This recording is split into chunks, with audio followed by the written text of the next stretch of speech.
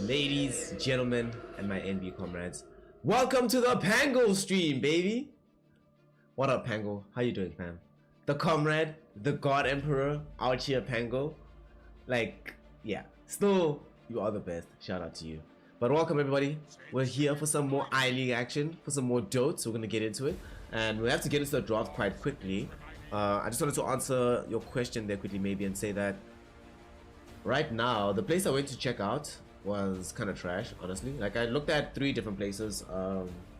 2 of them were kind of awful. One of them is really nice, but far away from everything. So it's like not really affordable as a result of that. So the search continues, but also Dota continues. As we have I-League today, PSG.LGD taking on the side of Team Magma.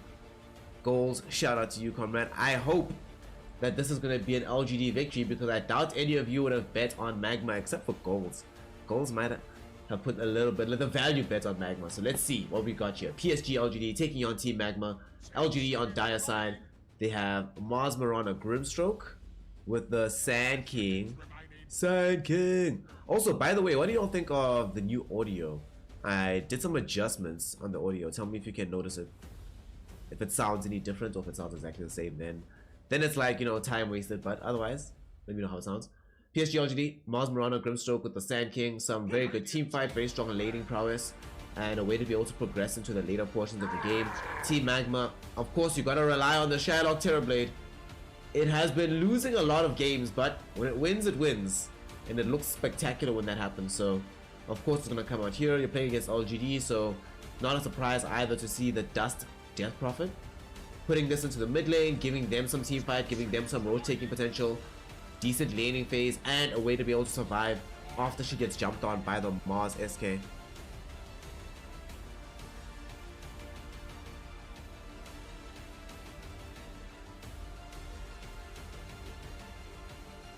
Yeah, internet should be fine today. Internet should be fine today. Alright. This could be an SK mid.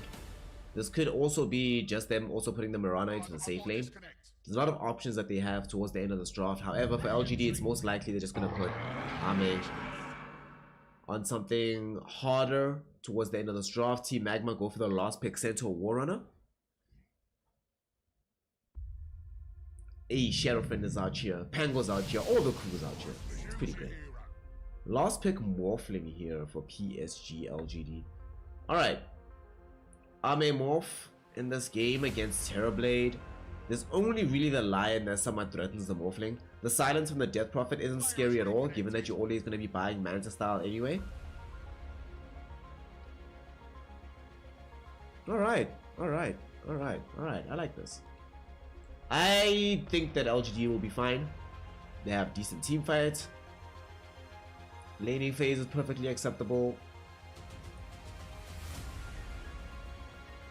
The mid game is going to be somewhat perplexing though, because they do have this mid Sand King, so that does mean that they pretty much have to win every engagement. Once this hero starts falling behind, it somewhat stays behind. Morphling, mate. Morphling. In the matchup TB versus Morph, I'd rather be the Morphling most times. Young Johnny. It was only a crazy day because of the God Emperor. By the way, I forgot to add that into the stream type description. God Emperor.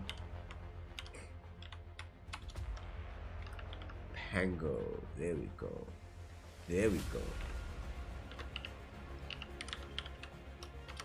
Alrighty, there we go. Now we're getting some dotes.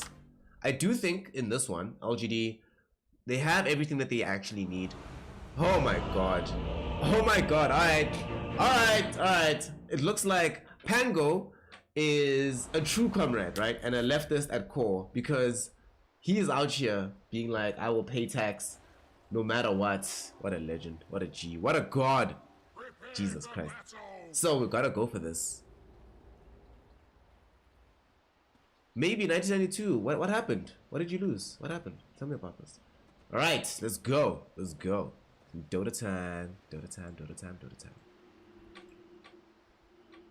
So LGD, the big thing for me that I want to see from them being able to present in this game is whether or not they can actually utilize this mid Sand King with high timings, or if it's going to be a situation where the Sand King just ends up falling behind, like with a lot of other games that we've seen lately. Mid lane, we saw that Nothing to Say does scout out where this Observer Ward is, so as soon as they do have a sentry available from LGD, he should be able to remove that. Pango the Big Bowler. Big Bowler Pango. Big Bowler Pango is out here. We will take out this rune. This will allow them now. There's going to be a stun going on onto CZY. Quite a lot of damage though, not by LGD. Can they find the kill? They can, but they might lose Faith Beyond in the process. So both offlaners finding themselves taking very unhealthy tumbles early on in the game. Well, that was fun. That was weird. That was ridiculous. Pango. What a god Pango is. Pango is just out here. Jesus Christ. Humanitarian of the year, that man. Alright. Nothing to say in the mid lane. This is going to be an interesting matchup, right? You got the Sand King playing up against this Death Prophet from Dust. A matchup that I'm not really expecting Sand King to come out that far ahead of. But I am expecting the Sand King to get his farm. It's like Dust, this is one of the matchups that you can't really oppress and kill your opponent, just given the skill set that the opponent has available to itself. So it kind of creates problems when you as the Sand King, creates problems for Magma, that is, when you as the Sand King just find yourself in a very decent position no matter what. Also, look what Magma did. They got off the sentry ward to de-ward the high ground ward from LGD rather than having it happen to them vice versa. Quite well done. Top lane, just easy farm. Bottom, going to be a little bit more challenging for TZY as time goes on, but in the grand scheme of things, there's going to be also Mars just being very happy. Sherlock getting his farm without too much threat. I mean, they have Enchantress here, so you should never die as Terrorblade in this lane with Enchantress nearby. Between Nature's Attendance and Impetus, the zone back potential and the heal potential of this lane, yeah, you should be perfectly okay as a Terrorblade. All you have to do to be like young Pango, you just gotta take Pango bets. Bet like Pango, you'll be like Pango, then you'll be all okay. Sherlock in the top lane. This is gonna be a kind of game where this Terrorblade has to do quite a bit. If you look at Team Magma, their damage potential, especially later on in the game, is somewhat locked behind. In the mid game in particular, their damage potential is Exorcism and right clicks from Terrorblade. Finger of Death will be available every now and then, but they're dealing with some fairly beefy targets on the side of PSG.LGD. That being said, LGD also have not the easiest path in the world to bringing down these Magma heroes. Centaur's pretty beefy, the DP is quite hard to kill, and you have the Sand King in the mid lane. Remember, Sand King, not the kind of hero that you expect when you think about massive amounts of burst damage on the map. Initiation, sure. The first couple of rotations you do quite a bit of damage, but after that it becomes, yeah, can become peculiar versus some of these heroes on Magma.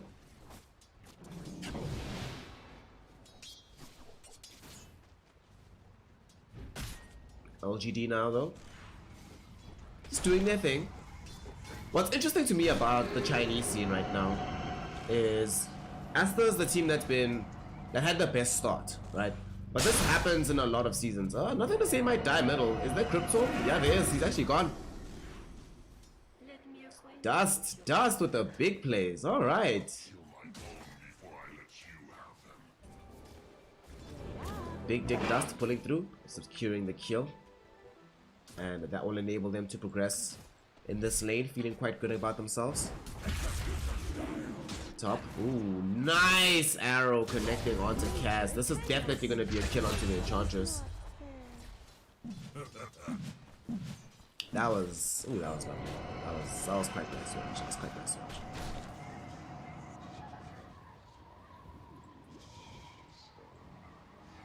Situation like this one, like what's actually taking place here, is one that PSG.LGD, despite losing the Sand King middle, look across the map, it feels like they can maintain this laning phase for in pretty much perpetuity.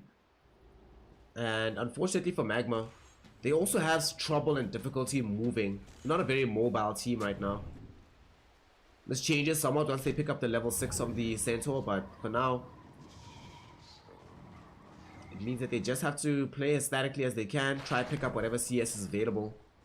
It's not all that much at the moment. Oh, by the way, y'all, I put in some new emotes. Just a few.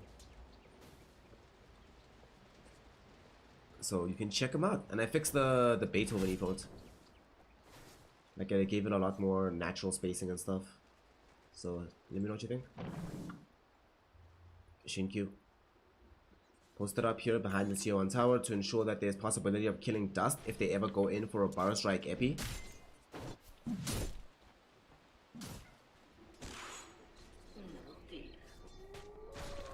Right, now that the creep wave is coming underneath the tower, Dust, gotta be a little bit careful, mate. This arrow could be coming at any moment. Here it comes, here it comes, here it comes, here it comes, here it comes. Nothing to say. Burrow Strike. Alright. Arrow. Epi. Double Starfall. Do they have the damage? Yes, they do. Alrighty. Got him.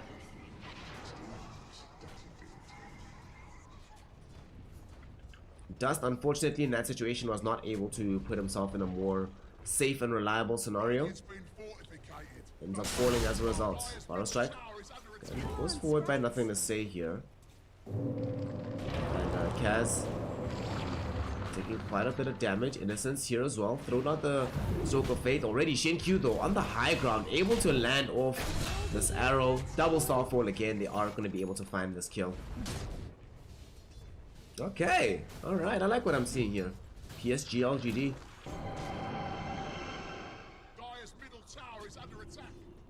Making this seem like it's the kind of situation, the kind of game that will just play itself out. But this is only the early laning phase. We have to see what happens as they accrue some additional time played. Level 7 picked up by the Sand King, but Dust level 6 is appropriate for him to just pop the Exorcism. There's a Sea Dragon in the mid lane off the wall. And nothing to say can help clear this out with the Sandstorm, but still a substantial amount of damage should go towards the tower. It's gonna end up at about 30% HP here. They will rotate in this Mirana to ensure that they can defend this, but it's gonna actually end up going down. It's gonna take it straight up. Okay, cool. Okay. But also I love what Dust did there. Having the Exorcism Ghost going. You know that they're about to finish and come back for a heal, so you can actually go up onto the high ground and make an aggressive move there. That was quite nice. Oops, I forgot to close bets. My bad. You bet 1,000 on LGD. Alright. Let's hope it goes well for Class X Jaeger. What's really concerning me though for the side of Magma is that Ame is just been calmly farming away. In the matchup between the Morphling and the Terrorblade, I'd rather be Morphling 9 times out of 10. So the fact that he's been able to get away with this. In fact, they're leaving him alone right now, bottom.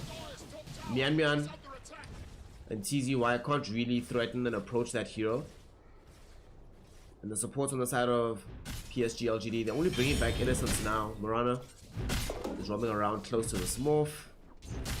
TZY does have the Vanguard, so he can start building into his next bigger item. However, Blink Dagger now picked up by PSG.LGD, so it's time to make a move. They don't have any kind of catch item just yet for the Mars, but with the Blink on the Sand King, it should still be enough to find a decent engagement for themselves. I love how Mirana's just stealing away experience now. And they have this Observer Ward as well, which is scouting on Shylock, so in case they want to use this Blink Dagger, they know exactly where to go to have the highest impact.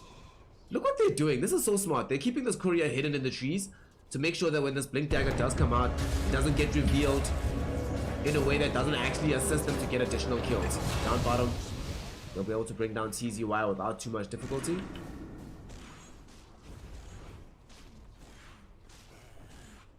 Quick grab, quick kill, and now the smoke up though. Unfortunate that they ended up using the arena to kill the Centaur, but I still think they have enough in the tank to take down Dust as well. They're gonna have to blink for it though. They blink, Burrow Strike, arrow, gonna connect on a creep. So it does not connect fully. There will be a Spear of Mars thrown out onto Mian, and they still might be able to bring down Dust. Nothing to say though, will die. Spirit Siphon, way too much damage. And now Dust wanting to turn that attention towards the Mars as well. TZY threw out the Stampede to assist and ends up with Dust having 2 kills. Might be able to reach for a third.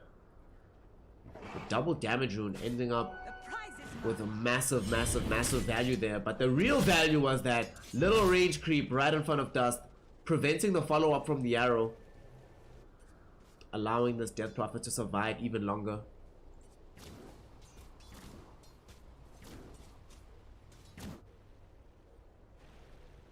I slept okay. It took me a while to sleep because I was just sitting there excited. I'll be honest, I was like, oh my god, did this day just actually happen? Did the God Emperor Pango really pull through? But indeed he did. Bottom. Finally time for them to take the tier 1 tower. They pop the ghost for this one. They want to try and get some additional space on the side of the map. And Ame went in for a waveform onto Mian, but we're just saying hello. Tier 1 should definitely fall now. PSG.LGD will lose their first piece of real estate. They are trying to take the tier 1 top and trying to siege from middle. They have a siege dragon with them now as well. Let's see how much pressure they can actually put out on the tower. Miranda might be well served to throw in an arrow and destroy the siege dragon. But simultaneously the siege dragon itself not really attacking the opposing siege dragon, so it's okay. Top Faith Beyond does secure the tower on that side of the map. And nothing to say. He's inside this tower. He's taking all these tower pot shots just so that they don't go onto the siege dragon. They want to make sure that they get maximum pressure and damage out onto the tower. And Shinkyu's been very patient with the arrow. Arrow does connect now onto this DP. Nothing to say, able to blink away just before Mian was going to throw in the Earth Spike there. They also fail to get the deny, so goes the way of the Radiant side. PSG.LGD quite happy about the fact that they're starting off this game with 2 towers gone. They still have their top tower.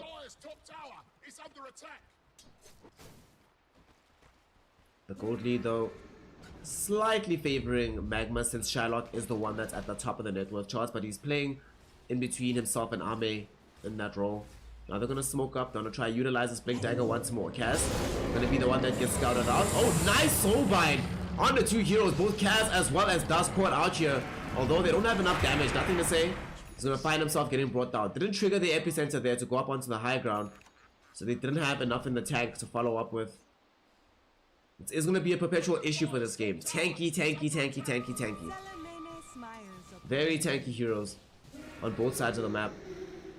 It was yesterday, right, that we were all having this discussion in the chat about how the current meta seems to favor these heroes that can just play consistently in terms of throwing out damage over a long duration of time rather than one big burst, but then you're done. Unfortunately, Sand King is somewhat in that category of one big burst in terms of his damage output. The setup output is quite nice consistently, but major deeps, yeah, we need the epicenter. And Faithian finally does have a Blink Dagger of his own. We'll choose to reveal it on the Kaz Enchantress. Even that kill took a while. Look how many spells they had to use to kill Enchantress. I mean, to be fair, she does have the untouchable, but still not a great look from the side of PSG.LGD. The bright side for them, it's still Ame going for this E-Blade build. So we're going to be blowing up some of these targets, will provide some of the burst that they lack at this point in time.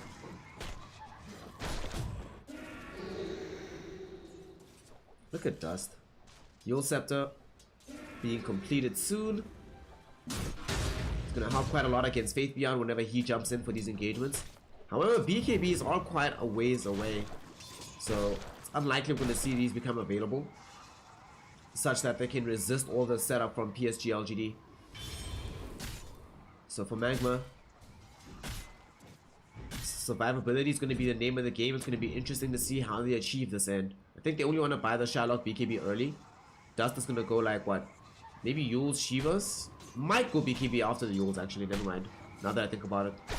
Nothing else that you want to stop off over for, because you know that Ame is only going to be a massive right-clicking threat later in the game. So right now, cover yourself by making sure you can resist the shotgun by picking up the BKB.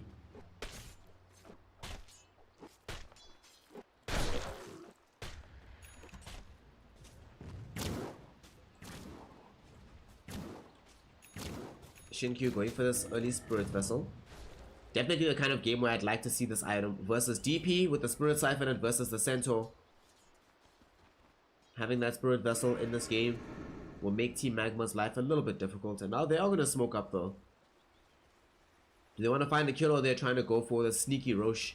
They can sneak a Roche with the Ghost being... Oh, only level 1, I thought they were level 2 by now. But just a little bit of experience shy of this one. The scan will connect. Shinkyu and Innocence are going to be caught out. There's going to be a dust. Faith Beyond though gets off a pretty nice arena onto both supports. They managed to burst out. Yan Kaz will fall next. And they did pop the Ghost from Dust, but unfortunately nothing to say is going to be here. Misses the Barrel Strike, but they still do have the X-Well. Nice usage of the Yule Scepter to dodge it out. But here's going to be the epicenter damage. TZY trying to go in with the 2-hero Barrel Strike. Won't be able to find it, but he's going to end up losing his own life. Wait, not just yet. At the same time though, Ame able to take down this DP on the far side of the fight. They finally bring down TZY. There's also going to be the interruption of the TP onto Shylock, and that turns into a full team wipe. PSG.LGD.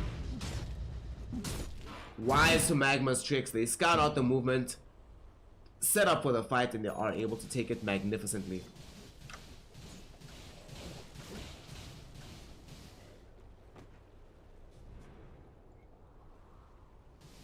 That was really fun to watch that fight because of the positioning of these supports, going to pop the smoke and then the jump in from Faith Beyond. Man, that Faith Beyond arena was super dope.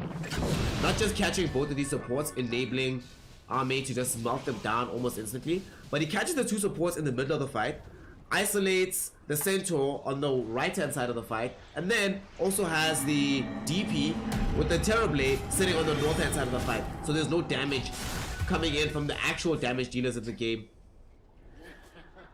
Faith Beyond, man, what a player. They do now just pick up nothing to say. It's actually hilarious to me that they won that fight pretty much without his help.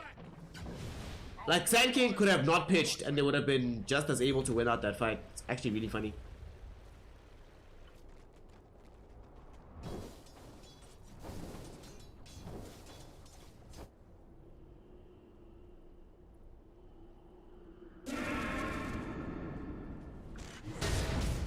Now they are going to be inside the Roshan pit. Let's see if they can pick up some real estate. Some double lives here for the Morphling.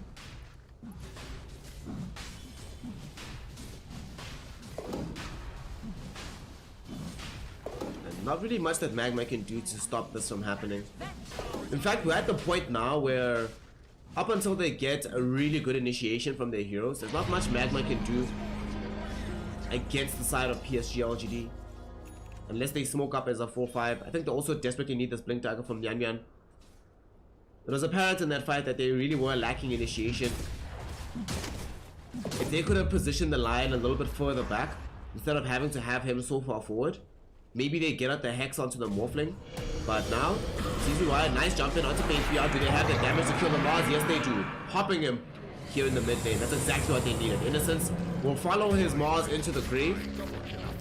His usage of the Soul Bind, at the very least, will protect the Marana.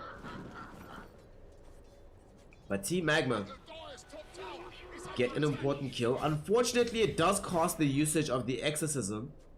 To be fair, nowhere else on the map they were planning to make use of the spell. And now TZY. Oh, is he gonna die here? Oh my god, look at that! Oh my god, Ame, dude. Ame, alright. They catch the vision from that high ground ward. Ame steals away the Centaur form. Waveforms forward. They secure the kill. Big plays coming in there from the Morph. At the same time, he's pushing the tier 2. Nothing to say. Is keeping this creep wave bottom pushed out. And he has BT, so he can just go top as well. Join his team here. So now they can take the tier 2 and set up for the follow-up fight if need be. Magma definitely are in dire straits right now. I'm sure they pick up this Blink Dagger for Mian. But we'll certainly have to find a good play for this one. Mars? Let's see. Okay, here we go. Here in the river, they were trying to go for this arena play. Ends up not working out in favor of a kill for the Mars, but Shinkyu does pick up an errant lion who's just roaming around the area. Damn, PSG.LGD. This is yet another one of those games where, despite it showing a 3k gold lead, it's definitely much worse than that. Experience, about 6k. Morphling being 2k gold up on Shylock is a huge problem. Shylock, gonna watch his tier 2 tower go down, has BKB SNY, but doesn't have damage. So they're gonna really struggle to kill this Morph. Right now, ironically enough, the only way they have to kill this hero is if they find him with high Agi, and they can chain disable him long enough for the lion to finger him. He doesn't get fingered. He's not dying. He's actually not dying. He's actually not dying.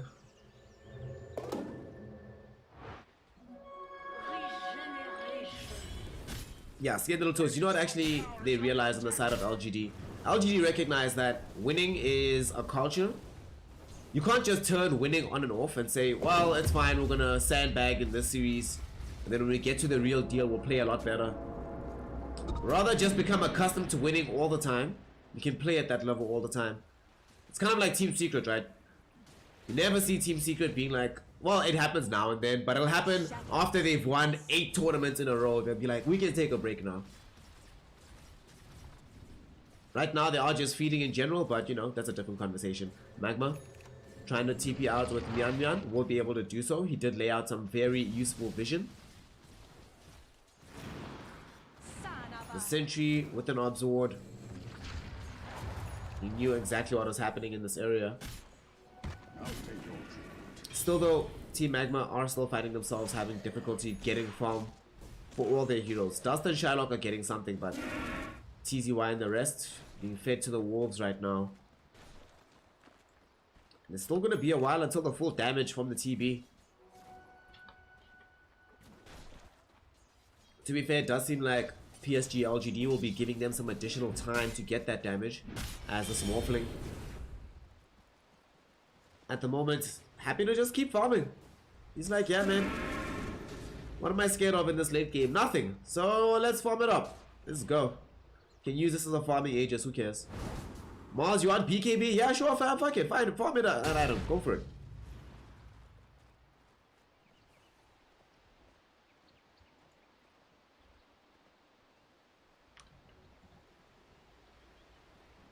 They will end up losing the Aegis in about 15 seconds, so that might mean them waiting for this next Roche, despite how substantial their lead is right now. They haven't gone in to take this outpost. I mean, it's free experience, right? Why not? Even if it does nothing more than just waste the time of Magma, yeah, here they come for it.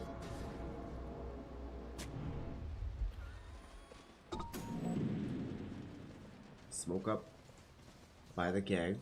Magma want to come for a final engagement. Do they pick up any big items on the way? They have BKB on this Death Prophet. However, BKB also just picked up by PSG.LGD. They also have the Dark Portrait available now. Grimstroke did just finish up the Aghanim Scepter. So there's a lot of massive potential for fighting on the side of LGD. It looks like they're smoked up or moving on the other side of the map as well. Magma will not find them. Go very deep with the smoke before realizing nobody's home. Kaz though will oh god, Shylock, I think he got scouted. Do they go for the TB? Nice, too close to the base right now, so rather just go for the easy pickup. Kaz in the mid lane. Enchantress will just go down.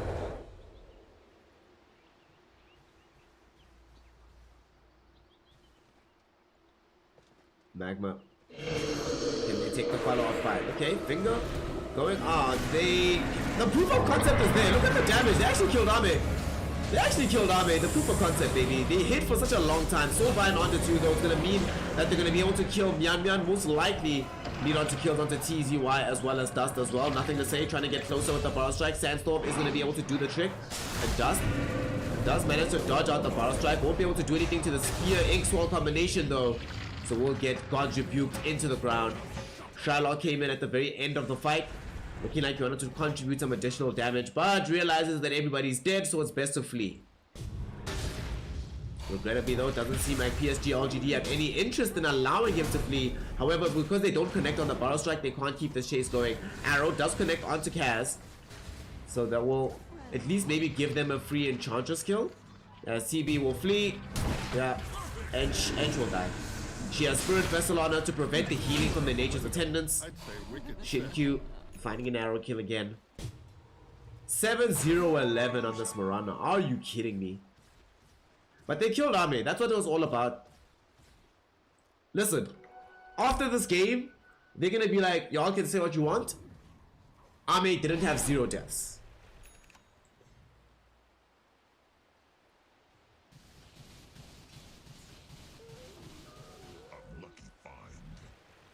The circumstances that led to that kill being possible though, I'm not sure they'll be able to achieve realistically often.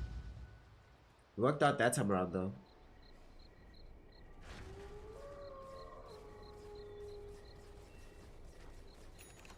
Magma now. What will they do on the map to try to deal with PSG.LGD, who have now purchased themselves a gem as well to make sure they get more vision control on the map? There is one bright spot though. They did just pick up the Centaur pipe. I feel like that item actually does make a huge difference here. There's a lot of magical damage on the side of PSG.LGD. And Ame is not really dishing out just pure right clicks just yet. Still relying on the shotgun.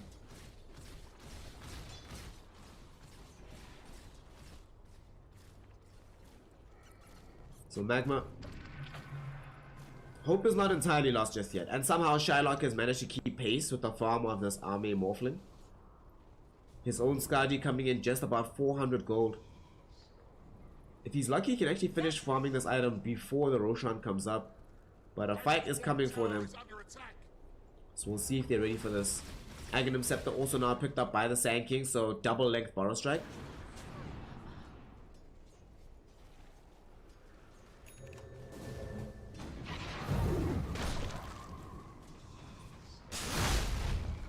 But they're not going to go for a fight.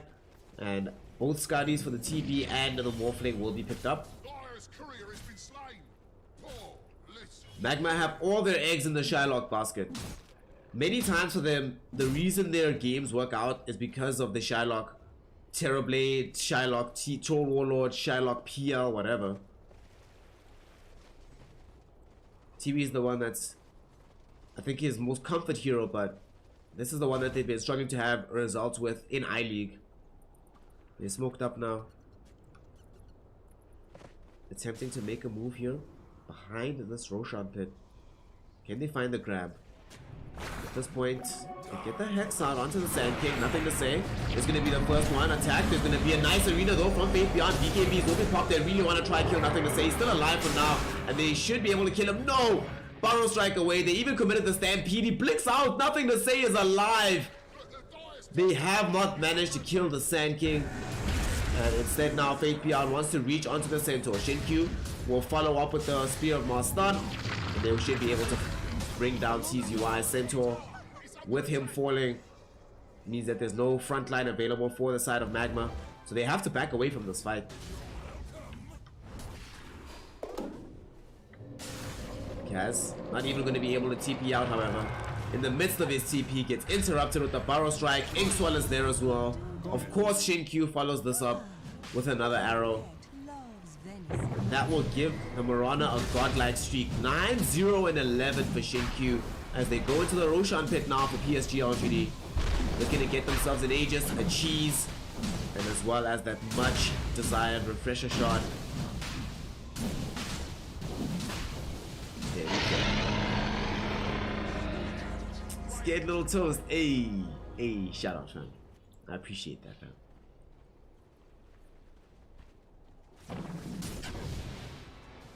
Wait, aren't the better TV emotes working?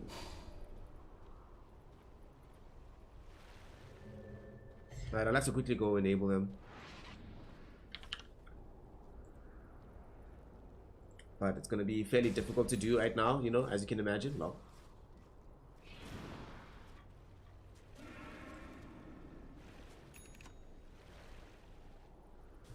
PSG.LGD with this Aegis that they decided to give back to the Morphling. He's sitting with the cheese as well. Didn't see who grabbed the shard. Right, they gave the shard to Grimstroke. Already had the Aghanim Scepter, now you have the Shard. Oh no, Great Firewall. Oh no, oh no, the Great Firewall. Ah, but it's smoothing out, that's all good. There we go.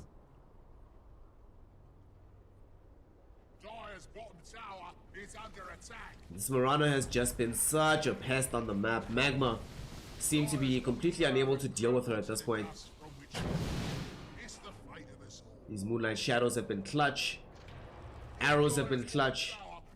It hasn't died just yet. Now they're going to be putting pressure onto the tier 1 tower bottom. Not really much that they can do about this on the side of Magma.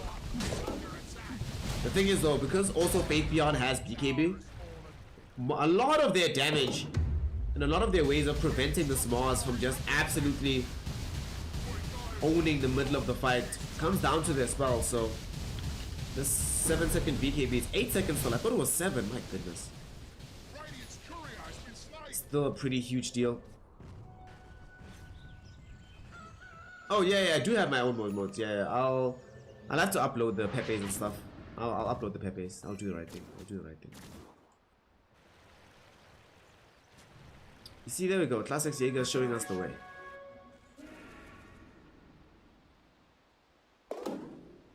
Nothing to say. Lotus Orb available with 4 staff. Have I waxed lyrical enough about this item? I think I have, right? But just in case I haven't, 4 staff, just genuinely an amazing item. In the modern meta right now, positioning is so important in Dota. And having this item that can, when you have it on a hero like the Sand King, it's not just a saving item, but it sort of functions as a dual aggressive item. Because you can reposition yourself, blink 4 staff, and then barrel strike. You cover like half the map like that. And oh wow, man, where did you die? Damn, okay. Did Faith Beyond just use like 2 spells? Dude, he just God's rebuked them. And he died. What? Are you kidding me? 1,000 damage. Alright, cool. Oh, he has Deso. Alright, that explains a lot. Faith Beyond trying to win this game with the team. They can apply this Deso onto the tower. The tower will die in fairly short order, but here they go. Don't have the Deso out on it, but they still have more than enough damage. And Ame waveforms forward to burst down Kaz. Myan is like, yo, be careful, y'all. Here be dragons. Lion's gone. The Rax is gone. They buy back on the Kaz and Enchantress as the Lion respawns. However, with the double damage still available for Ame, still not a fight I would be very excited about engaging. They now try to go, and there's going to be the arena catching on the 3. BKB from Dust will allow him to move beyond it with the Exorcism Ghost. TZY though might not be so lucky as he gets brought down by the Smurfling. Look at Ame go, putting out all this damage. Barrel strike from nothing to say, connects directly on the Shylock. They kill the Terror Blade. Dust is also going to be in a whole world of trouble, and he loses his life to the God's Rebuke.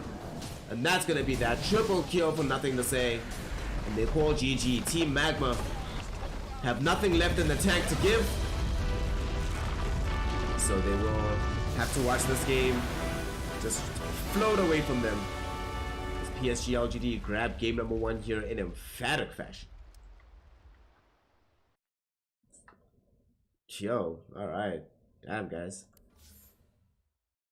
At the very least, they got 10 kills. It's not like yesterday, where Asta got held to what? 7 and 9? It was crazy. So they got 10 kills. That's something. That's something, but woo! When your mid Sand King is honestly not having the most impactful performance, in my opinion, this hero could have been literally anything. And I mean literally anything. This could have been a Puck, this could have been a Void Spirit, this could have been Invoker, this could have been mid-axe for crying out loud. And they would have been able to achieve the same result. Because a lot of the carry from this game came from 2 sources. Yeah, Ame is the one that put out the damage, but the team fights were all set up by Faith Beyond. But you know who made this game possible? My man right here. Look at the score. 10, 0, and 15 on the Shinkyu Marana. Are you freaking kidding me? I feel like that's a very, very easy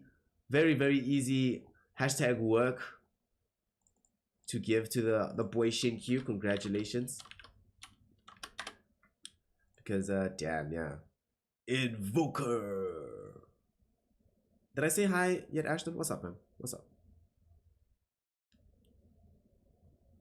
What's good, fam? And yeah, when teams take this very seriously, the other day Asta didn't take this seriously and they got 2-0'd by Magma. But when teams take it very seriously, it's quite difficult to imagine Magma grabbing games off of the like of PSG.LGD. I would say they didn't go 100% all in, because I did think that Nothing to Say had a very normal performance. He's just like, meh, whatever. This was a little bit of going through the motions for him, but nonetheless, they do grab the W here. So PSG.LGD taking game 1. Will they take game 2? We're going to find out shortly together. So, in the meantime, while the teams are getting ready and getting a break, go take a walk, go grab yourself some water. Make sure that you are following the stream. Make sure to become like the God Emperor. Okay, don't be the God Emperor. This is a bit much. But if you want to become like the God Emperor, you can donate. Get your name and lights right here. You can also decide to become a subscriber, hitting the big purple button on the About page, or hitting the young yellow button to donate one time, or the orange button to become a patron. I actually changed some of those icons yesterday. I don't know if y'all will notice any of the differences. It's a bit sleeker, the look now on the page. Doesn't look as clunky as it was before. We're growing. Getting all this knowledge, making it better. So with that, we're going to just take a break. Game 2 coming very shortly. And we'll be back with some more incredible Dota 2 action.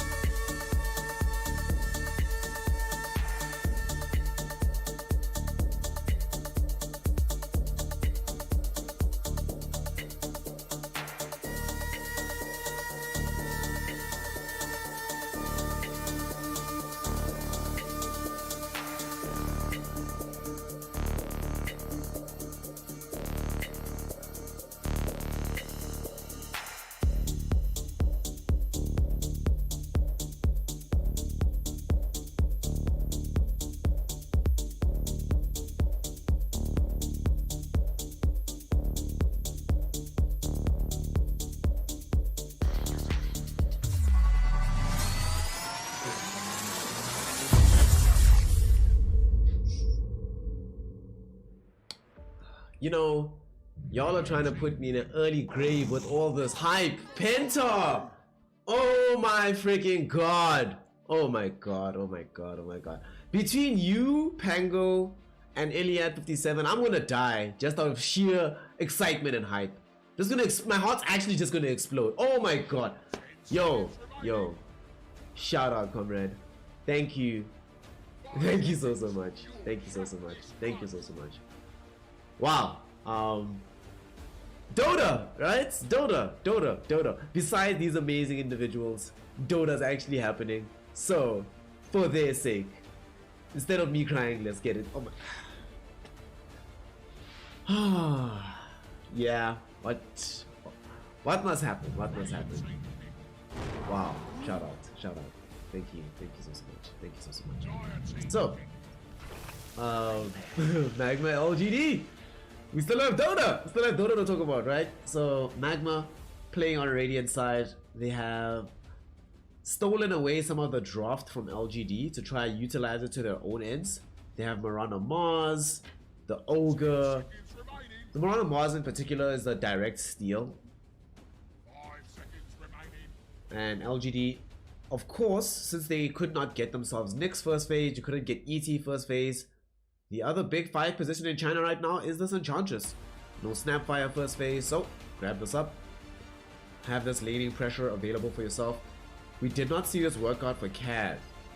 All that well in game 1, unfortunately, so LGD will have to do something interesting to make sure that this hero has utility for them in this game here.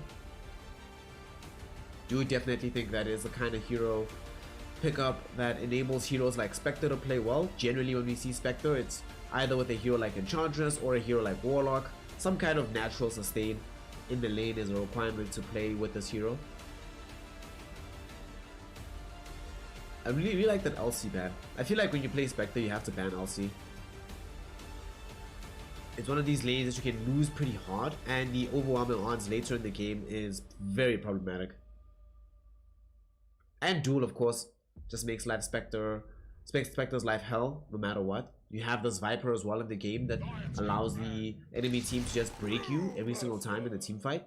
So if Spectre actually gets caught in this game, which can happen because every hero on the side of Magma outside of this Viper has some kind of disable. There's the arrow, there's the spear, there's the fire blast. They can make sure to lay out Nether Toxin for some 3 or 4 seconds, and that'll enable them to provide more than enough damage to kill the spec. The Mercurial. At the same time though, PSG.LGD are not helpless. They have themselves the Lina, which could be 4, could be mid. I'm inclined to think this is going to be for Nothing to Say. And I'm also inclined to think that this Brewmaster might actually be Shin-Q Brew rather than the Faith Beyond Brewmaster. That being said, it's also Faith Beyond on Brewmaster. This guy was a terror on this hero back in the day. Do y'all remember there was some guy who used to play for a Chinese team called Black or something? A dude named Air. Air used to play this Brewmaster. What's his name, Air? What is that guy's name? Does anybody else remember? Is their memory reaching this far back? God, so shout out Penta. Hey, and BTTV is fixed. Awesome. Everything's amazing. Jesus Christ. I mean, look at this. Pango's donation is still here. Penta just subbed all these gifts out. I don't know, man. Yo, yeah. I'm gonna call my mama after this and say, ha! I told you this could work out.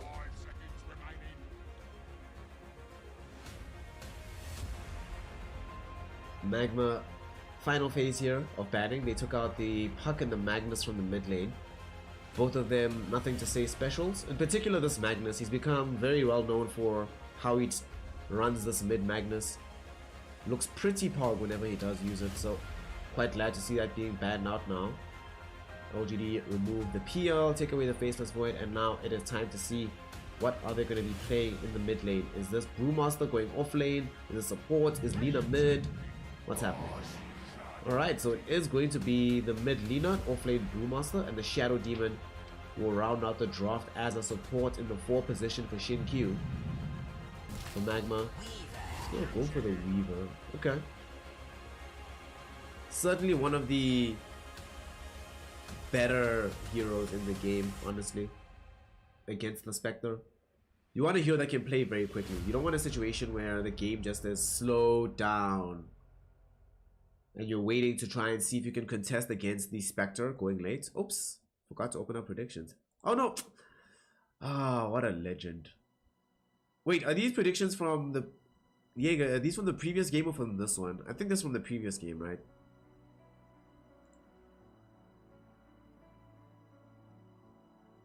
Yeah. I don't remember. Are these predictions from now or from previous? If they're from previous, just can you please close it and just open a new one, because I can't remember. And I don't want to do it if I hadn't already. Feels bad. Weaver last pick. As much as I do say I like it versus Spectre, one of the better ones, like it versus Lina, unfortunately, there is a lot of setup from the side of LGD to help them kill and squash this bug. And there's no real save on the side of Team Magma either. They don't have the Shadow Demon themselves. Shadow Demon with Weaver is fairly strong as a combination because it allows you... Oh, you open this one now. Okay, sweet, no problem. Then we'll just leave this one open.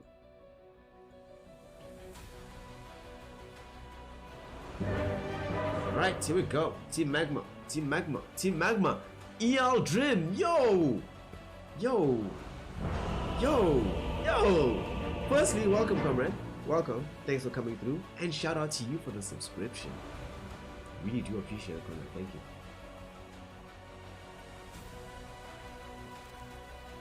Welcome to the Snare family. At this rate, honestly, I'm definitely gonna cry today, so... Oh, waiting for result. Oh, okay, so that's from game 1. My bad. I will close that one and open a new one.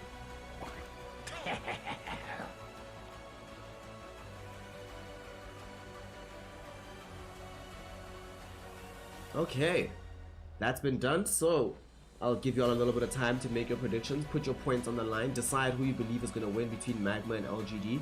Magma have given themselves definitely a real shot at this one. I prefer this draft of theirs to the previous one because I think this addresses more of what LGD has directly than what draft number 1 did. In particular, the Viper is really good against both the Enchantress as well as the Spectre. So the opening 2 heroes that they grabbed themselves, Magma have a way to deal with that with Dust in the mid lane. TZY can open up fights for them. And of course we have the situation where with all these heroes on the map, they don't really have that many spells on the side of LGD to chase with. They have like what? Horns, Dagger. Maybe they slow you down with Demonic Purge. Speaking of Dagger, might have to be used here to save the life of the Spectre, and Ame utilizes it to get up the high ground. Unfortunately, his team was not really positioned to be able to take advantage of this by stealing away a bounty rune.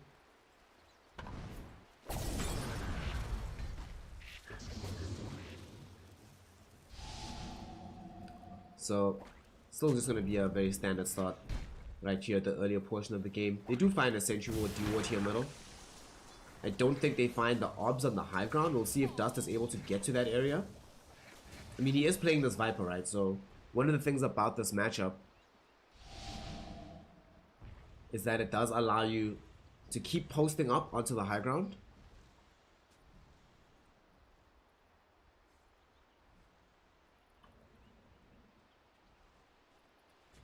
Dust is going to be able to stay here spend a lot of time here, so they're going to need to maybe build Dragon Slate earlier than expected for Nothing to Say, just to make sure that he can have a presence in this lane. But look how he's playing it. Occupying that slight zone where there's no Nether Toxin to be able to throw out his own harass. Taking a look at top, Spectre being covered by the Enchantress, playing up against the Marauder Mars. You don't stop Mars from farming there, whatever. Down bottom, this is a lane where they could actually get quite a lot done on the side of Magma. But none of these lanes are going to be as important as this mid one. Because Dust is going to be the Spectre counter. Yeah, sure, Shylock is going to be the one farming on bottom to make sure he can dish out the damage necessary to kill these big heroes. But in terms of winning these fights, they will not be able to win them without the Nether Toxin and the Viper Strike. Down bottom is going to be quite important for Magma to prevent Faithion from getting a lot of farm so that they delay the timing of that Aghanim Scepter.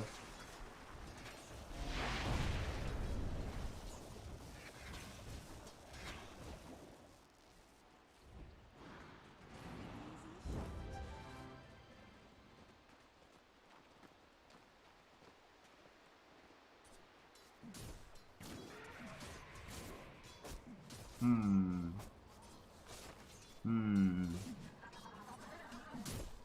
am...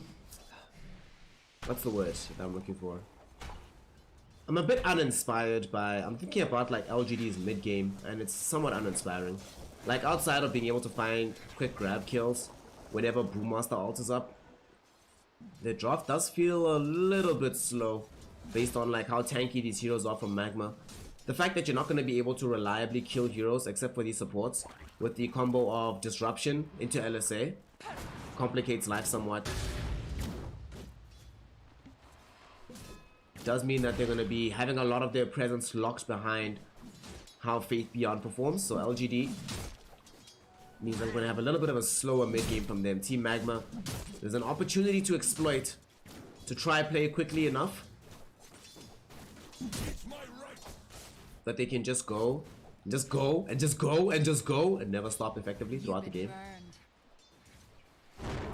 It's possible for them. The longest cooldown that they really are worried about is the Moonlight Shadow. But beyond that, their uptime is pretty amazing. Top lane though, almost lost Mirana. She's gonna turn around and they are gonna be able to grab Innocence instead. The TI champion will fall as TZY throws out the spear, gets the grab. Mid lane, Dust, and nothing to say. LSA does connect. Do they have enough damage? Nothing to say. Who's gonna win this? Fairy Fire popped by the leader. Nothing to say. Wins the trade. Ends up losing his life because of the poison attack, but who cares? You got the kill first. You got the experience. Now that's a way to start a game.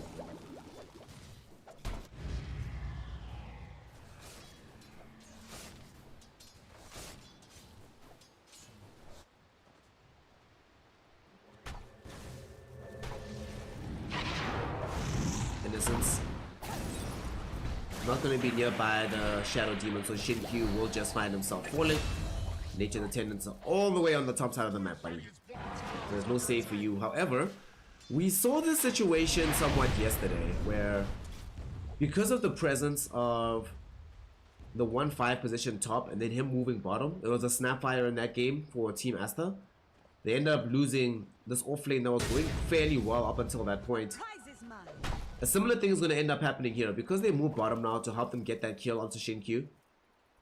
Does mean that in the time period up until when Mian Mian can find his way back top, that Spectre is now free in the lane. So Shylock, hoping for a really good start to the game, has been now struggling due to all this poison, and they've opened up space for the Spectre to be able to not just have a good time farming top, but with the help of Innocence, they're going to try just zone back TZY. The Spear of Mars will be good for the money to prevent that from happening.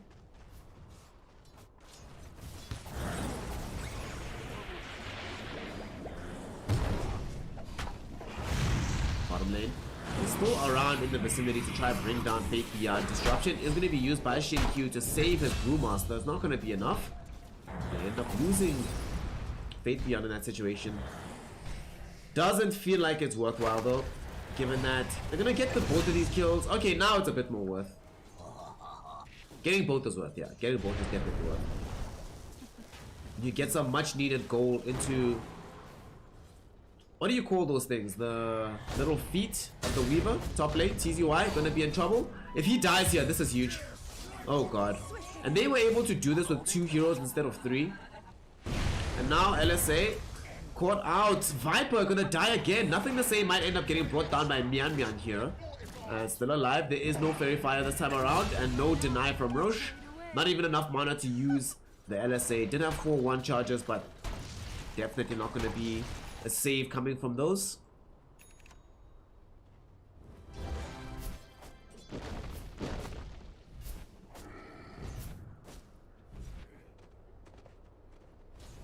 Decent enough, I guess, to be able to get the Nina, but losing Viper again. Viper, not a hero that is prone and known to be catching up, but this time he's going to make his way to the top lane, try to use the first arena with the Haunt, or with the Nether Toxicity. LGD though, he might end up losing army regardless, because where all the heroes are positioned across the map, it didn't seem like there was any friendly place for him to haunt to and still feel safe.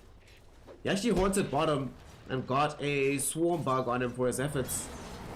That was actually kind of hilarious. Came back top with a bug on him, and then it's like, wait, what? Oh, okay, free kill. Awesome.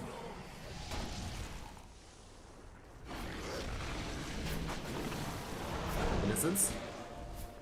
Can they kill Dust here? They do have Laguna Blade, so it's definitely going to be enough. NTS, that is going to be his third kill of the game. 2 of them directly on the Viper. No, all 3 of them on the Viper actually, because he killed him here on the high ground, killed him in the river, and just killed him now. So, this Lina making some decent work of this map at the moment and not allowing this Viper to dictate tempo all across the map. The fact that they haven't been able to find any pressure with the first arena does represent kind of a problem for Magma. They do wind up getting the kill onto the Spectre, to be fair.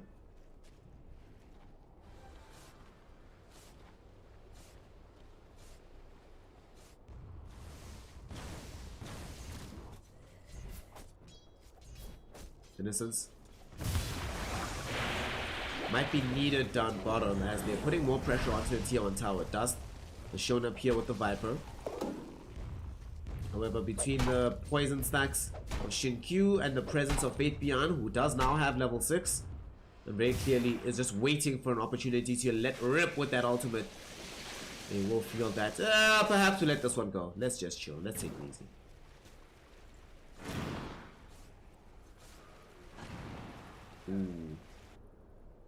This game, I'm looking at the farm of Shylock and I'm realizing that he's not doing so hot.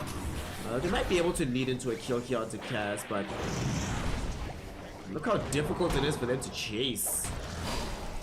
Like, Kaz will end up dying because he had 5 stacks of poison on him. But if that was some Weaver, some Marana, hell, even the Mars, easy escape available for them.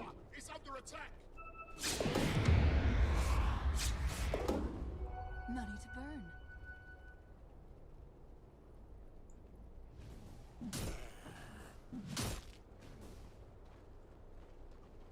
TZY still taking the game a little bit slowly top and able to still keep himself at the top of the net worth charts here. They use Moonlight Shadow. They actually want to kill him. They have Faith Beyond in the top lane. They used out the Ensnare from the Dark Troll Summoner, Innocence, able to easily lead into a kill onto TZY. Okay. LGD don't seem to have any pressure coming in towards them off the back of that kind of move, so that should enable them to take the tier 1 tower in the top lane as well. On the bright side though for Team Magma, Shylock finally has time to himself. Still will have to deal with the Shadow Poison stacks from Q, but now is finally time that he can actually start to get some semblance of farm. Looking for the early Maelstrom, of course.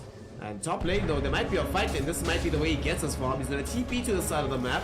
They throw in the Swarm Buns, connect onto Faith Beyond, who does walk through the arena as it goes down, but unfortunately his life will be forfeit here. Ran through by Shylock.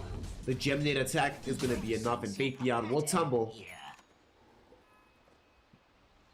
PSG.LGD. Now we'll watch their tier 1 tower top experience pressure put towards it, as we have 4 heroes there from the side of Team Magma. Another weakness of their draft is that, well, both teams kind of have this problem where push potential is really difficult, and we're kind of relying on having 4 heroes around the structure like this.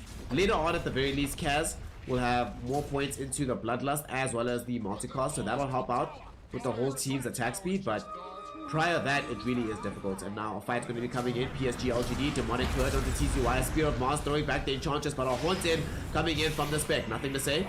Did throw in the Laguna Blade already, and not having yet used the LSA, looking for a viable target. Kaz will just die very early on in the fight, goes down to Faith Beyond. In the meantime, nothing to say. Took a lot of damage from the Nether Toxin and the Viper Strike from Viper, ends up dying to the Spear of Mars. Innocence trying to get rid of a Swarm Bug that's on him, will be able to do so. In the meantime, Ascento Conqueror stuns up 3 heroes from the side of Magma to prevent them chasing further. Now suddenly Dust might be a little bit overextended. Blade Mail popped by the Spectre. She's trying to kill this Viper, and inside his own Nether Toxin, Viper will end up falling. The damage towards Myanmar, is it going to be enough? They do not manage to find the kill onto that Marana, but TZY might not be so lucky as to be able to TP out, and there's going to be a toss in. Faith Beyond just got back the Brewmaster split, so easy kill onto the Mars. TZY. Brewmaster can't suss him out though because there is no vision available. Moonlight Shadow is online. How long will it last? He said they're actually going to turn around for a kill here. Looking for the Spectre. Do they have enough damage? Ame somehow survives, gets off the blade mail, and walks into the tree. Swarm bugs do come out and they latch onto him, but it's not going to be enough to actually bring him down. It does manage to escape. Faith Beyond with the double kill as well by bringing down Kaz. Shinkyu coming through with the save, getting out the disruption to ensure that Shylock can't actually kill Faith Beyond. And with the demonic purge, Shylock just decides much safer to run away from this engagement. So many heroes fall at the end of the day, and Magma certainly come off the worst for it. They do manage to kill this Lina, but such an expensive fight in the long run.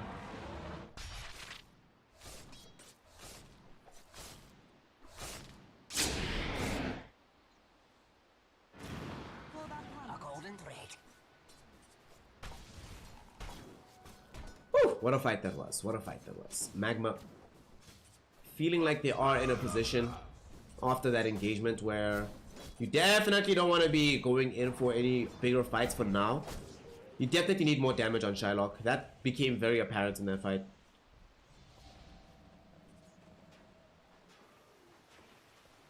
With a Shylock Weaver struggling to have a real material impact outside of throwing out these swarm bugs. Does have the Maelstrom coming towards it now, but still needs quite a bit of time. Get the power treads, maybe one stat item afterwards.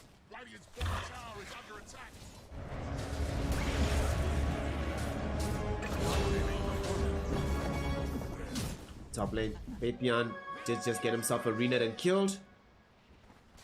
It's a good job from Magma. They do find something on the map, able to hunt out together. That was a kill where Faith Beyond did not have access to the blue split. I don't think he minds as much when he's dead under these circumstances. Also, he's going for the build we saw XXX go for. The Hand of Midas straight into the Aghanim Scepter.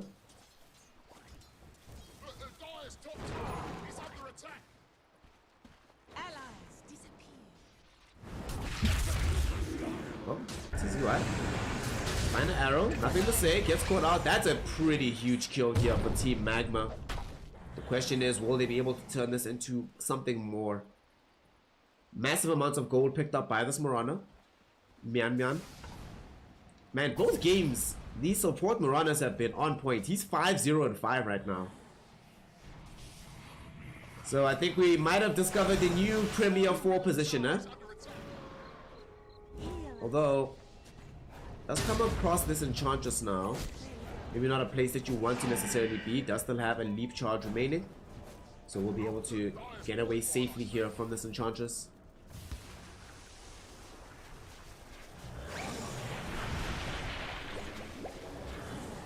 Dust will find himself getting disrupted here. They're gonna try to jump onto him with Faith Beyond having this ultimate. The Spectre will hold in as well. The LSA with the Laguna Blade enough to find that kill. Yule Scepter will save the Lina for now. Shylock will run away from the fight as the arena is plopped down. It's not going to enable anybody to die here though. Instead, it's only enabling Magma to escape as TZY watches his Olga die. He's probably going to follow him into the grave. Unfortunately, at the same time, Mian finds a very nice arrow onto the Spectre. They will not be able to TP out on TZY as he got disrupted in the attempt. And they'll try to just run him down with this damage. Shinkyu pops him from afar with the 5 Shadow Poison stacks. Good grief. I feel really bad for Magma, man. Viper's on the high ground, getting close to the tower, but you still get just ran at. They do manage to get the kill onto the Lina in the meantime, however. Spectre got involved. And Spectre managed to find the kill, so now we have a Spectre who is maintaining her position as net worth leader, getting quite a lot of farm. Also, it's been interesting watching this game how we've been seeing it. Hold that thought, Myanmar might die here. Nice one. If they got the 4th poison stack, it might have been dangerous, but just 2, it's all good. But it's been very interesting to see the utilization of this blade mail versus the Viper. Because the Spectre had literally just been running into the Nether Toxin with the blade mail active and being like, yo, see how much damage? Let's see who dies first, basically. And because they still have the Nature's Attendants, there's no Spirit Vessel on the side of Magma. And they still have the save available from the Shadow Demon. Army can play that way. Erstwhile Dust certainly cannot. He needs to be at the forefront of his team's fights all the time, staying alive and dishing out damage.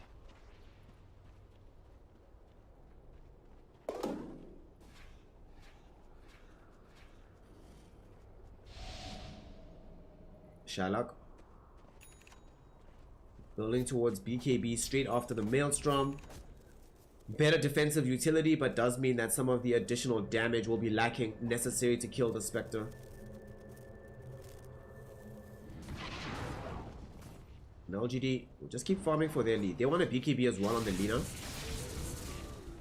Her BKB is going to be very terrifying because up until this point, they've really been threatening her with this magic damage. And let's say middle into Shylock, but this is just bait. Nothing to say, he has to realize this. And trying to get away right now. And the damage will come through. Nice arena actually being used there. There was a disruption as well. Faith Beyond will put in. They do have enough damage to kill the Lina. However, they now have to fight into the Brewmaster split. Lina does go down. Can they get away with this? TZY, if he's the only one that falls here, it will be hashtag worth for Magma. However, Shylock has been scouted out right now by Faith Beyond. Do they have enough to bring down this Weaver? They do indeed. And that is going to be the Weaver gone. Pop down. 2 core heroes will fall in exchange for the Lina. And sure, nothing to say, it's fairly squishy in this game. However, the same is true for Shylock, and he gets eviscerated. And they're keeping for this fight though. They want to get more. Going in behind the tier 1 tower, disruption middle, seeking out Kaz. Kaz very low on HP. They even try TP out on Dust. He realizes this fight is over. At the same time though, they do manage to bring down this Enchantress inside the trees. So not all is doom and gloom here for Magma. They do get something back. However, the hero who got the kill is also the hero that dies. And they still end up losing their own tier 1 tower in the mid lane.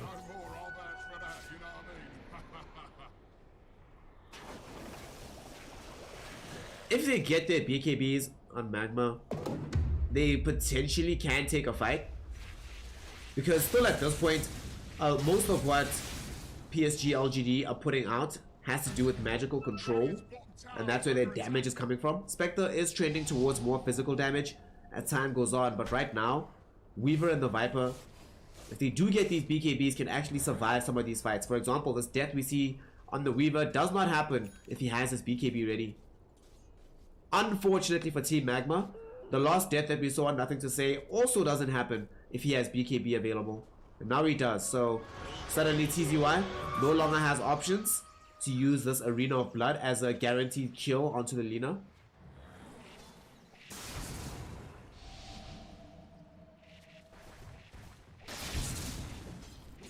So certainly some complications for them on the side of Team Magma. They'll still need these BKBs, but they will need time after that. Shylock in particular just needs to farm items. Unfortunately, we're already getting to the point where the primary purpose of the Viper is Nether Toxin and Viper Strike. We'll see if that changes with the BKB. I doubt it, given the way this game has been trending.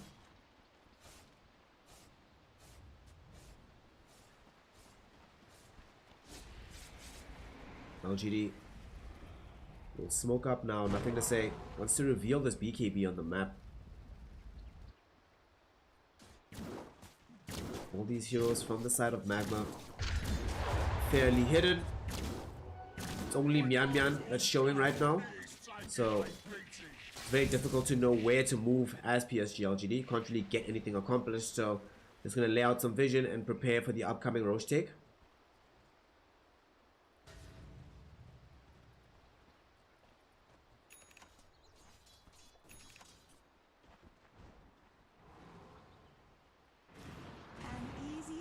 Mian Mian. They had vision of him, but they couldn't close the gap. I don't think Shinkyu was close enough, unfortunately. Even with the Aether Lens going uphill to cast a spell has its own difficulties, so instead they just back off to take the tier 1 tower. Nothing to Say will be happy to get that additional gold closer towards the BTs we get. However, now that we have the Shylock BKB, this might be a time to take a big fight. TZY Doesn't have the Blink Dagger, but does have the wraparound. Able to get these 2 kills on the other side. Dual Scepter thrown out onto Shin Q. There's also going to be Spectre. She wants it in directly into a spear. They're not going to be able to get the kill, however. They finally bring down Shin Q. TZY taking quite a bit of damage. He's going to end up falling. Nothing to say with his own BKB active and the LSA down. Able to bring down Kaz. However, now the damage from Dust as well as Shylock in particular. He had his BKB active, so look at how much pressure he's been able to put out on the fight. It will force these heroes back though, as they bring down Dust, surrounding him with Faith Beyond. As the first brew split ends, and Team Magma recognize the second might be coming out, so time to retreat. So a 2-for-1 there, or 3-for-1 rather. It looked like it might have been very interesting of a fight because the spear connected directly onto Spectre as she TP'd into the fight. Unfortunately, they just lack the damage elsewhere. Sherlock did what he can, popped the BKB, and as a result of popping BKB, doesn't die in that fight. But still lacking quite a lot of damage.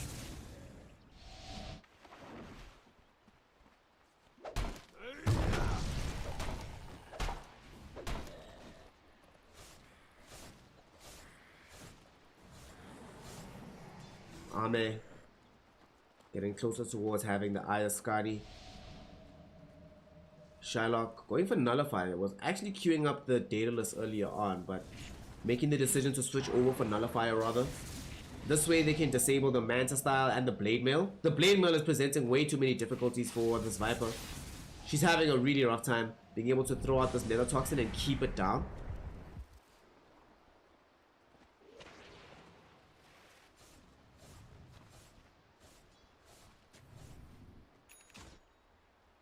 Team Magma, 5k gold behind, experience cresting towards 7.5. The thing is, they don't have like easy 1-2 punches that guarantee them kills in the same way that LGD do. There's no Laguna Blade on their side that can let them kill an errant target who's like maybe a bit careless on the map. They always have to commit maximum effort to find anything. Bottom Kaz gets hit alive by the Moonlight Shadow. Almost certainly was gonna die there if nothing to say caught up with the Yule Scepter. PSG.LGD though will just be content taking the tower. Don't really care about the life of the ogre. Just about the buildings. Just about the buildings. Tower is under attack. Radiant's been formed. Don't waste your time. Slow, somber push coming in from PSG.LGD, but they will succeed in taking the tower. Nothing to say is going to be the one to grab that one up in the top lane. Faith Beyond might finally die here. Another Horde actually. This prevent. Okay, I see why they do it. I see why they're doing it. I see why they're doing it. That is actually the sickest thing I've ever seen in my entire life. Okay, I am deeply impressed. So if you haunt in, right? If you commit the haunt in front of the Mars and you go in directly, the spear is gonna hit you rather than the Brewmaster, which means Brewmaster can get off his ultimate. If that's an actual plan from them on the side of PSG.LGD, I will be beyond impressed right now. Because holy smoke, that was cool.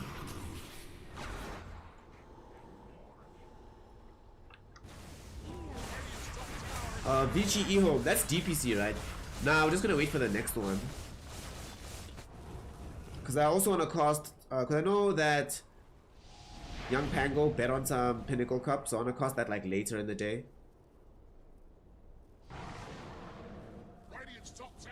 Oh, it's like Viking versus Spirit. Hell yeah, I want to do that game. Oh no, that's later. Never mind. Not today. Nothing to say. We'll pop BKB. Fleeing away from this engagement that came towards him. Fortunately, for nothing to say, this BKB came out at a time when Magma also was going for defensive items, so they still don't have damage. I'm gonna keep reiterating this because of how true it is, and I still don't like the fact that Shylock is going for this Nullifier. I don't think this provides them the actual damage boost that they need at this stage of the game.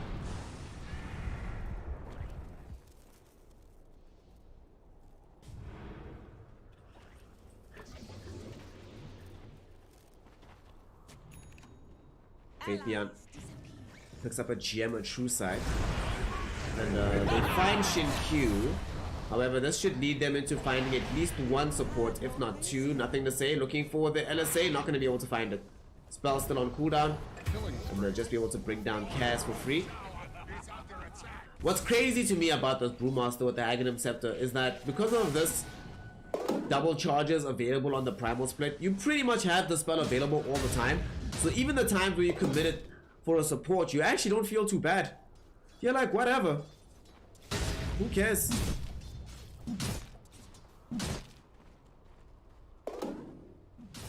I'll always have one available. It's very rare that you find yourself without any charge. So PSG.LGD, their team fighting right now is super stacked. And to make matters worse, the Spectre's just getting bigger and bigger. Finish the Skadi, now going for Butterfly. Is that a Cloak of Flames for Spectre? Or do they give it to somebody else? Maybe give it to like Brewmaster or something. Nothing to say. Picks up an MKB, so even more damage coming from those quarters. On the bright side for Magma, TZY also has BKB now. So they have the 3 BKBs available for all of the cores. TZY. Throw in the spear, trying to escape from this arrow. Connects onto Faith Beyond. But they know for a fact there's not nearly enough damage to kill him before he can use the split. That's a proper feels bad. You have to use Arena just to run away. Game is hard.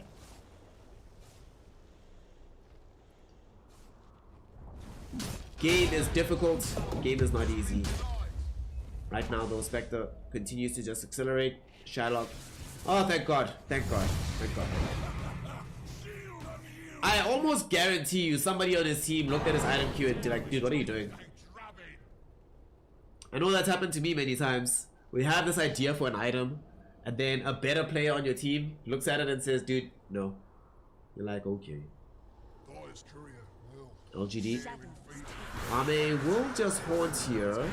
So they're actually just gonna haunt to the other side of the map to find these 2 supports. Although this might be the death of Shin Q, Ame is gonna try and find some revenge in the meantime. Kaz gets that kill onto Shin Q, but will find himself going down with Mian Mian, and both heroes will fall. That is so unfortunate for them. A perfect opportunity for the side of Magma to get a free kill onto Shin Q. Ends up getting taken away from them because of just one press of the R. And they were hunting that Spectre, but they can't kill her because she also just R's away. And now jump in. And the LSA not gonna connect because BKBs are used, and they also managed to get the stun out onto this Lina. And they do find that kill. What a spear! TZY coming out of nowhere, this guy. And they finally find the stun onto her before she can get anything going. She did get off the BKB at just before she died, but it didn't matter.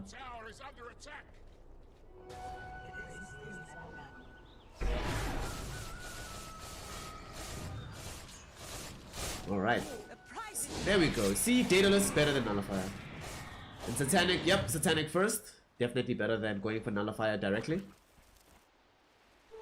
Double damage. Shylock finally making his presence known here. They're gonna try jump onto whoever's in triangle right now. Right now, that space is being occupied by Faith Beyond. Not the easiest jump in the world. Shin Q and Faith Beyond both gonna get leaped upon. And Shin Q will just die happily. 7th death of the game. Has been tanking quite a lot of the ganks for his team.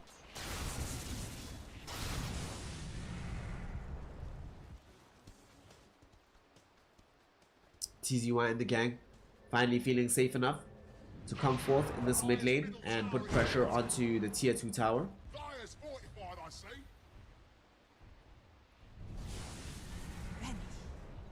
Moonlight Shadow used by them as they want to try jump onto some deeper targets. They see nothing to say. Faith Beyond, worst person to be opening up this engagement. He's going to use the split inside the tree so they can't stop this. At the same time, all the damage going out onto Innocence will allow them to get that kill, but Dust now surrounded by nothing to say, as well as the Spectre Illusions will be forced to TP out. The same is true of Shylock as well as TZY.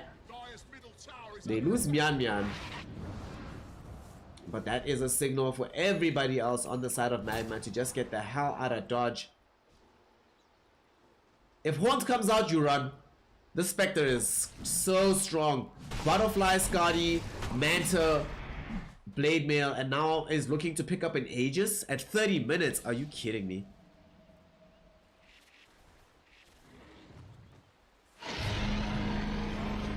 get the Aegis. This is gonna be who did they give it to? They gave it towards Spectre, right? Yeah. Also they give shard towards the Shadow Demon, so now we have the allied Demonic Purge.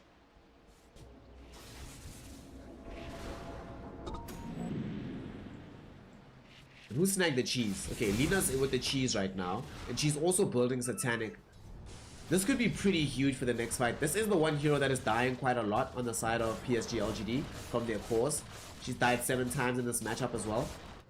So definitely finding ways to keep her alive with the item build can certainly be instrumental towards securing them the 2-0. But at the same time, Magma definitely don't want to give it up without fighting till their dying breath. Smoked up. And then they use the Moonlight Shadow as well. They see that the target in question is a Spectre, so there's no point making that jump.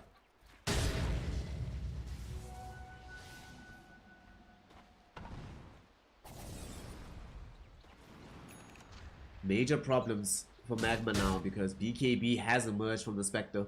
We saw in that last fight that all 3 core heroes only survived, especially Dust, because he was able to TP out with the BKB protection.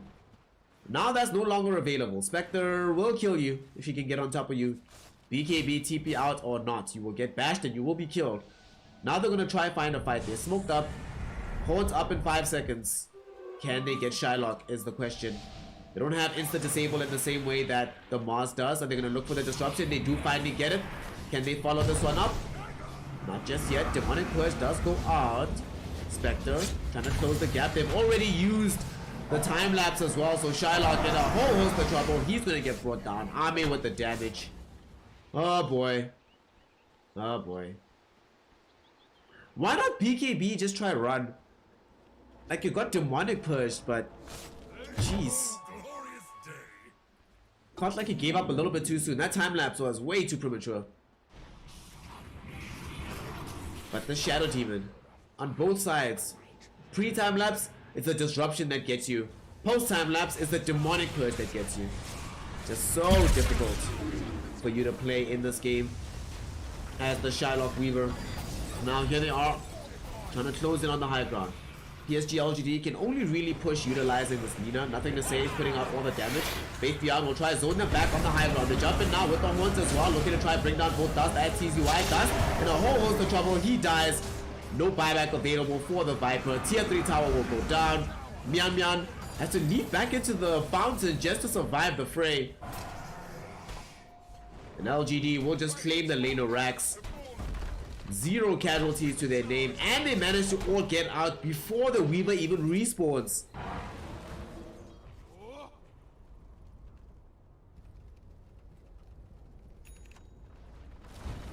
Oof. Magma are in quite a lot of trouble at the moment. With Spectre being as large as she is, Abyssal Blade coming from her soon, just to make sure they have that additional lockdown onto the Spectre, with the Spectre onto the Weaver, because that's the one aspect of the game they somewhat struggle with, being able to keep these heroes in position, but doesn't really matter if they die so quickly sometimes.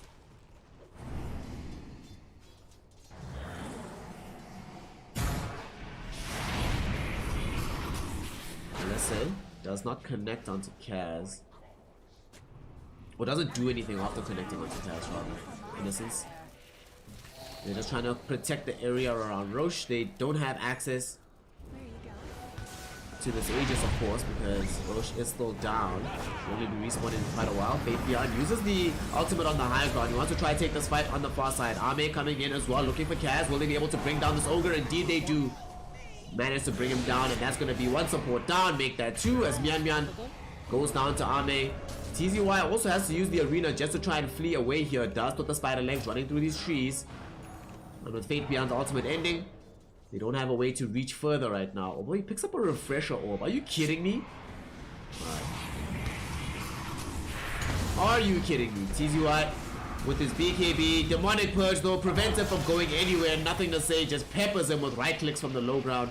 Able to secure a kill there. Ame. Some degree of danger here as this Aegis expires. Gets him back up to full.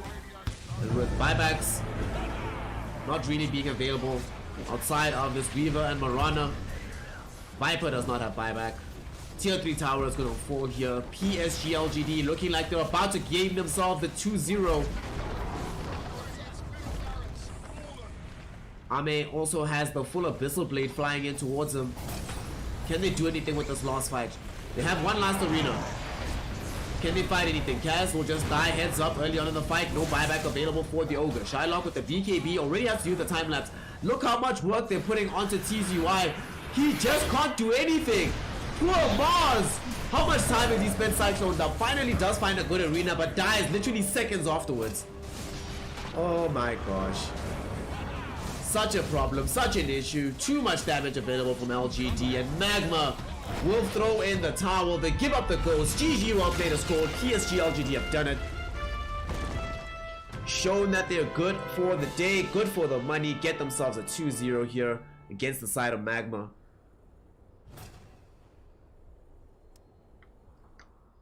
They look good while doing it too.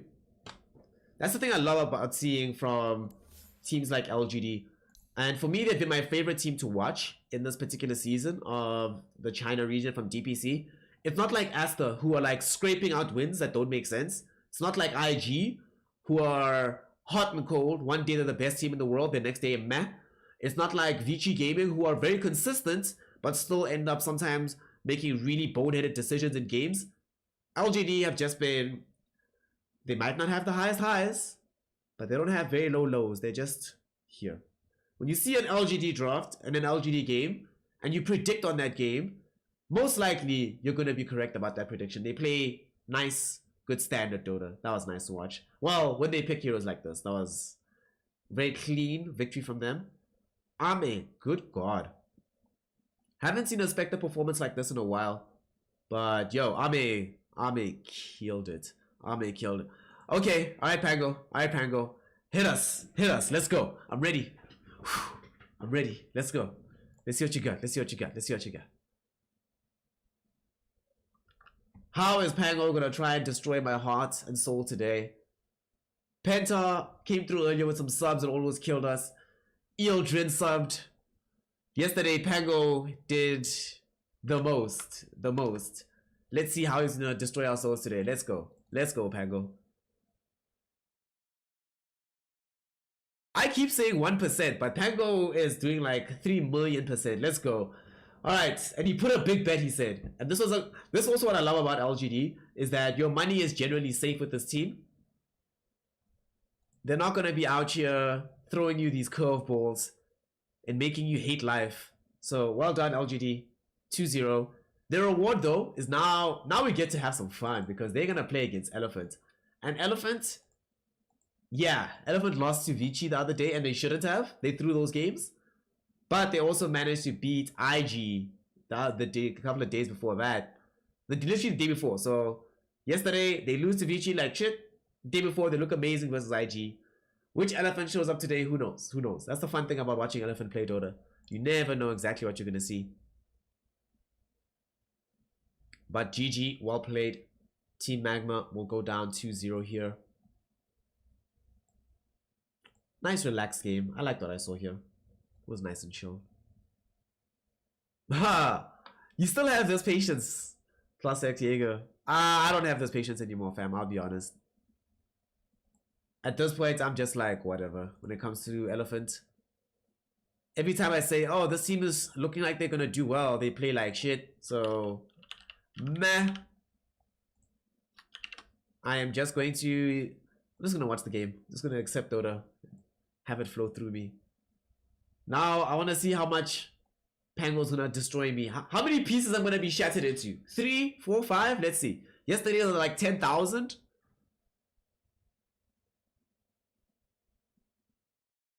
You see, Johnny, you know it's gonna break your heart, right? With here's what always happens in China. Chinese Dota is can be frustrating. Here's what always happens. League play, Asta's gonna do well, right? They're gonna look really good.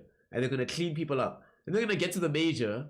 And they're gonna have middling performance at the major. Meh. Then after the major, they're gonna do well again in the group stages or whatever. Like, hoping they qualify. They're gonna do well at TI in the group stages, and then when you get to the actual main event of the playoffs, meh again. Oh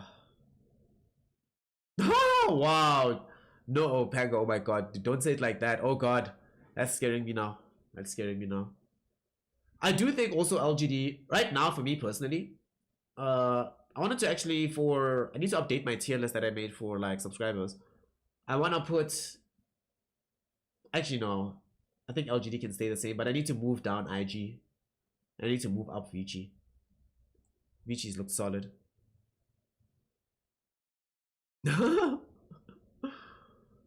Why do you dislike Chinese teams in tournaments, fam?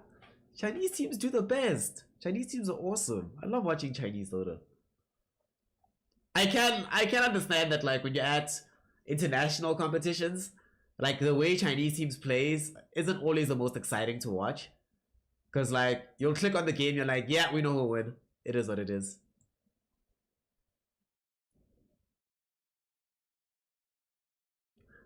As that Baboka guy, yo, Baboka, I remember when I first started watching him. Do y'all remember that old IG team where it was Baboka, XXX, OP, Burning? Yo, that team was based. That team was hella based. The most based team in the world. It was awesome. I really miss that team.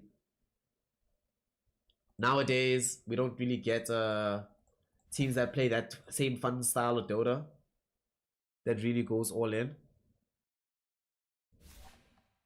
Oh, yo, listen.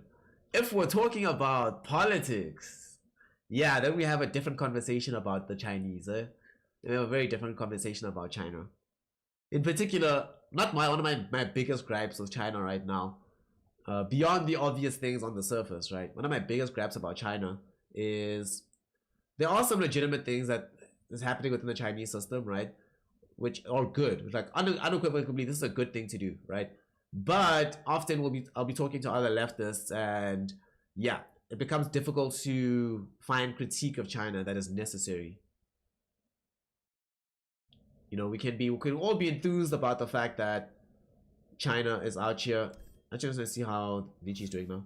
We can all be enthused about the fact that China is out here, you know, having lifted hundreds of millions out of poverty, having changed the dynamics of how business is conducted across the world. You know, stuff like that is great, but yeah, there's a lot to take into account with China. Lots to not ignore. Lots to not ignore.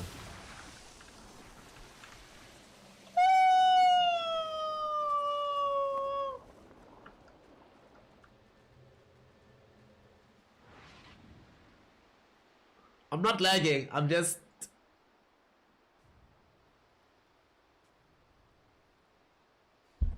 Wow. Wow. Pango.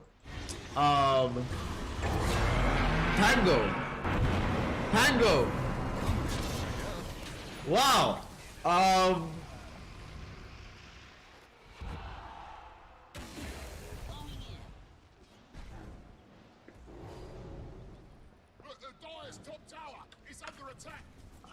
Yeah.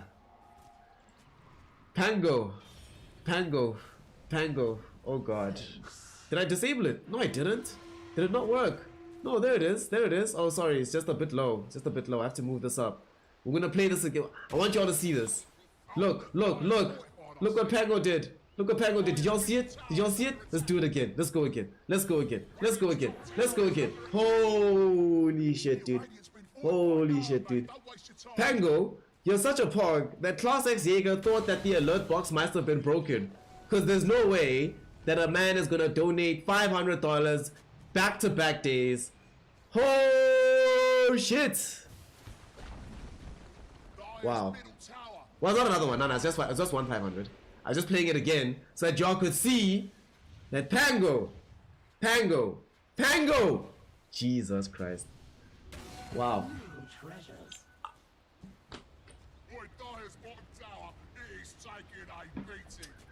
I need a minute. I'll be right back. Yeah. Pango. Wow.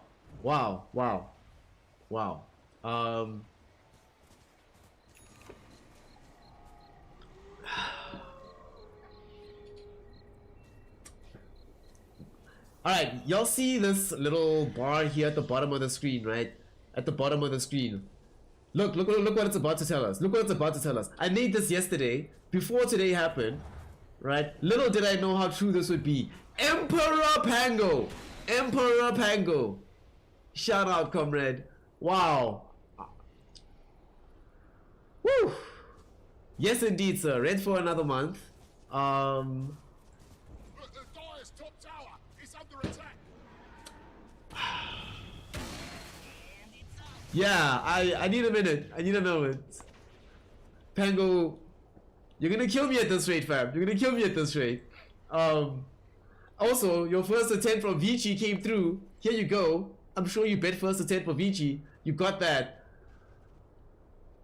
I'll be back. I need a minute. I need a minute. I need a minute. I'll be back. I'll be back. I'll be back. Yeah. Oh my god. Oh my god. Oh my god. Oh my god. Oh my god. Wow. Okay. Yeah. Give me a minute. I'll be right back. We still have more Dota 2. Remember, we still have LGD Elephant coming up after this. Pango God. Top tower is under attack. All hail God. Please. Here in Radiant's top tower. we're gonna try put both. Wait, where'd the light one go? Crap, I have to upload the light emote, the light version of the emote. Because I think I broke it somehow. But King Pango. Wow. Yeah, it was 500, it was 500, it was 500, yeah. Wow. The math is gonna be done for us. Alright, you'll see now on the main page exactly how much work Pango's put in. The fact that it's at 272%, this is young Pango putting in this work. Oh my god. I'll be right back. I'll be right back. I'll be right back. I just need to compose myself. Thank you again, Pango. What a god. Wow. Wow. Wow. Wow. Wow.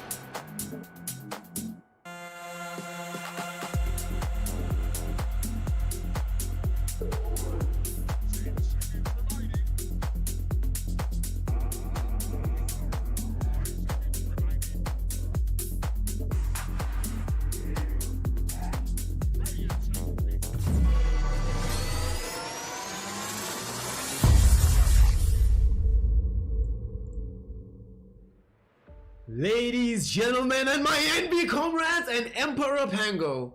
What's hood? Welcome back. We're doing it again. LGD with more Dota, Elephant with more Dota. We know who we should all be betting on because Elephant... Yeah. We get back into it. So I'm recovered now. Remember, Pango shattered me into like 500 different pieces. I recovered, put myself back home. We've got some more dots. We are gonna hope that Elephant wins this one because the way it's looking for them right now here in I-League, after yesterday's loss to Vici, they now find themselves sitting quite low in the stack. They're at 4 and 7. So yeah, they need today's win. The way it's looking right now, the only team that is lower than them is Team Magma. That's not a good look. To be fair to Chinese teams, doesn't seem like they're putting as much priority onto I-League.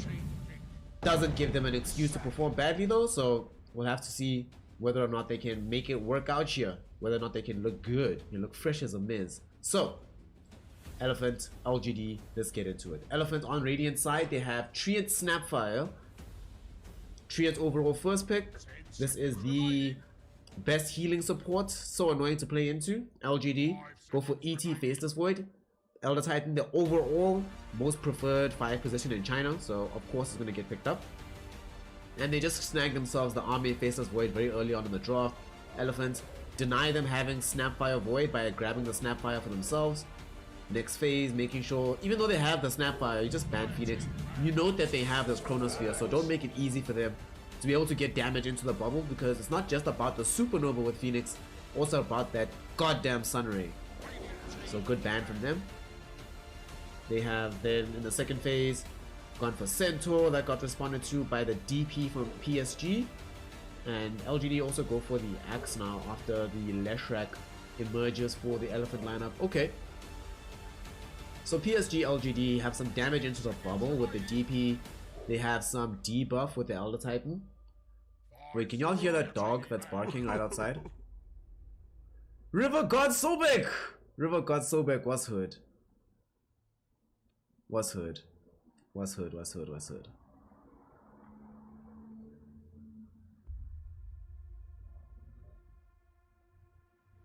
You missed me almost breaking out into tears earlier because of our boy Pango. 5 seconds remaining.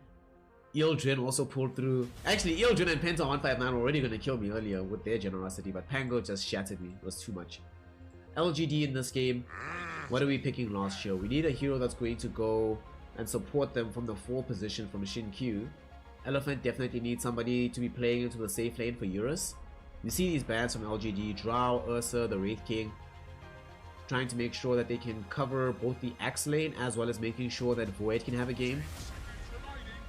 Void Wraith King, worst matchup in the world. 5 seconds remaining. Elephant though have a lot to offer here with their draft. There's a ton of magic damage that comes out of it, a lot of setup. Right now they just need a hero that can take advantage of all this space. Perhaps a Spectre, but Spectre into Axe can be somewhat complicated. And there's a Faceless Void as well.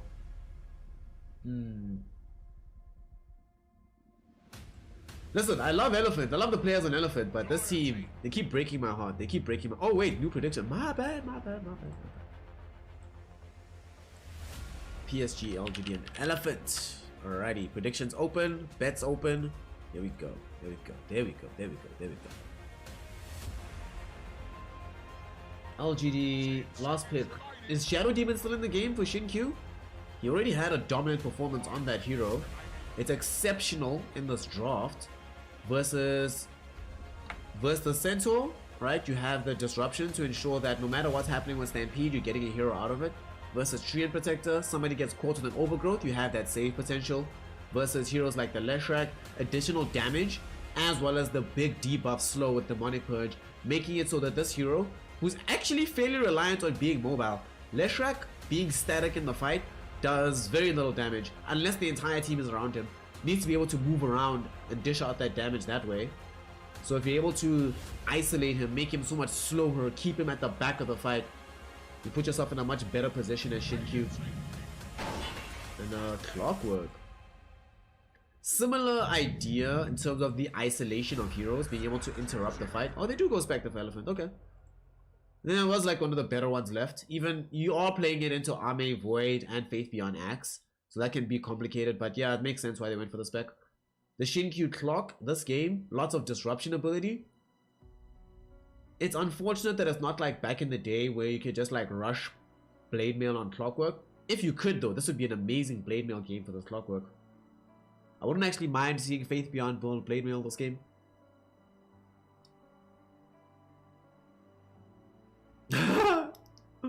Yang's got your back. Oh, it's all good. Yang, lol, dude. Yeah, I think this one's going LGD. The thing with the Spectre being in last picture, it is one of the best carry heroes that was left in the draft in terms of being able to scale for the ultra late game. Because they recognize that in this kind of game, when they have the Faceless Void on the opposite team, you're most likely going to have to ensure that you have a backup plan to scale to the point of the game where this hero just takes over completely. Spectre, one of those heroes that can help you out at that stage. Although you are playing this into Elder Titan, you're playing this into Axe, you're playing this into the Death Prophet. Can be complicated for Eurus, but we shall see what he's good for. So what y'all got? Let's see. I know that Pango bet, like people probably all bet real money on LGD, and that's the value bet. But somebody put a point bet, like a loyalty point bet onto Elephant, please. Come on now. There we go. That's what we like to see. Elephant in this game, they do have the ability to win this one. They have a lot of tempo that they can take advantage of. They don't also have to play around very large ultimates. The biggest ultimate they have is the Haunt, of course, from Eurus. But provided that they've been able to have that be used already in the fight, and or have it ready to go, then they actually have quite a lot of uptime from the rest of the heroes. So if they can do it ever, it's gonna be with this draft. That is the sickest in the world I've ever seen cosmetic for the Clockwork. Oh my god, I need to see this. Oh god, that is so sick. That is so sick. That is... Oh, that just reminds me of... Do y'all remember... what's that show? Billy and Mandy. The Grim Adventures of Billy and Mandy. That brain character. But he had a bear. It's a little bit different. It could either be that or it could be like Krang from Teenage Mutant Ninja Turtles. I don't know. Either way. Start time.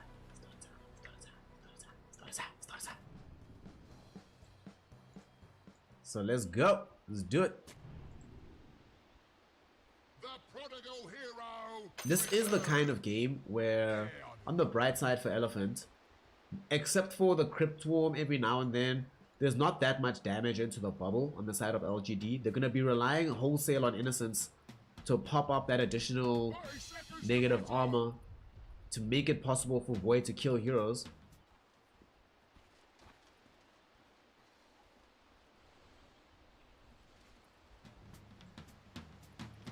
Elephant though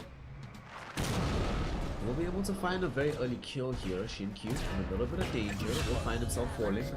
This Leshrac is able to get the first blood here. Somnus, is it just me or has Somnus sort of hit like a second peak or form?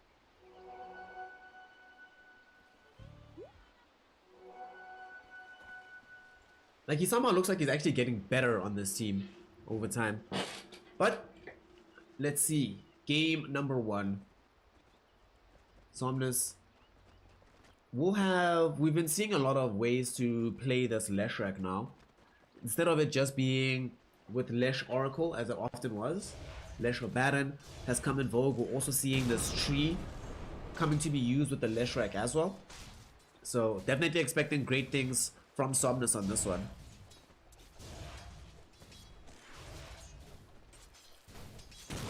This mid lane should be the kind of matchup that the Leshrac is able to do well in.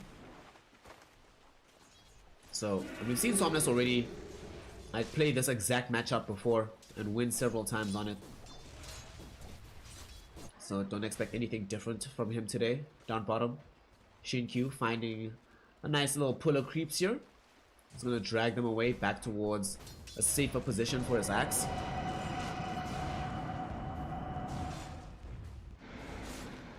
Speaking of the sacks, Faith Beyond versus Eurus. This is going to be one of the interesting things for this game, right? Is seeing whether or not...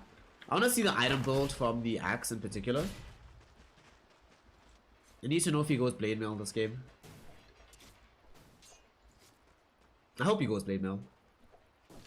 But can certainly be one of the heroes that can be quite beneficial in this game.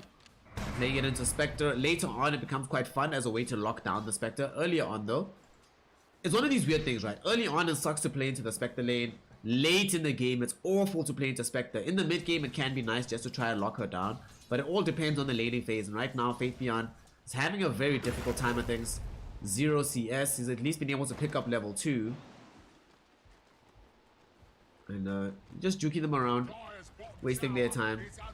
Nah, he's all good. He's fine. He's fine. Everything's fine.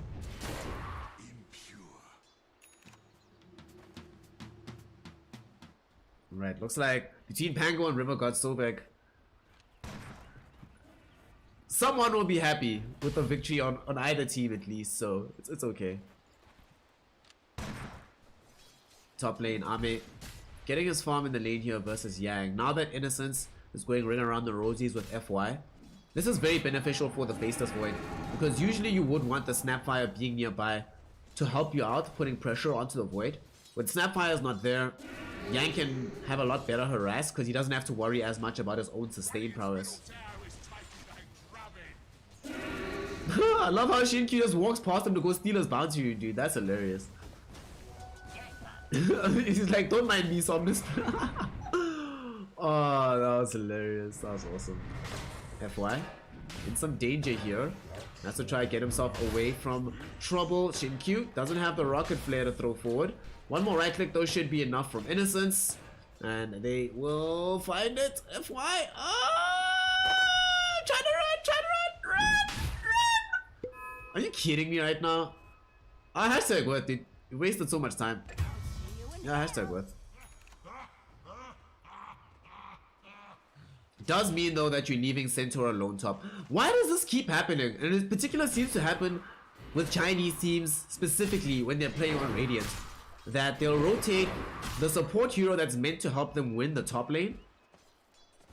They'll rotate that hero bottom or have it do more stuff across the map. We'll see middle. At the very least, this rotation will result in a kill onto Nothing to Say. But as I say that though, manages to turn on the Spirit Siphon, and Shinkyu also shows up, has Battery Assault, going to be able to apply the slow. And with distance being bought thanks to the power cogs, this will be a natural escape on the Death Prophet.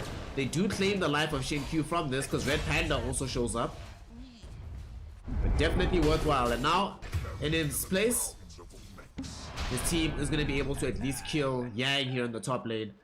And this, literally this exact same situation keeps happening. Oh, Brutal T! Brutal T! Shout out, comrade. Thank you, fam. Yo, the world is through with kindness today. I really appreciate it. Thank you. Somnus. Tanking damage here from Nothing to Say. Just being forced back a little bit. Two-legged abomination. Oh my god, Brutal T comes through with a sub and then he raids and subs at the same time. What a god. What a god. What a god, dude, really. Shout out to you. Thank you, fam. Thank you, fam. Thank you, fam. Yo. Hope you're having a good day, comrade. You're not having a day like Yang. Yang is gonna have one of those days at the office, huh? Already died. He's at least gonna get this early Vanguard.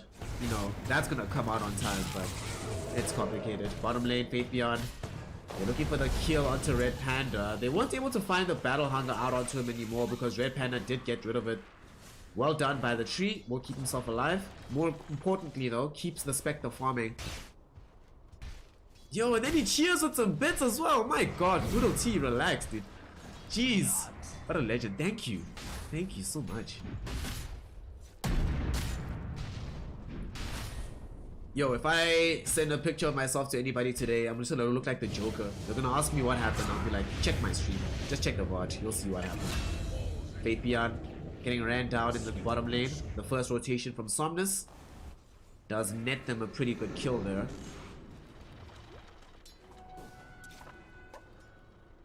River God, yo! First you were throwing out subscriptions like candy, now you're here with these cheers. Thank you, comrade. Thanks, comrade. Shout out to you, I really do appreciate it. Red Panda. Ring around the rosies with Shin Q for now. Again, he doesn't mind this because this is opening up space for Spectre. Eurus is getting particularly free farm in that safe lane. And we've seen what these Spectres have been able to accomplish when they're given that much space. To be fair, Ame is also getting that much space here in the top lane on his Faceless Void. Waiting for this early Maelstrom. This lane sucks so much for Centaur, dude. So unfun. Just not fun to play. Just not fun. Straight up anti-fun. Awful. 7 out of 100. Would not recommend.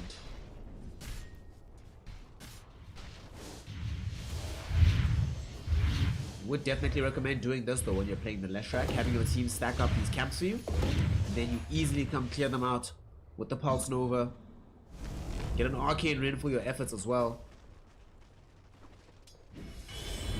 So life is pretty good right now for some of these cores on the side of Elephant. In fact, this early game, definitely think that they are happy with how it's panned out with the lanes. LGD will be playing a little bit of catch up with Fate Beyond. To be fair, has been able to get this Vanguard. These Vanguard offlaners are so annoying. No matter what you do to them in the lane, if they get this item, they just start creep skipping forever and never take any penalty for it. It's really ridiculous. It's actually kind of disgusting how similar the two drafts are. Especially in terms of what they want to be able to do on the map. Shin Q and Fate Beyond leading on to Eurus. I think they're going to have the kill onto the Spectre. Spectre will be able to... Oh, actually there's no call from Fate Beyond, so there's not going to be a way for them to hold the Spec in position. Meantime, nothing to say, able to run down the tree and protect the Fate Beyond. Finally does use the call. FY throwing out the low shredder back onto nothing to say, but too much damage went in onto the Leshrac, and Leshrac will end up tumbling with these ghosts. Taunt is thrown in. Eurus is going to be able to at least clear out FY. Watch him die, and then Shinkyu, unfortunately, he takes a tumble here. The damage was enough. They get 3 heroes though on the side of Elephant. The big deal there is killing the Leshrac. Axe dying isn't that big of a deal for PSG.LGD, especially since he died. I believe he died last, right? He died second last. They killed Somnus first. That's the important thing. If Somnus dies, they don't really care about losing the axe. And all this time, you know what it is. You know how LGD plays. If you have 4 heroes on the map for LGD assaulting you, probably Ame is just chilling in the trees. I must say, how this LGD team came together with the 4 players from eHome plus Ame.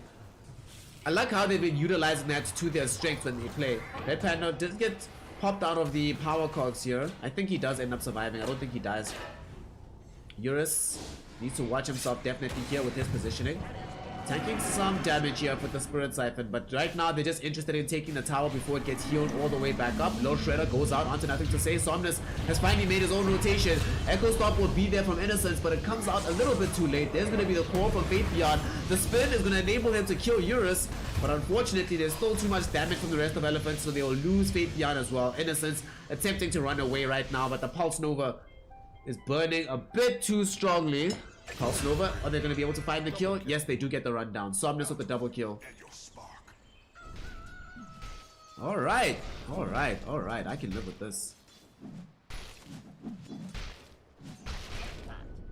Big fight though for the side of Elephant. Losing 2 heroes, sure, but getting 3.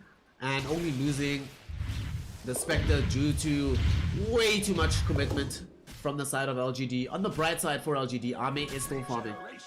Still in the trees, still doing his thing.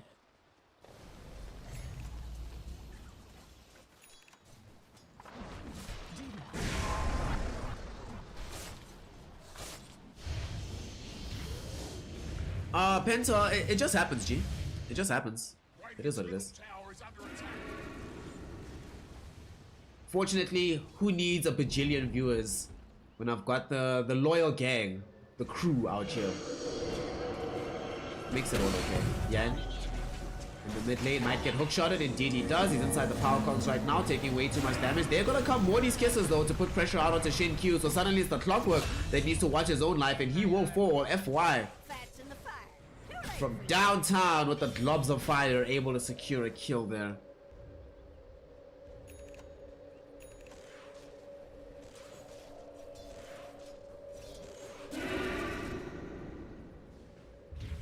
Okay. LGD won't be able to claim the tier 1 tower in the middle lane as a result of that pushback from FY, and at the same time we see that bottom lane, the tier 1 tower is under threat, but it's getting healed up because Tree is there, so Tree will keep this one healed all the way back up. As we see now, Armin is going for the patented Void build right now, right? Maelstrom, SNY into Satanic. Gonna be very straightforward, very heads up. Give him the survivability versus Eurus and Somnus.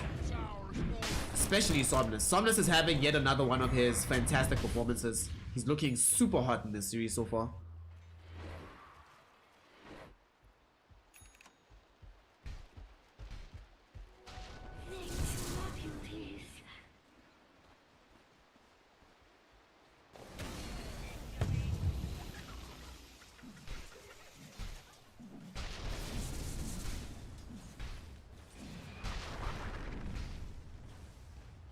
Dire structures are fortified.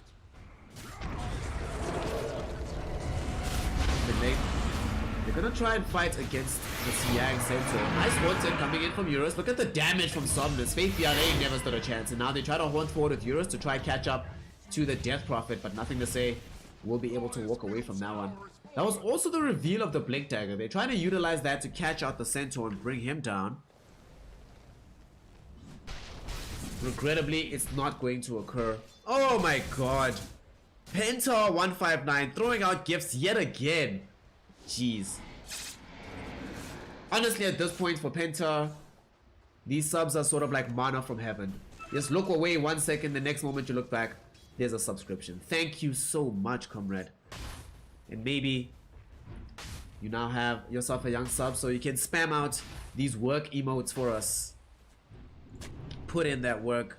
And like, we're just gonna say shout out to y'all again. You royalties, you royals. Y'all are out here.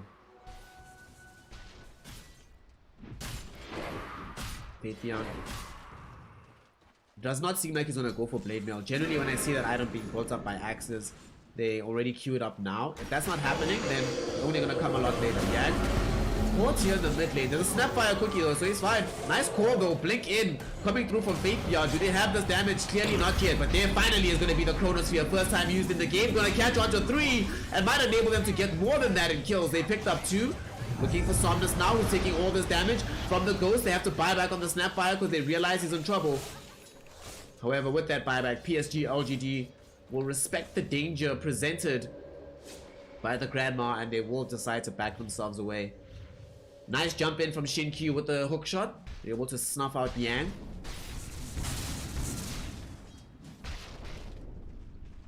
That was a lovely Chronosphere. That was a lovely Chronosphere. Caught 3 heroes on that one. Oh, also I added this this little Sauron. Do you like this like robotic Sauron? What do you think?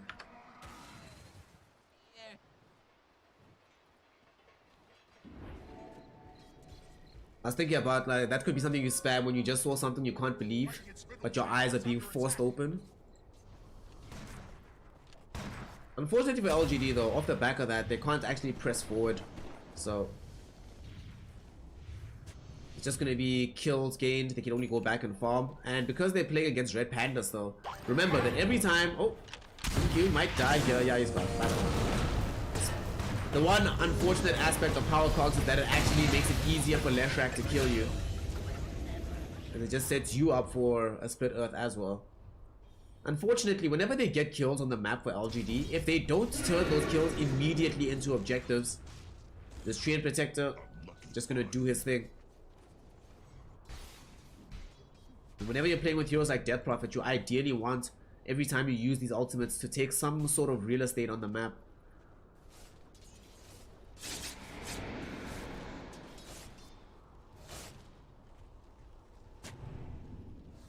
Eurus and the gang though, out there in the top lane, just playing together.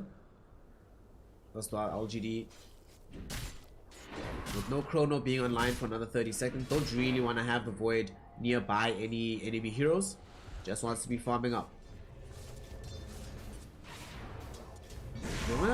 Looks like they want to maybe dive onto the Spectre in the top lane. Eurus will use the Horns as a form of safety here.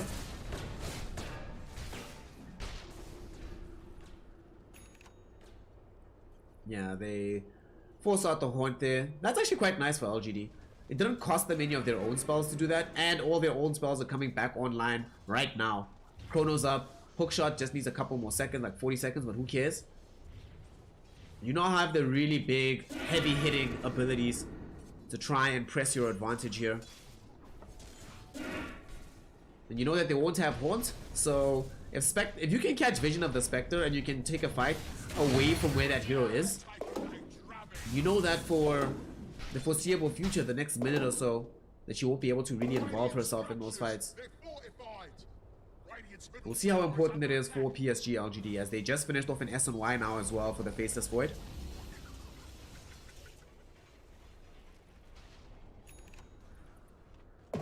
Want to see him involve himself on the map, make some magic happen. His team will smoke up now. And they, yep, go for Yang.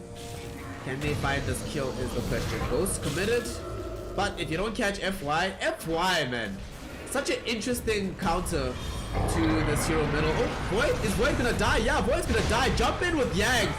There was a beautiful stop, and now although Somnus will find himself getting called by Fate Beyond, but too much damage coming in from the Pulse Nova. But the Ghost as well doing damage back towards him. Who's gonna die first though? It's gonna be Somnus. He tips over, so now Yang has to desperately get back to the safe part of the map, but he won't be able to because he gets jumped on by Fate Beyond, who will chop him to death. Nothing to say, ends the big spree there from Somnus and wants to try and find more. Uses the Yule Scepter to lift up FY. He's been the bane in the side of LGD the entire time they've been trying to get these kills. And they finally are able to reach the far side of the fight and bring him down. And remember, the whole time they're doing this, Spectre showed top. Exactly what we're talking about. Spectre shows top, so they know for a fact there will be no Haunt available for this fight. Massive fight for LGD. They get the tower as well. End up losing the Faceless Void. On the bright side, they don't have to commit the Chrono while they're at it. And they still do get the gold to this Void for having taken that tower.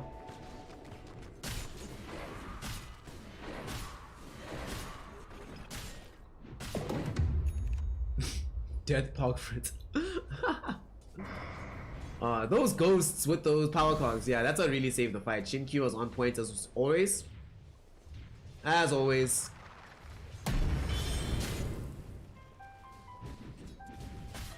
Yang really tried to do his best there. Unfortunately, it just wasn't going to be enough. Regrettably, the only thing that was possible for Yang to do was what he was already doing. Jump forward, interrupt with his life, but only a limited amount of time that becomes available to you for. They do pick up this Manta style now for the Spectre. Remember, she wasn't involved in that fight. Erstwhile Faceless Void did die, so that was more time being spent farming for Eurus. Army is still ahead in overall net worth, but it's not nearly as cut and dry as that. Will be a smoke up now. PSG.LGD want to try and make something happen on the map. Definitely not Red Panda that they want. I mean, they'll take it. And Red Panda, yeah, I had to put my phone on silent. That's my bad.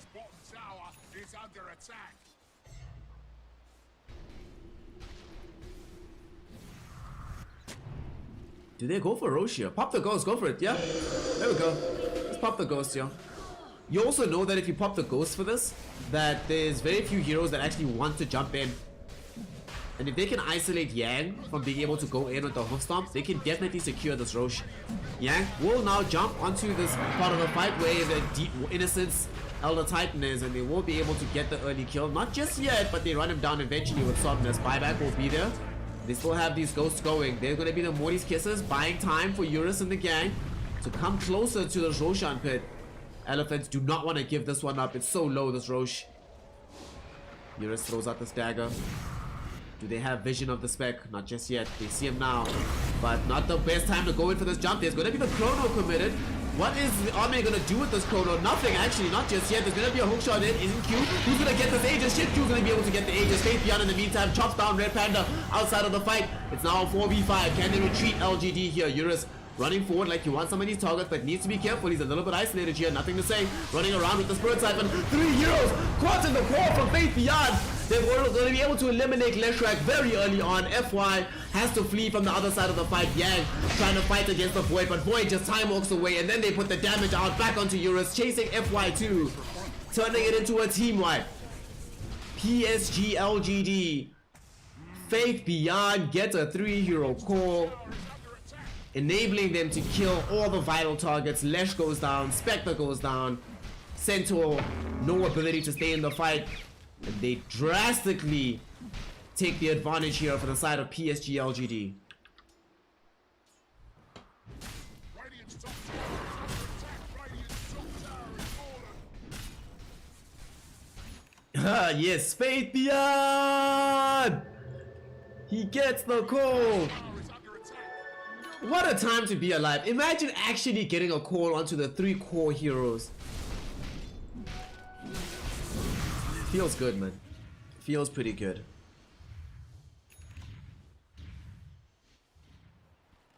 And that wasn't a situation. Consider what was happening, right? Nothing to say was surrounded by 4 Radiant heroes. Was out of Spirit Siphon charges. It was looking like it was absolute curtains there for the Death Prophet. But Faith Beyond, not just Faith Beyond, TI champion Faith Beyond. Let us remember to put respect on this man's name. Puts in a massive call there, turns the fight, and now 6k gold lead for them, despite the fact that Juris is still farming decently.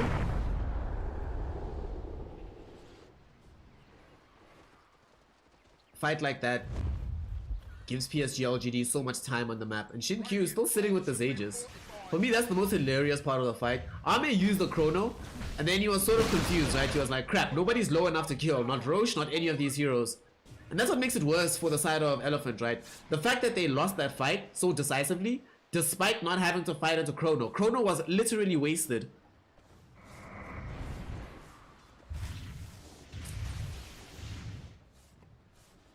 But somehow LGD still have the Aegis, still have the advantage.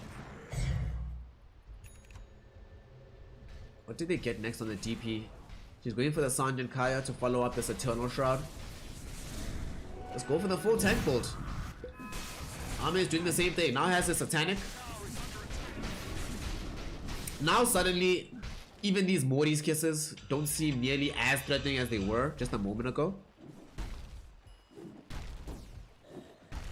Smoke up.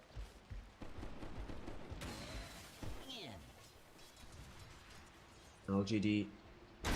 Shin Q looking to open up an engagement for them. He's not going to be able to do so, but Axe! You know Faith Beyond's good for the money. Red Panda though does get healed up by FY. They do manage to get the cogs back out onto him. In the meantime, Yang jumping in. 2 heroes caught inside the home stop. Both the Axe and the DP, and both of them have fallen. Chrono on the 2. Ame, see if he has enough damage to kill the Leshrac. Will be able to do so thanks to the help of the Elder Titan Splitter as well. Innocence looking for another Echo Stomp. Finds it out. Yang is in danger, getting healed up somewhat by Red Panda, but they still have enough damage to kill him. The jump forward now by Ame. He wants to clean up house, and despite their having no cause except for the Spaceless Void, is showing from the side of LGD that they don't need any more cause. Shinkyu will die and end up popping up the first life of the Aegis, but they still have lost 3 on the side of Elephant.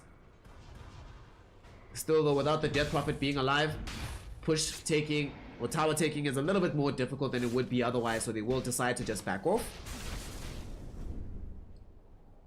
Ame though, what a player. That Chronosphere, catching the Leshrac and the Spectre, and then being able to kill the Leshrac first, taking out all that AoE uncontrollable damage away from the fight. So now that if they wanted to hurt you, they have to commit their own lives forward. And Elephant's definitely reluctant to do that. Yo, real talk, LGD, that's the second fight in this game now. Actually, I would say third, that they have no business winning. That fight that happened middle where Void died at the beginning, they had no business winning that fight. This Roshan fight, where they were able to secure the Aegis after Chrono was wasted, they had no business winning that fight. And that fight, where they lost Axe and Death Prophet almost instantly at the beginning, they definitely have no business winning that fight. But somehow, Ame, with the help of Innocence, they pull out this dub. Keep the game in their favor. 9k gold lead now. Experience just over 10k.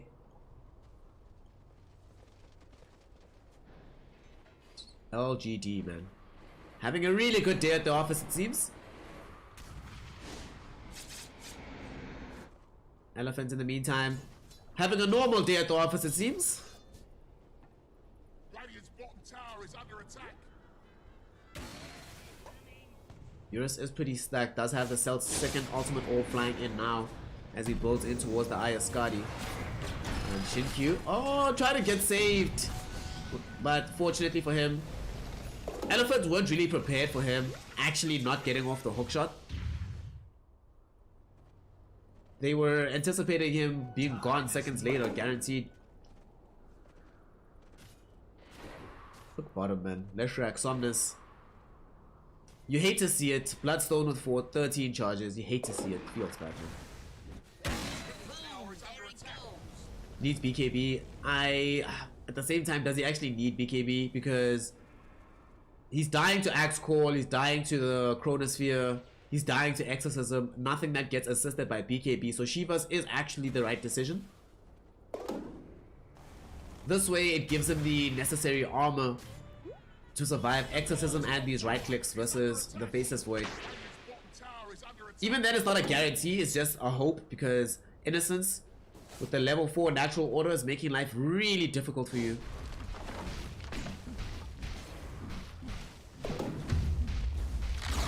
Ame snags the tier 2 tower down bottom.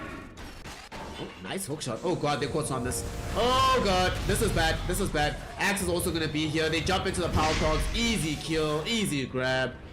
Shin Q, baby. Just out here. With that kill, that should lead to the tier 2 tower in the mid lane getting brought down. Yang trying to run away from nothing to say. Who has this haste rune. And with spider legs, as well as the blink away, will be able to actually survive.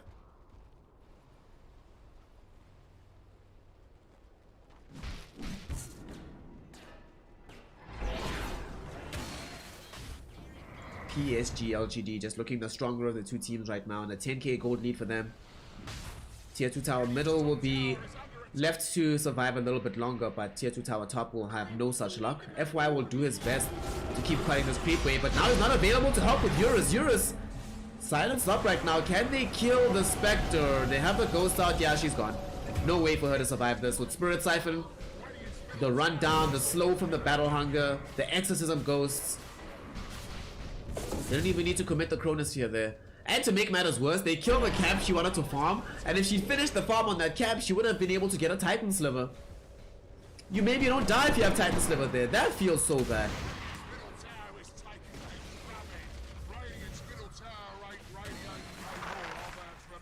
PSG.LGD looking real strong right now. Tier 2 tower taken. They're not done just yet because they're already setting up for the tier 2 top. That will be all the outer real estate on the map, and by the time they take that, they'll probably be ready to secure themselves a Roshan as well, coming up in about 70 seconds from this point.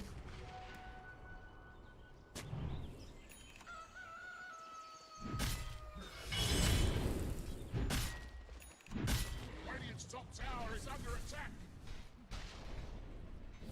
Yo, Shin Q, man. Buys pipe? He's gonna buy the pipe? Are you kidding me? Alright, as if Somnus's life couldn't become any more complicated. 10 Bloodstone charges, has to play into a pipe soon.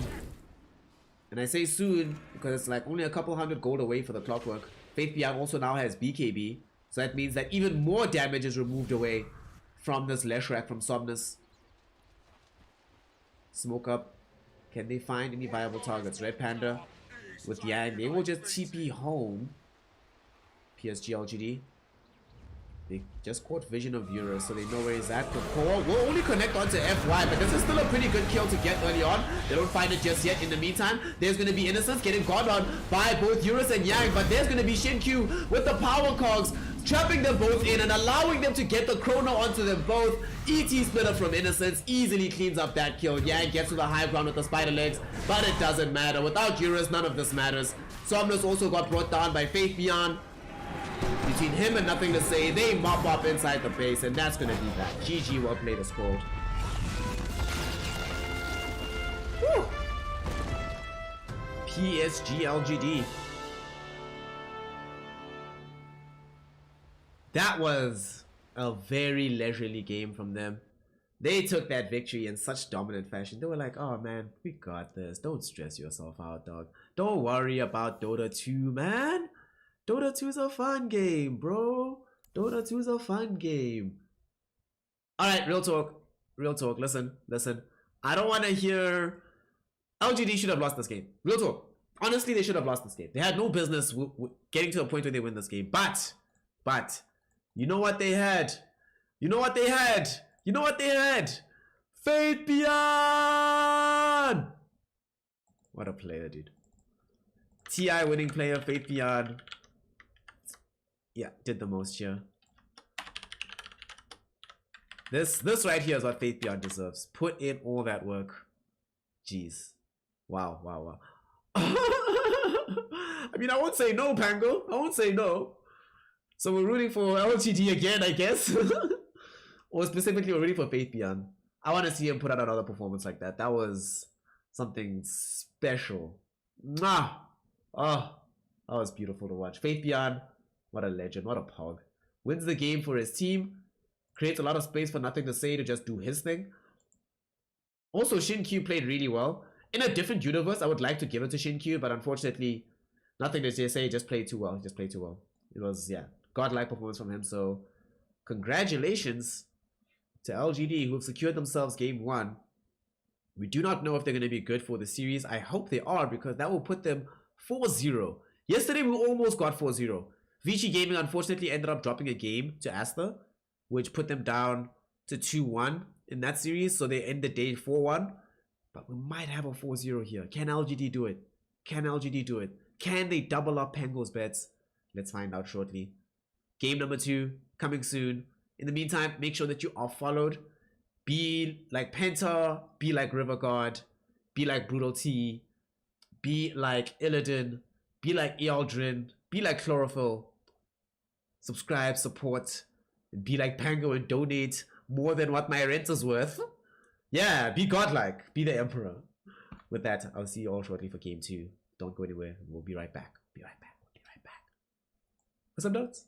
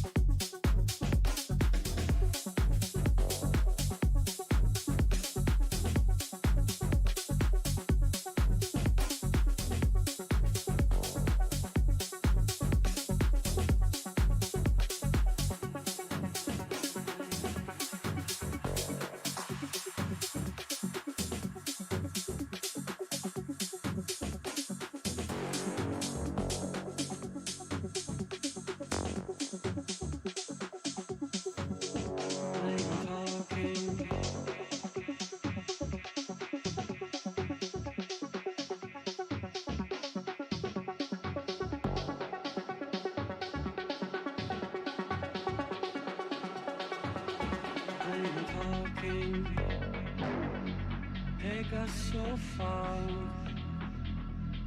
broken down heart, like strung out old stars,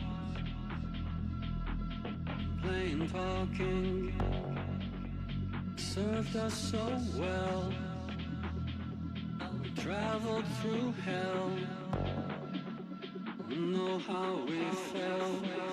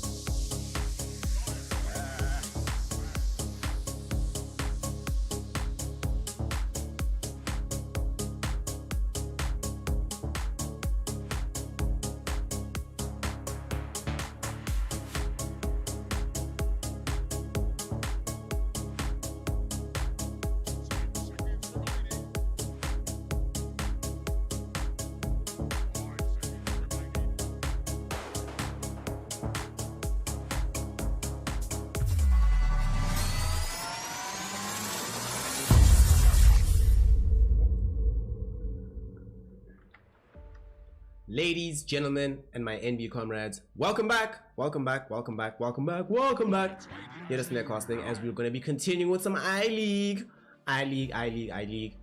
Elephant taking on the side of PSG.LGD, not just regular LGD. They got upgraded, got that French connection now. LGD find themselves having lost out on being able to dominate everybody in DPC, but they've been looking good here in I-League. So far today, they have 3 wins under the belt, back to back to back. Remember in I-League how things are scored, right? You don't just get scored on the series victory, you get scored per map. So every map is important. At the end of the day, when it comes down to deciding between the sides, map counts will actually come into effect. So 2-0s counts a lot more than a 2-1. Quite important to pick up. Let's see what they're going to be able to do here in Game 2. Game 1 was them with the dub. Elephant now in Game 2 need to do something interesting, and we will see now if they've done enough with their draft. They went for the Mars pick to counter out the first overall Enchantress. You see from the side of PSG.LGD, tree, man, gotta ban this tree, gotta ban this tree. Class X Jaeger, lol, how many unread messages must you have there, comrade? Must just be gang spam for you. So with the tree being banned out and the removal of the Tide Hunter from Yang, oh, I'm sad, I wanted to see Yang Tide. They let through the Mars ET. ET is so versatile as a hero. Personally, I think that Innocence did such a good job in that first game with this Elder Titan that it might actually be worthwhile for LGD to prioritize that hero no matter what. And I also think that Red Panda on the side of Elephant, the one hero that I've seen him play lately, which has genuinely impressed me, has been the Elder Titan. Not to say he's been playing badly, but he's been playing fine, right, as the 5 position. But when he's looked amazing, has been on the ET. So I think taking that away from him can be quite important. We'll see if LGD have what it takes to fight back against it, as this time around they snagged the Leshrac for themselves. No additional bonus heal just yet, like Cold Embrace is there. Okay, we'll talk about this in a second. This is actually kind of interesting. They banned what? Snap, Storm, and Lion, trying to protect the Lesh, I guess. And then Elephant remove Clock Lol, respect ban, and take out the Darkseer as well as the Juggernaut for the lane. I like the Marana pick from the side of Elephant. Give this towards FY. It's one of his better heroes. Somebody needs to make an arrow count. Actually, let's do it. Let's do it. We're all gonna count them arrows today. All right. I need to make an emote for like arrow counts and stuff. They have that. They have Moonlight Shadow, but they also have some kind of. They have lots of follow up. If any stun lands, they have other stuns all the time to be able to carry on their chain disable. But the interesting thing I wanted to talk about, right, is the interaction between Winter Wyvern and the Leshrac. Generally, Leshrac, when it gets a heal behind it, it's in the form of like an Abaddon. Gives you a Photic Shield, Mistcoil, you can still run around. It's in the form of an Oracle. Gives you False Promise, Dispel, you can still run around. In this game though, Cold Embrace as a heal for Leshrac is interesting in the sense that you stay in position, right? And we're talking in the previous game about how Leshrac needs to be moving in the fight. You don't want to be static. So it puts you in a static position. However, it makes it impossible for the enemy team to close in on that static position, because you still have the threat of Winter's Curse and you have the bonus damage from everything of the Diabolic, Pulse Nova. And to make matters worse, if you ever get a good Winter's Curse in this game, you can easily set up for a follow-up Split Earth. And before we see, looks like it's going to be a trend for a while to see, like in the second phase at the end, carry matchups picked, even if one team has mid laners already grabbed. PL into Morph picked to help them against the Leshrac Wyvern, as well as the Enchantress bursting through the Untouchable, but with PL in the game, Jesus. Ooh. This is a rough game to be playing Morphling into, huh? Playing into Winter Wyvern, Curse, and PL. One or the other is fine, but having to deal with both. And they, right now, don't really have any illusion clear. Like, the Mars can be somewhat decent with the God's Rebuke, but that's literally all you have. They have the Leshrac, which is normally picked against the PL. But they're like, psych, we got you. Oof. This is a good PL game, yo. Now, this is beyond a good PL game. This might be in the much hallowed territory of a free PL game.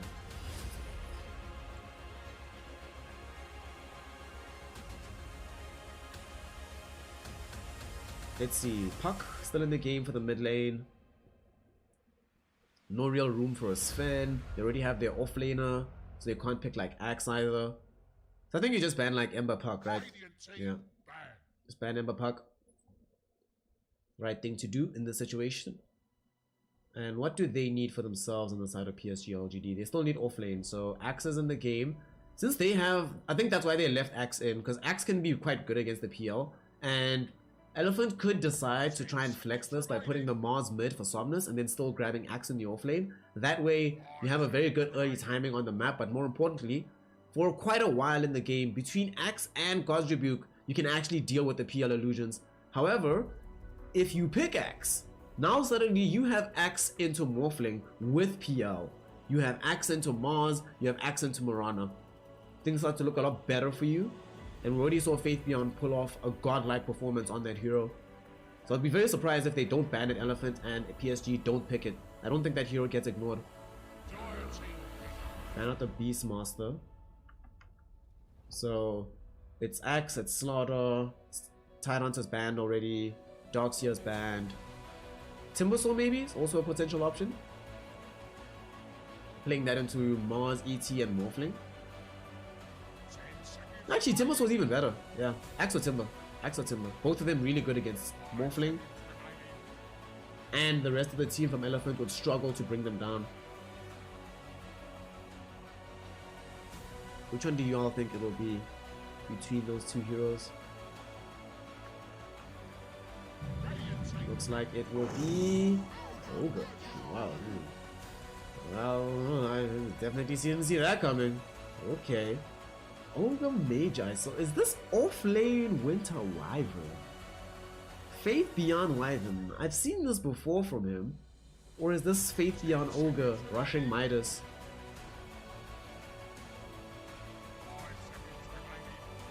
Let's see. Elephant will respond to this unexpected pickup by grabbing themselves the Sand King. Somnus Sand King or Mars for Somnus? They're thinking about it. Red Panda and FY will obviously pick their heroes. Somnus can also play the Morphling. Alright, Eurus on the Mars. Alright, Morphling, yeah, for Somnus. I think they're gonna put Eurus mid in this game. We have seen these like core Sand Kings deal effectively with PLs.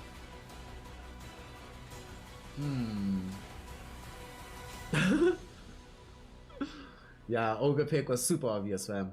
My bad, that's on me. My analysis is trash, bro.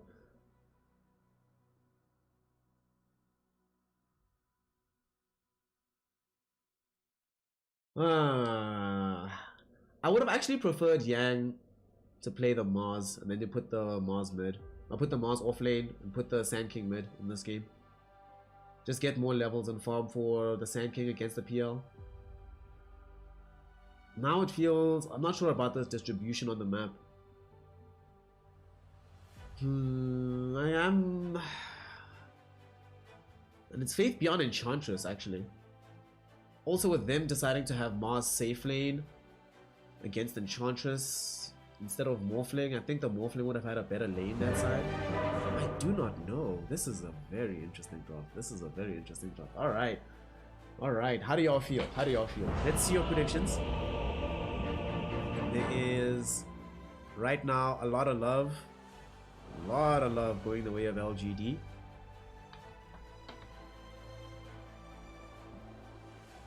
Let's see if they're going to be good for it. As we now go into the game.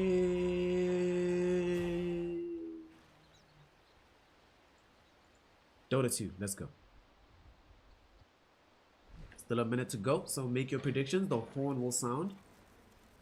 Alright. Elephant, now we will have to make sure that they actually play these lanes fast enough that they get Yang online. Sand King can make a huge difference in this game. He's very good against the PL, gives them some reach against the Enchantress. A way to stun out the Leshrac as well in the middle of the fray. And it gives them much more team fight than they would have been comfortable having just with Mars, ET. But Speaking of Mars, man, safe lane Mars, that's going to be interesting to watch.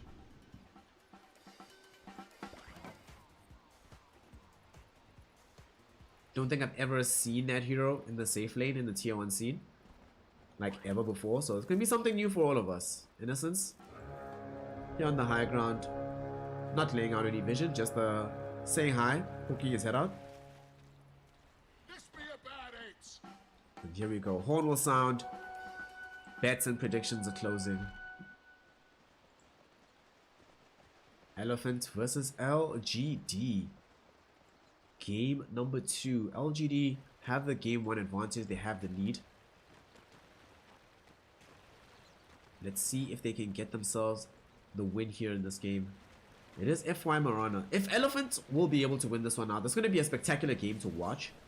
Because they're not going to be able to, with their draft, sit back and just farm forever. It's only really Somnus that can take advantage of just pure space on the map like that. Which means that they'll need to brawl it out. Which means for much more exciting Dota. Somnus versus Nothing to Say Middle. Should be a contest that, I mean, Leshrac will get slightly more, like, no, Morphin gets more CS in this one, doesn't he? Because you can't do anything as Lesh in this. You don't really stop the Morphling, so that hero just gets ahead. In your own wave clear, it's not like you're playing Death Prophet or something. Here in the top lane, FY will be able to land an arrow out onto this Ogre. In the meantime, Ame just wants to be farming the lane. This is a good lane for Yang, especially once he starts to get both Caustic and Sandstorm. Right now just has Caustic, but still that'll put him in a good position against the Yang PL. At the same time, down bottom, not used to hearing the sound of Bulwark this early on in the game either. At least not from this lane. Not from this lane. But he's playing the safe lane Mars. Really want to see what he's going to build here. I imagine whenever we used to see like mid Mars, we'd see very early pickup of the Desolator on this hero. I wonder if that's going to be something we see again here, like Deso Blink.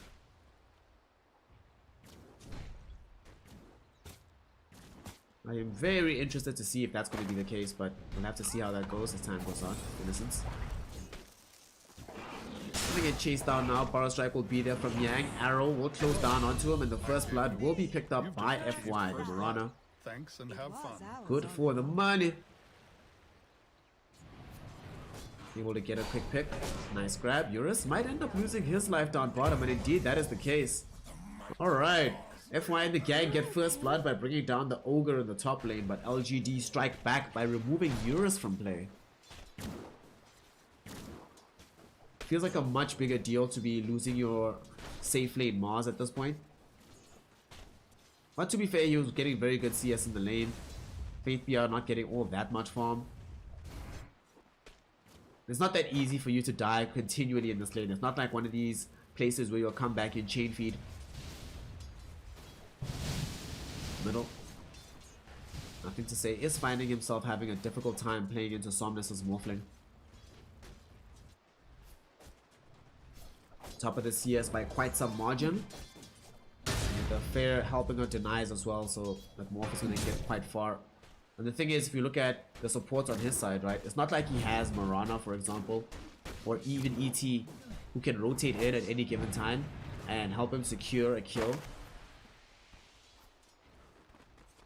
I sort of rely on like Ogre, Winter Wyvern, not the heroes you think about when you think about high tempo. In fact, a lot of this draft on the side of PSG.LGD is geared towards beefing up and steroiding the Army PL as well as the Leshrac in the mid lane. A tithe to the impurities.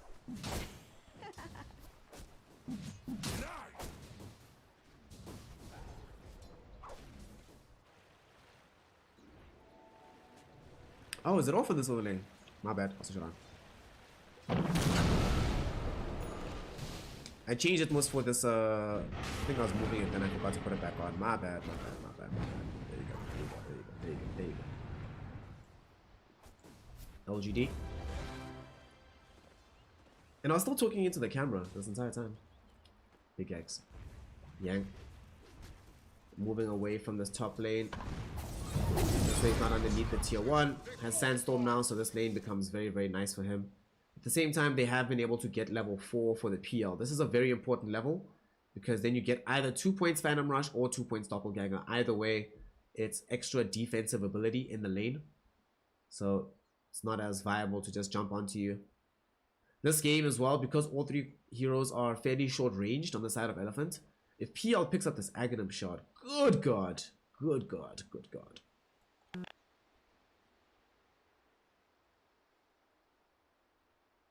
Who's my favorite player? My favorite actual player is FY. Like, by some margin. Actually, no, not by some margin, because Somnus is still in the game as well. But FY is my favorite, followed closely by Somnus.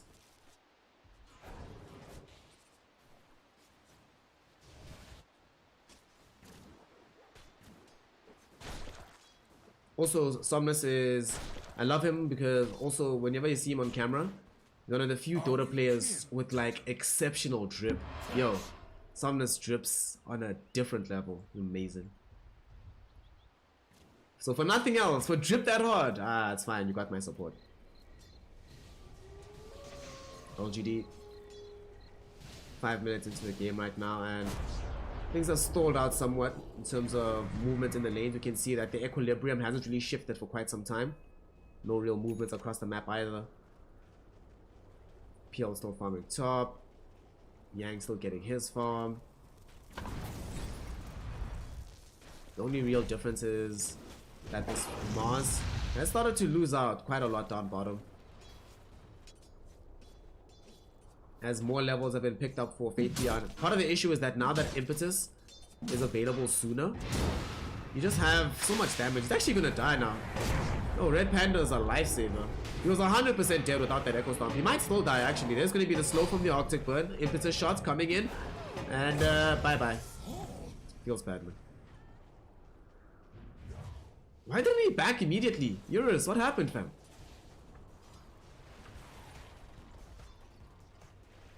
He took the time to turn for the Bulwark instead of just like running directly back to the tower and ends up paying the price. Loses his own life. Uh-oh. Uh-oh. China Firewall. China Firewall. Is it happening? Yeah, just a young China Firewall. It is nice. There we go.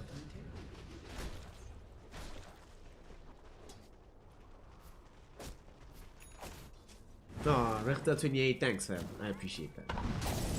Listens. We're able to turn up the Fire Blast. This is a safe lane Mars, remember. So his presence top is not a good sign. They've brought him top to either try and help get a kill or because they feel they have to swap this lane. Nothing to say. We'll be able to run down Red Panda. Red Panda's going to make this a little bit more difficult for him by popping the stick at the last second. But the fact that they feel they have to rotate this lane because of how badly it's going down bottom is not a good sign for Elephant. Remember, this is a situation where they're the ones that are supposed to be playing with the additional tempo. And now to make matters worse, Yang comes from a lane that wasn't going terribly. He's gonna die now. Faith Beyond should be able to find him easily. There we go. Impetus shot. So, oh my god. What a catastrophe. You rotate bottom. When you rotate bottom, you lose the tier 1 immediately as you rotate it, right? So now you have to play so much further back. There's still space for LGD to exploit that little bit of portion of the jungle. And you can't use your Sandstorm to just dominate the lane and keep them away from the tower anymore. Since the tower's down, right? Then you die. The lane wasn't going terribly, but yet again, as soon as we see FY having to leave top to try and help out elsewhere on the map, top starts to swing. The advantage goes back in the direction of the LGD gang. So now there's more farm for PL top. You might lose FY. Oof, just barely survives. FY is okay. So PL's getting farm now. You've lost a lot of the farm that you were getting, and now you're not going to be able to get anymore. You had to try rotate Eurus top. He can't actually play top. So now they have to make another rotation, put Eurus middle, and have the Morphling go top against the PL. But PL's already level 6, so you don't threaten the PL anymore. So even though you're here and sure you won't die, PL's the more threatening hero in the matchup, so you end up losing advantage in the lane. And you had a good advantage mid as Somnus, but now that you're not mid anymore, Leshrac can farm for free. Wow, like everything, literally everything's gone wrong. Like quite literally everything has gone wrong in the last like 90 seconds or so for the side of Elephant. Feels bad, feels bad, feels bad. Oh, arrow though from FY does manage to connect onto Nothing to Say. Nice Stentor Conqueror War Stop to try and make sure that they buy some space. Unfortunately, it's not going to be enough to avoid getting Burrow struck. It is enough to keep Yang from jumping in further with the epicenter, but they only managed to kill Innocence and get out Nothing to Say to safety. Yet again though, look what they had to do. The only way for them to feel threatening here, they had to bring the entire team middle. So now PL, solo pushing top, completely unencumbered, getting towards his diffusal blade. You know that a PL isn't threatened by the Sand King in this game when he's not even bothering to go for like the early value Hood of Defiance. Often you'll see that these PLs, especially when playing against like this mid Sand King, will buy this item because generally the Sand King will be picked against them. But the game's going so well, he's like, meh, what do I need that for? Feels bad, man. Feels bad. Now they're gonna lose a tier 1 tower middle. Nothing to Say is here with the maxed out Diabolic Edict. They can't actually fight into this because they also still have this Shin Q Cold Embrace. Oh, actually we already used it. But they think they have the Cold Embrace ready to go at any given time.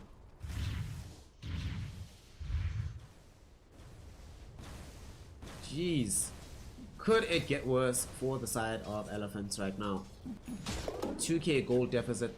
Mars is trying to farm top. Remember, this is a safe lane Mars. You would naively think, looking at the distribution of farm, that this was like mid Sand King, safe lane, Morph lane, but this is safe lane Mars. Not really able to have any impact on the games thus far. Faith Beyond thoroughly shut him down in that lane.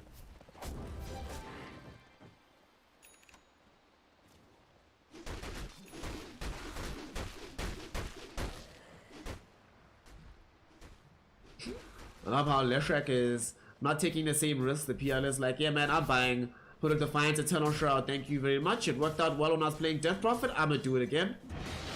Top lane. Safe lane Mars is about to die. Yeah, there's no help. Doppelganger will be there. They actually don't have Cold Embrace though, so he's gonna be able to TP out. Alright, that's nice. Don't know if he needed the arena for that one, but okay.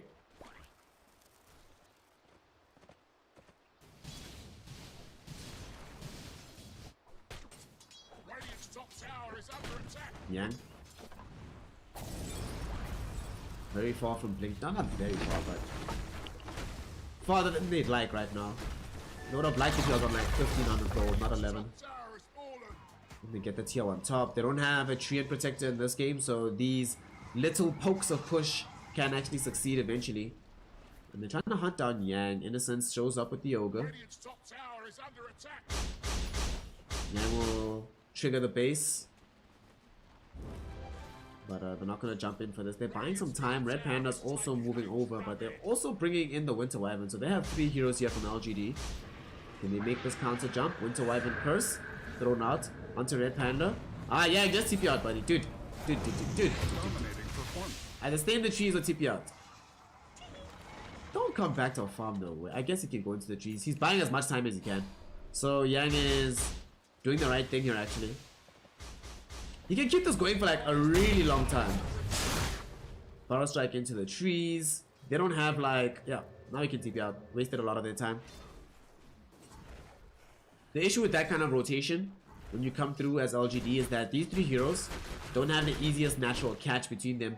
Nor do any of them buy Blink Dagger regularly. Sometimes you do buy Blink Dagger on the Winter Wyvern, but it's not a every single game kind of thing. In fact, if we see from the side of LGD, their reach is fairly shallow. How they reach you is that eventually PL gets big enough that he just rushes at you. Just this huge army, and there's nothing you can do about it. In terms of reach though, Elephant is definitely the team that has an advantage in that arena. Can they utilize it? Nothing to say. He's the one that's been found. There is going to be the arena. This is definitely a kill here.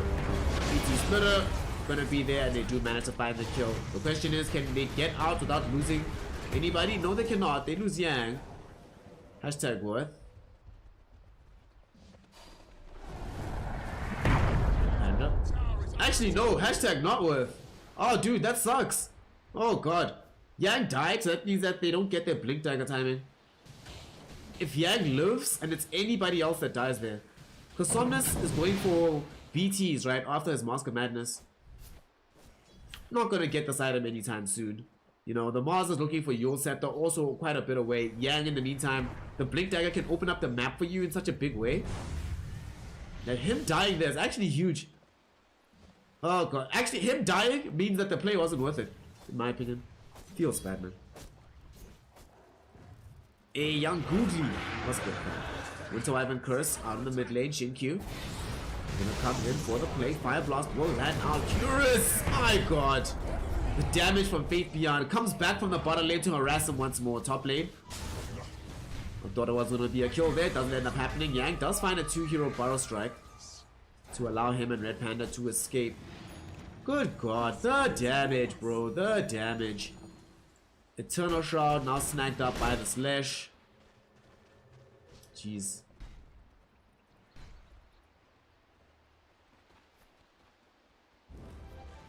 How do you kill Nothing to Say? Like, real talk, before they killed him at the last time, before he had the item. Now though? Yeah, Red Panda just gonna get rammed out. Doesn't have his spirits out, unfortunately, so no ability to get off an Echo Stomp. They have to commit another arena just to retreat away from chasing heroes from LGD. This opens up the tier 2 tower mid now because they know that there's no availability of that ultimate.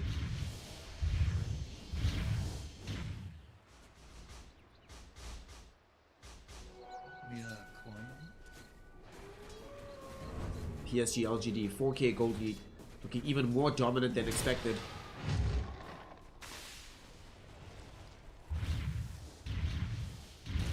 Less shot at 20. Oh god, dude. This nihilism is like the split earth nihilism is crazy. Honestly, bro. Like Ags with shot. Red Panda is gonna die to the impetus shots from Faith Beyond. Eurus probably gonna follow him. There's gonna be a huge Burrow Epi connecting on the 3. But where is the damage? Where is the damage? Where is the damage? Somnus morphs into Leshrac just to have a chance of dealing damage in this fight. Does waveform forward, manages to bring down Innocence. Winter's Curse though will stall him in position. Eurus dies on the far side of the fight to Faith Beyond and Shinkyu.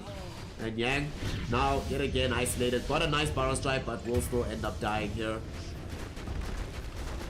Shinkyu does pay for that with his life, but who cares? 2 cores have fallen, and tier 2 is down.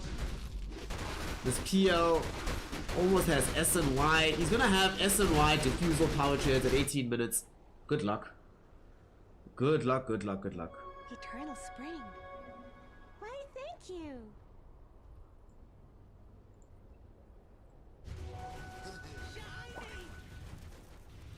Yeah, I just don't see how this game ends up going in the favor of Elephant. The issue is they have 2 offlaners. Neither of them have had a good game either. So, Somnus can't do all the damage by himself.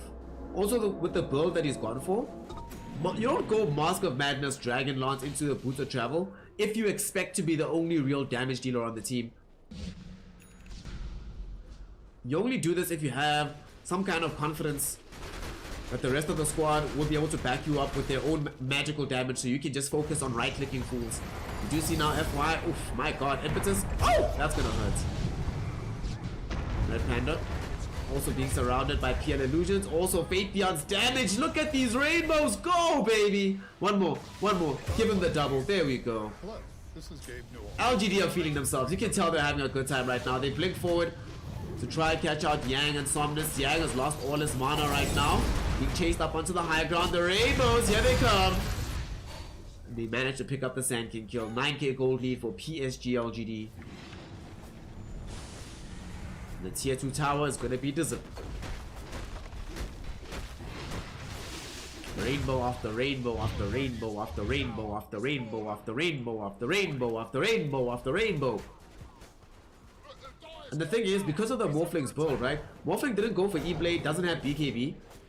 So they can't actually stop the Enchantress. Once they lose FY, and Yang has to run away from the fight, they've lost all their leverage back onto Faith Beyond, who will happily pump out this damage. And of course, the PL will happily mop you all up.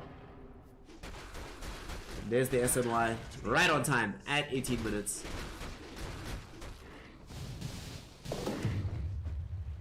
Well, the experiment was tried from Elephant.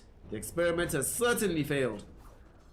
Does not seem like they're capable of playing the safe lane Mars in a competitive environment just yet. Not tournament ready, as they say. Gonna be a jump in from Yang. Does catch out with PL. Losing a lot of HP, but Yang losing even more as these rainbows flying in from Faith Beyond. Cold Embrace was also there to heal him up from Shin Q. Eurus threw in the arena. But who's trapped in here with whom? And as he falls on the outskirts of the fight, Nothing to Say was able to take out Red Panda. And that will be that. Elephants have had enough. GG is called. They throw in the towel. PSG.LGD will grab the series 2-0. Alright, well done to them.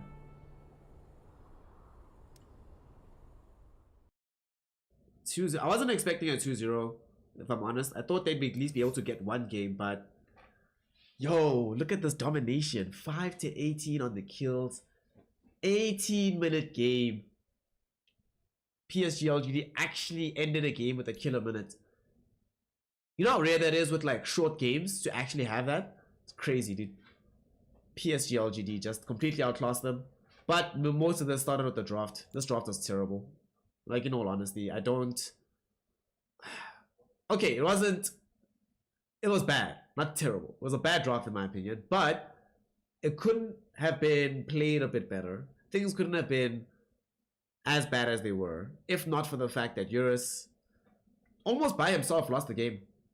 Because the bottom lane going as poorly as it did, and them having to rotate, and then they like triple rotate from two lanes that were going decently. Like, the SK lane was okay. It wasn't terrible. It was okay. But then they rotate. The Somnus lane was actually going really well. But then they have to make this rotation. FY as well. For the second game in a row, we see the same situation, right? Where he starts off in the top lane, assisting in the off lane, helping out. But then he makes the move off the lane. Yang then can't play the lane anymore. Suddenly Ame gets the advantage back in that lane. Suddenly the whole game's ruined. Feels bad, man. Feels bad. Yeah, and the WW destroyed the Mars there. Jeez, yeah, it was pretty bad. Mars clearly could not play into that Winter Wyvern Enchantress lane. I think there's just too much big damage from afar, right? Because this damage is from this spell. The Q, the Arctic Bird, is a surprising amount of damage because it's percentage based, and you sort of rely on being beefy in the lane to survive there. And Faith Beyond just throwing in these impetuses. And it's one thing when you're playing this hero in the off lane, you can say to yourself, you know what, things are going south right now, I can just wait, I'll be able to recover with the first usages of the ultimate, let me just survive and get levels. If you're in this situation, you're dying, because you have to keep going forward to farm, and then you get caught out, then you die, and you're like, well, this sucks. And then you're like, okay, let me sit back and collect experience. Then you're like, wait, I'm the safe laner, I can't do that. Feels bad, man. Elephants end up going down here.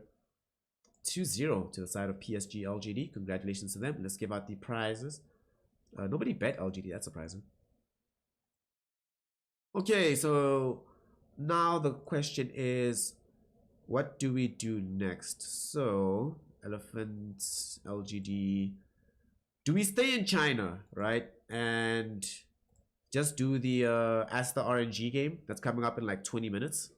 I think the lobby show will be up or stuff, right? Do we stay in China and do that? Or... because I only want to cast one more series. Do we stay China? Yeah, fuck it. Let's do China. Let's do China. Let's do China. Let's do China. Let's do China. Let's do China. Let's do China. Y'all okay with China? Y'all okay if we stay with China? If we go check out a DPC game? Some of y'all have been clamoring for DPC to be covered, so might as well do it. We could do like Execration Signal, but yeah. I'll be honest and say right now the tier 2 C scene is kind of disappointing. In particular, the supports. I think of late I've been infected by the loving supports bug a bit too much because I've been just all in on gassing up these support players all across the world. And I don't think, yeah, China, alright. Nah, I mean, they're up a division, right? But let's put it this way, right? Ask yourself this question. Is there, if you took Execration, right? They're up a division in C. If you took Execration and you put them in any other regions except for NA and maybe South America, if you put them in upper division of Europe, they get stomped, dude. Upper division of China, they get demolished. Even upper division of CIS, I think, beats out Execration. I'm not impressed by that team at all, I'll be honest. Alright, so we're doing China. We're doing China? Alright, cool. Let me just make the young overlays do the right thing. Oh. Alright, Pango, I'm ready. My body is ready. Okay. I'm made of sterner stuff today. I'm made of sterner stuff. Made of sterner stuff. I'm gonna survive. I'm gonna survive. I'm just quickly making the overlays for us for Aster and RNG. Haven't seen the God King play Dota in a while. Let's be honest though, that game is probably a 2-0 for Aster. Because they've just been... But I don't know, I actually hope they lose. I don't think it's exciting when you have one team just running away with everything. I want things to be as close as possible in the pack. So I hope they lose to the God King.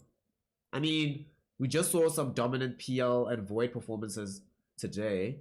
These are heroes that the God King plays very, very well. So would definitely like to see him play one of those heroes. Oh yeah, I'm not gonna... there's no point actually making a thing for Elephant this game. Game's already lost, right?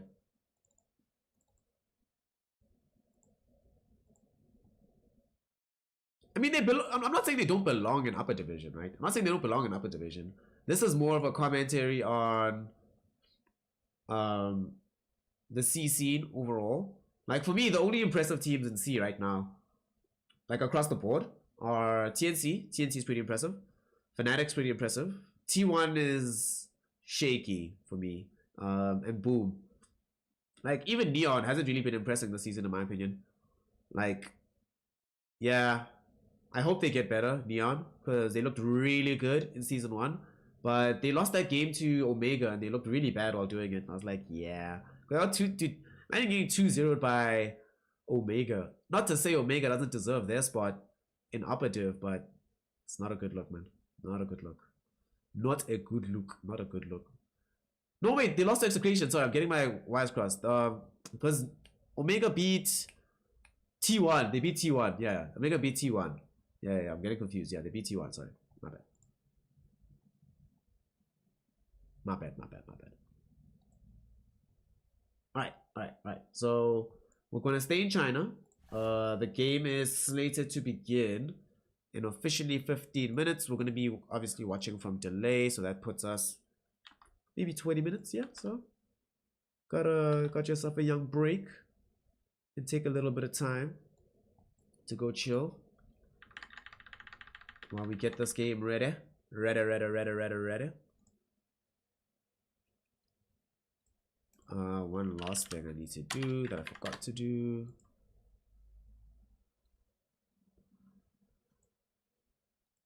With T1, the potential is there. The potential is like definitely there. Like they've been definitely getting a bit better. I think once they fully slot in 23, it still doesn't feel like they have the same level of full synergy that they had with Jackie from before. If they can get that, then it's like, you know, it's obviously mechanically a much better carry. To me, you know who he kind of reminds me of? Do you remember when Poyoyo first joined Vici? It's actually interesting that they made that replacement because Erica, aka Poyoyo, was there to just fill the slot whilst 23 Savage was in limbo, traveling limbo. It is what it is, coronavirus. And I kind of feel like for a while, it took a while for Vici to really adapt to Poyoyo. And for a while, it was pretty much just him solo carrying games when they'd win. And other times looking somewhat underwhelming. When they clicked though, it looked amazing. So I'm hoping the same ends up happening for 23 Savage. 23 Savage. Alright, sweet. I made the overlay. I made it. So, we're going to take a short break. Whilst that break is on, get ready for some DPC. I hope Pango bet on this game. But we're going to stay in China. And then that'll be the last BO3 of the day. And with that, thank you. Just thank you. Yeah. Honestly, one thing actually that's really interesting is I've been casting and streaming for years and whatever. There's lots of people that I've obviously just come across, right? But yeah, I feel like I'm in community now. So thank you all. Shout out to y'all. No pitch, just gratitude. Thank you so much. I'll see y'all shortly for some more Dota. DPC is next. So I should name that appropriately, actually. DPC China Operative. Sweet. Sweet. Yeah, but yeah, shout out to y'all. Sincerely, thank you. Thank you, Pango. Doggy, Afuera for your sub. Thank you. I really appreciate it. I mean, makes a huge difference. Penta, thank you for the sub gifts. Thank you for subbing. Thank you for the bits. Bruno T, shout out for the bits. Pango, yo. Yeah. Yeah. Also, shout out to Eldrin. Whew. Thank you all. See you just now. Dota's coming back. Don't go anywhere.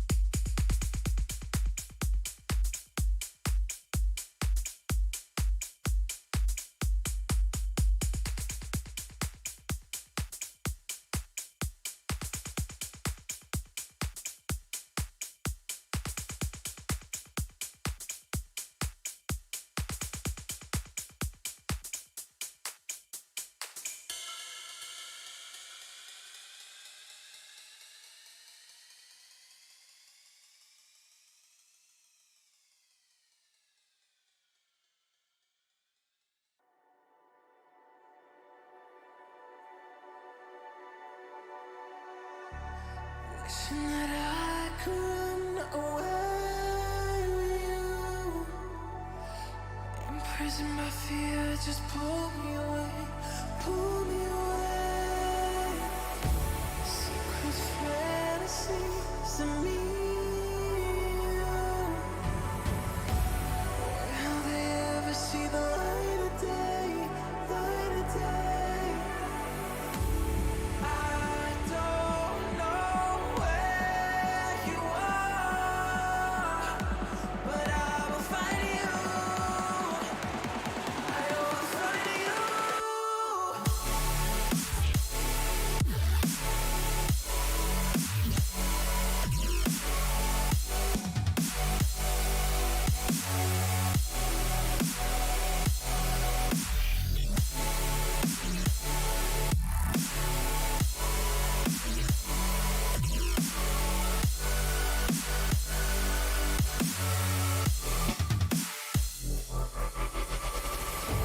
So if you're out there, just run until the edge and fall into me and see where this could end.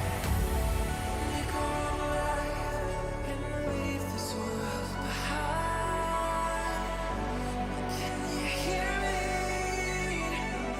Do you feel me?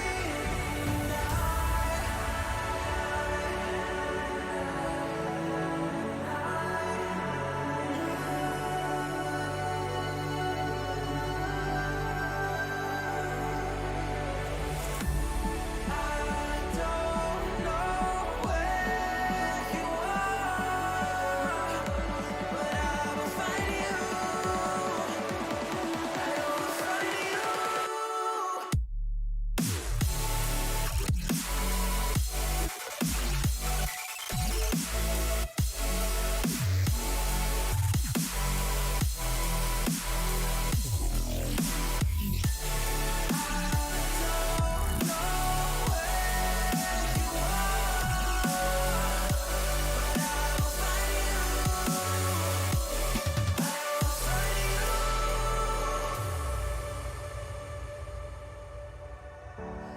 Wishing that I could run away with you. Imprisoned by fear, just pull me away, pull me away. Secret fantasies of me. Will they ever see the light of day, light of day?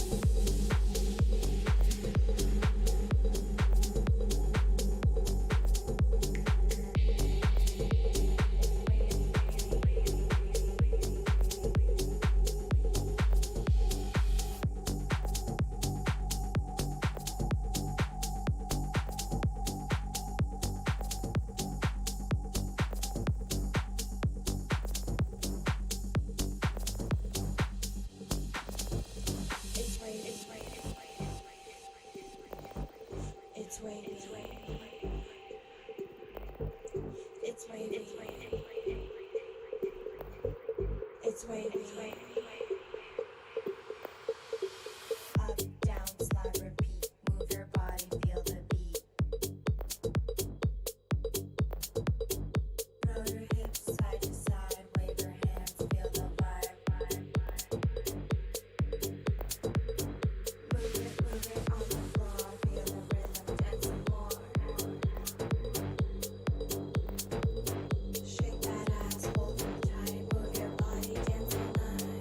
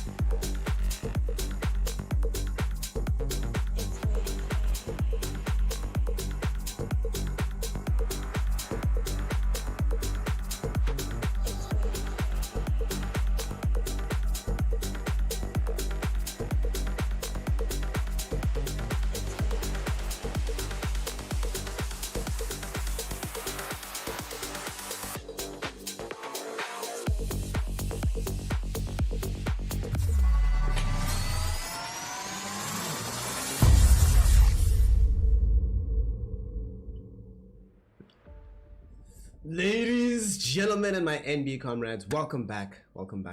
Some Snick Costing. We're going to be playing some Dota. We're going to be seeing some Dota. We're going to be having ourselves a good time as we now go into the DPC. I-League is over, so time to go for the real tier 1 action. Oops, hold on. There we go. So let's see how it's going to go. Here. Team Asta taking on the side of RNG. If Pango gets picked, for Pango God. Alright, give us Pango. Between these two sides, Team Aster is definitely the team that is most likely to come away with the W here. They are 4-0 right now. It's kind of obscene how well they're performing in the league. Definitely looking like they're the team to beat, the team to study from. There are some concerns that they might have been figured out. I mean, if you look at the ban, I think one of the issues why they keep winning is there's too many heroes that Lanem is a god on. You have to ban his Enchantress, you have to ban his Tree, you have to ban his Abaddon. It's a lot to deal with in the first phase. One of those will definitely go away. There's Snapfire.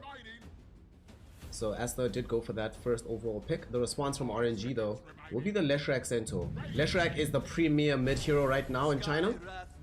So not surprised to see that coming out time after time, game after game.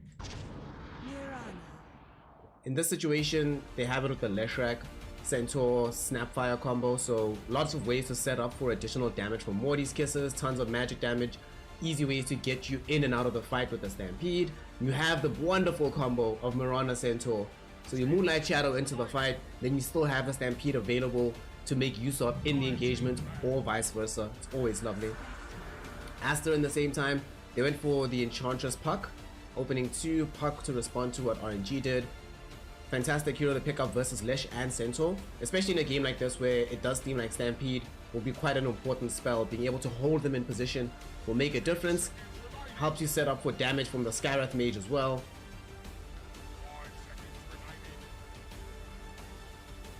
And it means that you are pretty much always, at all times, throughout the game, putting yourself in a position where you can start a fight for your squad that they can collapse on and win. The Spectre picked up for Monet. Didn't we see the Monet? Yeah, this is game 1. Yeah, didn't we see Monet Spectre the other day? Who was it that played that Spectre that got like a free lane somehow? Or was that it was Poyoyo Spectre? It wasn't Monet. It was Monet losing to that Spectre, but we'll see if he's gonna have learnt lessons from what transpired in that game here. In this situation, it's a hero that can close onto the Lesh and the Mirana and Snapfire, especially Snapfire. We started to see in that previous series the impact that can be had with the Snapfire Centaur together. So being able to get directly onto the snap, make sure that the damage is applied, keep her controlled. And it also introduces an additional element of chaos in the middle of their fights, right? This fight is so chaotic from Asta. Like Scareth made spells everywhere, Spectre illusions. It's gonna be so awesome to watch. Team Asta will ban Jug and Medusa and pick the safe lane Mars. Let's go, baby. Safe lane Mars, let's go. I'm kidding. Oh god.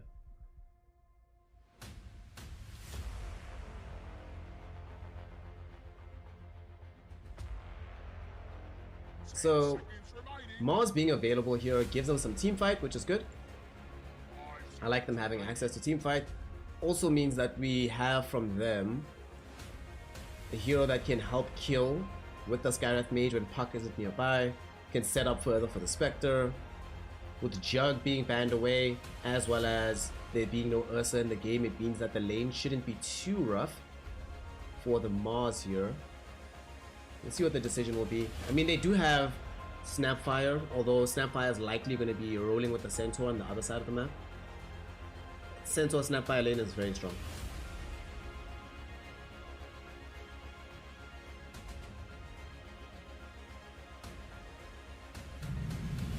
That's the last pick. Terror Blade for the God King. Okay. Okay. Okay. A Terror Blade. Terror Blade. Terror Blade. Anime Blade shows up.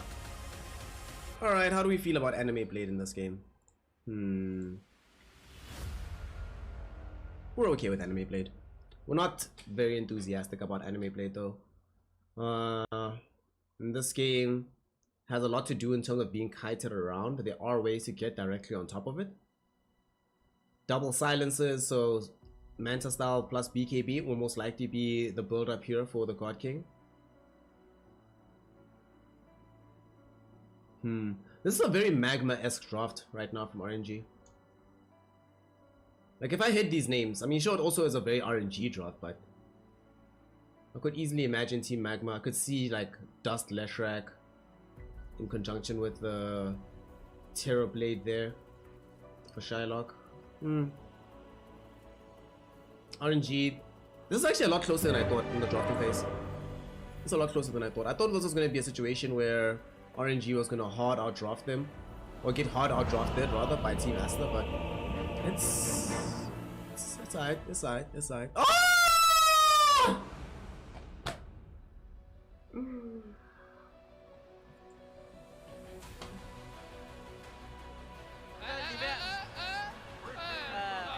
You have learned nothing. Ah, wow. Wow. Wow. Wow. Wow, wow, wow, wow, wow, wow, wow, wow, wow. Wow, wow, wow, wow, wow. Holy shit. Holy shit. Holy shit. Ah.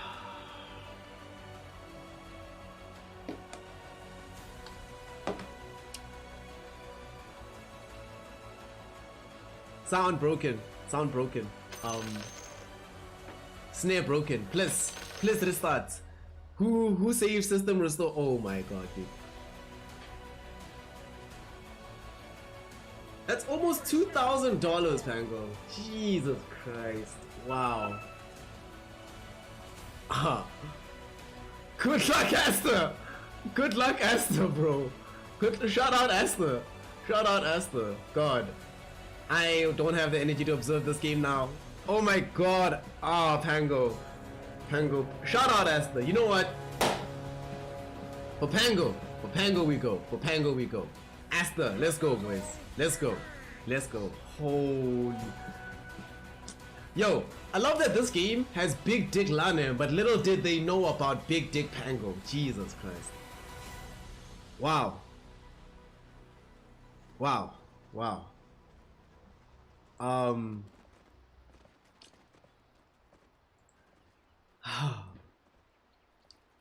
Pango, dude.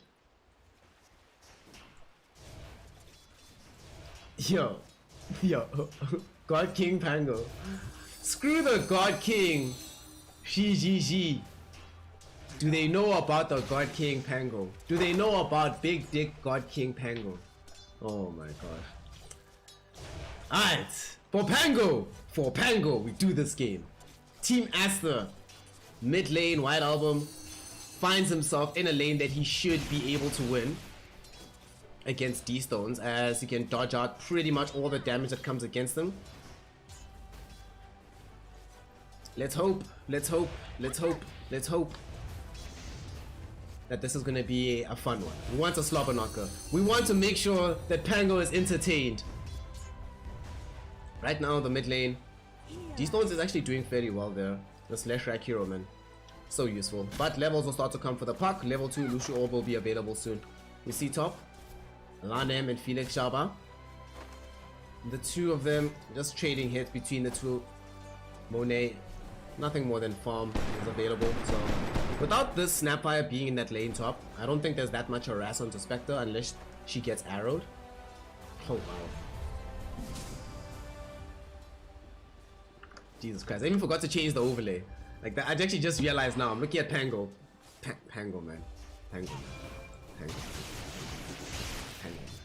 Pango. This guy right here. Wait, which side? Wait. You'll see it now. Come on. Don't let me down. OBS. There we go. Emperor Pango. Who needs a God King when you can have a God Emperor? Dyer's middle tower is under attack. Thank you so much. For me, I think, looking at this draft,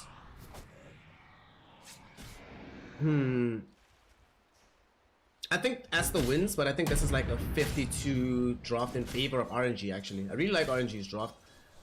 I think they can, if they can turn this draft and peak like at a strong 25 minutes on the map, moving out with all their massive spells. There's a lot of damage that they can do, especially because Monet won't be buying BKB, so he'll be susceptible to a lot of this damage early on.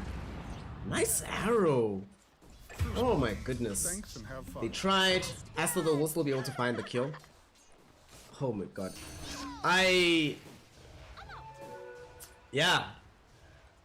All of this came from the largesse of Pango. What a comrade.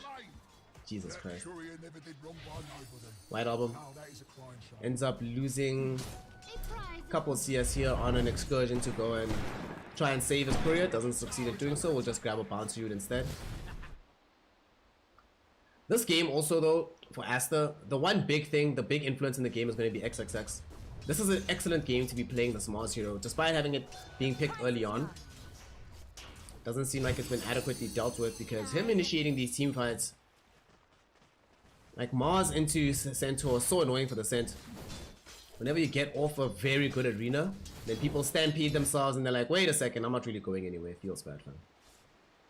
Speaking of Centaur, here he is in the top lane trying to get closer to this Vanguard. Both Borax as well as Felix Shaba have left the top lane, so their movement means that it's easy galoing for the Centaur. He's not going to lose a lane versus spec, so easy times. Life is nice, life is good. Snail literally paid to cast, yes. Pango, I'm an employee of Pango Inc. right now. Lanem rolling through in the top lane, just going back to base to deny himself. Not deny himself, just to pop up some more mana. He might go bottom after this. I don't think they need him in the top lane anymore. Spectre is by herself. To be fair, once Felix Shaba comes back, you have to return as the Enchantress.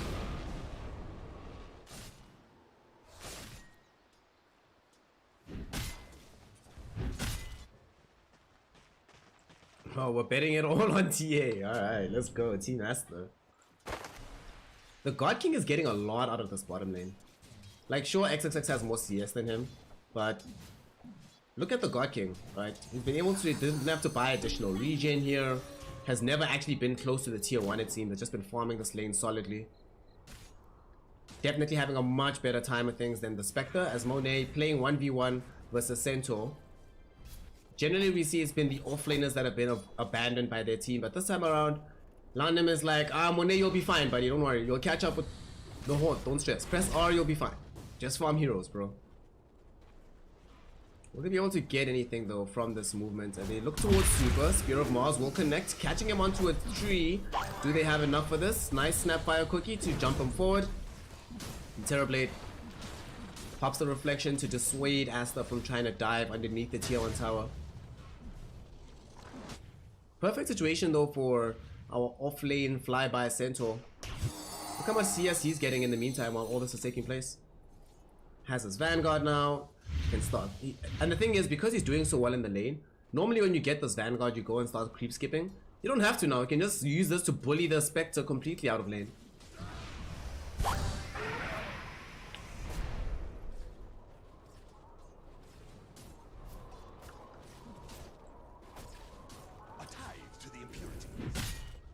And flyby now. Yep. Monet starting to realize, oh god, this sucks. Unless he's actually farming right underneath tower. The last place you want to be is nearby the Centaur. Felix Shaba will steal away this Wild Wing Ripper, able to throw out this arrow, get it killed. XXX.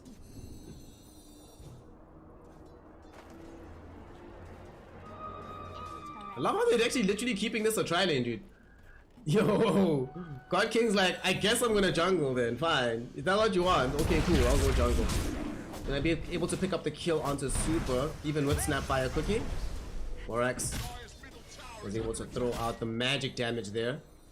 And with Arcane Bolt, Concussive Shot slow enough to get the kill.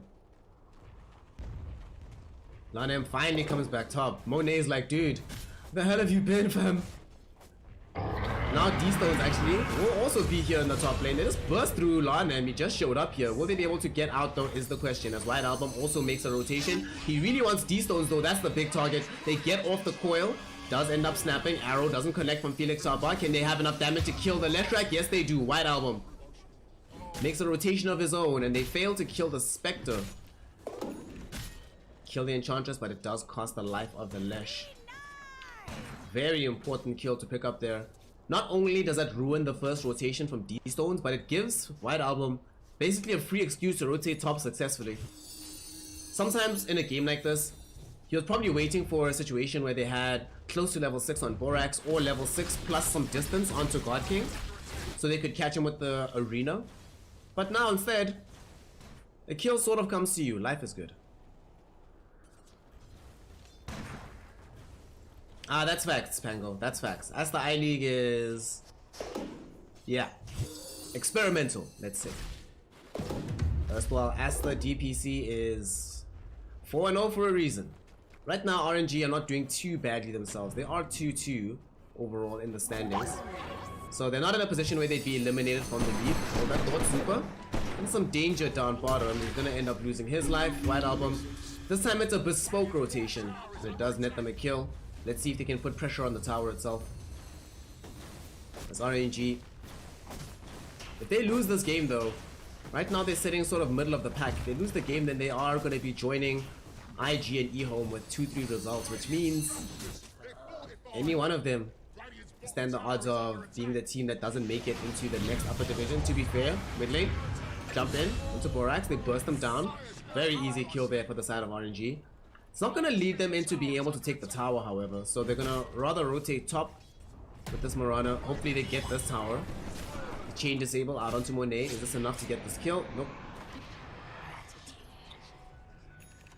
I thought they were going to bring this Leshrac top and then use the damage from the Diabolic to take the tier 1. But they feel with the other 4 heroes intel, it should be good enough that they don't have to commit everything for this. I mean, they have super here, right? Once you have the Lull Shredder nearby. Dude, this spell is so good. Level 3 Lull Shredder makes mincemeat with so many heroes. The prize is mine. Can't wait to see them use that with the damage from the God King. Power.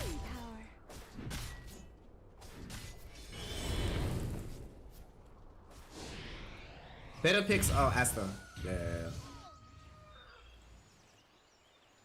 White Album grabs a double damage rune. Blink Dagger only a couple hundred gold away for him. Once this is online, you utilize this to try to close the gap onto the God King as much as humanly possible, knowing for a fact you won't be able to get the Stampede out for protection, and he's quite far away from having access to either BKB or Manta so won't have that natural protection offered by those items. Might find Flyby though, just as an easy target. XXX dying to use the arena, will be able to get it off. Mystic Flare prop down as well. Do they have the reveal? Sentry drop down well in advance, and that enables them to pick off Flyby. Most farmed hero on the map, so very important kill to grab on the side of Asta.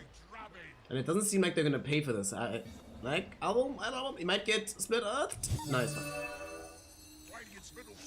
If Super was a bit closer and they were able to get the Snapfire cookie out onto D-Stones, which tosses him forward to stun White Album, maybe you find the follow-up stun, but otherwise, nope, that's not happening. Just have to content yourself with dealing with this game as is. With the puck just walking away, just lose Flyby, it is what it is. What can you do?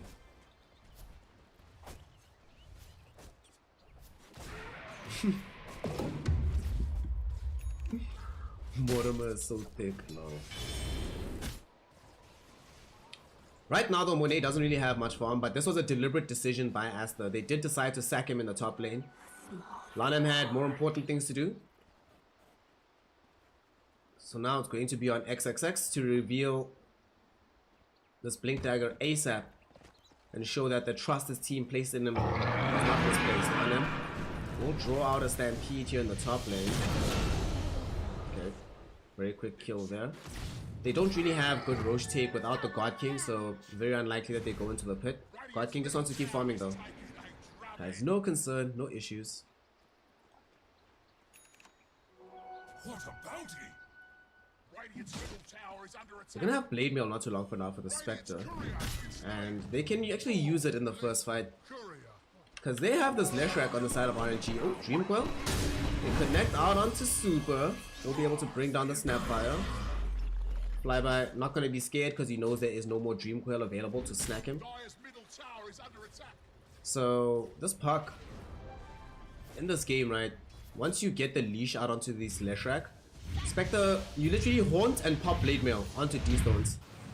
And D-Stones effectively kills himself. It's really annoying. And there's not much you can do about it once you've used Diabolic and Pulse Nova. You can turn off Pulse Nova, but by the time you realize that you've lost so much HP.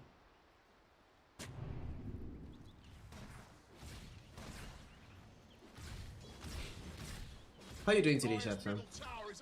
Is it also cold there by your crib? It's freezing here though. Freezing cold. It is what it is. Mid lane. Flyby and Super just posting up here to prevent any further push from Asta. Quite far away from Flyby having Blink plus Boots. He's gonna have Blink soon though. XXX's Blink is finished. The thing is also, Asta don't necessarily have to push the tempo and try to rush a W. Because they're playing with the Spectre for the late game. So they're very comfortable with more patience. Nonetheless, they will still smoke up.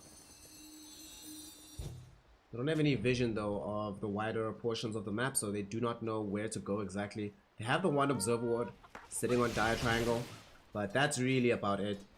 At the same time, RNG trying to encircle White Album. Not too much gold away from having a Blink Dagger for the Centaur if he wants to go for that first. Seems like the team has the smoke, ends up not succeeding, so what do you do when a smoke gank fails? You steal the enemy's farm.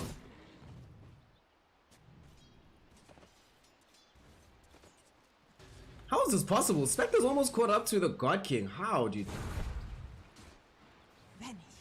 Like how? I don't even know how.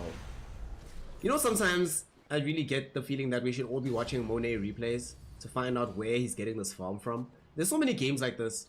And this is why they always feel so confident, allowing Lanham to play these aggressive supports like the Enchantress and give her the freedom to roam on the map. They know Monet won't screw up the lane. He'll play fine. He'll do really, really well, and then he'll be able to recover quite safely. I was mentioning the other day that he's sort of like the modern version of Sylar from back in the day. And the smoke gank was scouted, unfortunately. Flyby still able to find a pretty good hoof stop. They're going to be able to kill Lanham off the back of this. But Lanham did end up picking up the medallion before going down, so nothing of value was truly lost for the Enchantress. This will enable RNG to come in and look for the tier 1 tower with the God King Metamorphosis, Siege Wagon, Diabolic Edict also had to go. Absolutely no way that this tower stays long. So it ends up getting brought down.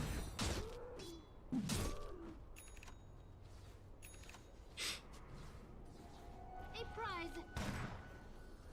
What?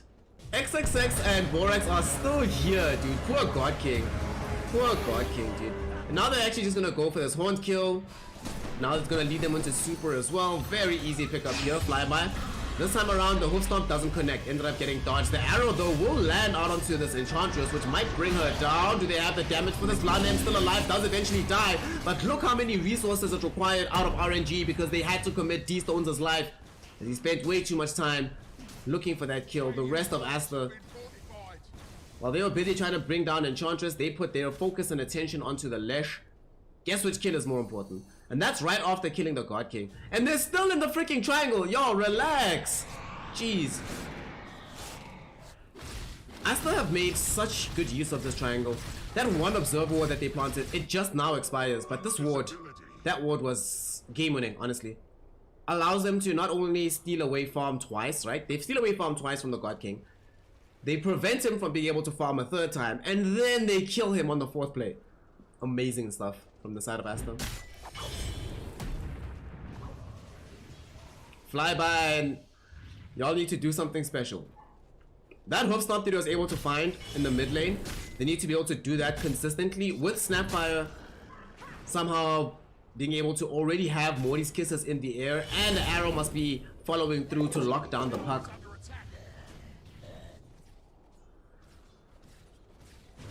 Also, what just happened to the God King and how he died, or just this. What on their team stops this from happening? He's going S and Y first, so he's not gonna go for Manta or for Manta into BKB. I definitely think, I understand why you want status resistance in a game like this, but double silences, I don't think you have an option but to go Manta into the BKB. S and Y will still have you silenced, will still prevent you from using Sunder. Oof, Asta. Somehow, right, Monet is the most farmed hero on the map. From being the most contested hero, playing 1v1 versus Centaur, very difficult lane for the spec in that situation. Game now 3k in their favor. 11 kills for them. White Album, they find a leash out onto Felix Shaba, and the Dream Coil enables yet another kill for Asta.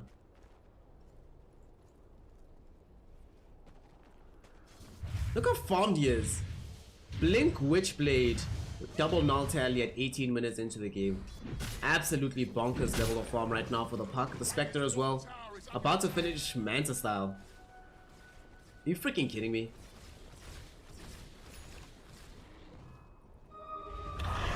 RNG will now try and steal away this Roshan. They have the Solar Crest, or just Medallion for now.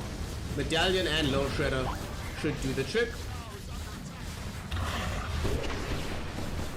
And the God King is here as well, so the damage is going to be enough. They get the Aegis, give it into the paws of Little Leshrac, so D-Stones will have the double life now for the fight. Might not be enough to consistently keep him alive though, at least until he gets the BKB.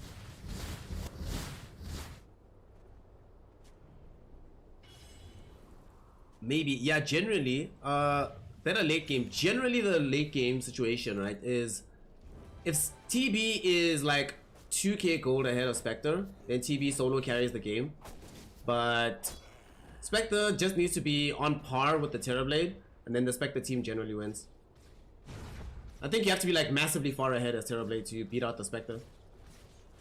Part of the problem is just the impact Spectre has on the entire team fight, whereas you as Terrorblade can only do so much in a short span of time. Speaking of, gonna try jump him again, and hi! They greet him. Flyby looking for revenge though. They get off the hoof stomp with a follow-up arrow. 3-hero Dream Coil. Snapfire Cookie Alpha will be there. They have enough to bring down Monet. Does take everything, but they make it happen. Can they take the rest of this fight now?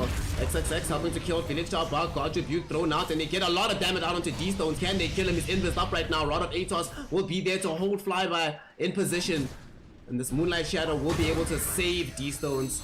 XXX though, with God's Rebuke, will prevent prevent Flyby from having that same kind of luck by bringing him down with a huge burst of damage. 3 heroes fall, God King went down first, and they were lucky not to lose D-Stones. That is a really bad sign. You know that they'd committed all their ultimate. You get the full chain disable out onto the Spectre. Everything you needed to kill her was there. Also, look at this. How unfortunate is this? Like, they double planted out some wards here in some unorthodox positions to make it difficult for Super to de-ward all of them. Well, I say that, but Super is dedicated. He knows there's an observer ward here. He's like, I am going to find it. God King, yet again, dying whilst he's farming. Trying to catch up into a situation where he can contest against the Spectre. His team does do a really good job here of killing the Spec, so that she's not spending this time accruing net worth. And the time that they spent killing her and her respawning bought enough time for God King to fully respawn. So you can actually see that the delta between himself and the Spectre has actually been close somewhat, even though he's the first hero to have died in that fight.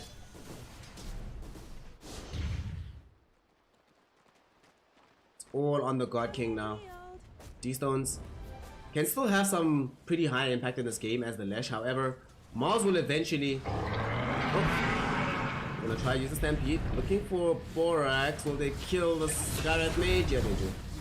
Flyby was able to close the gap far enough. At the same time though, D-Stone's also catching out Lanem down bottom. This might be a quick kill here too.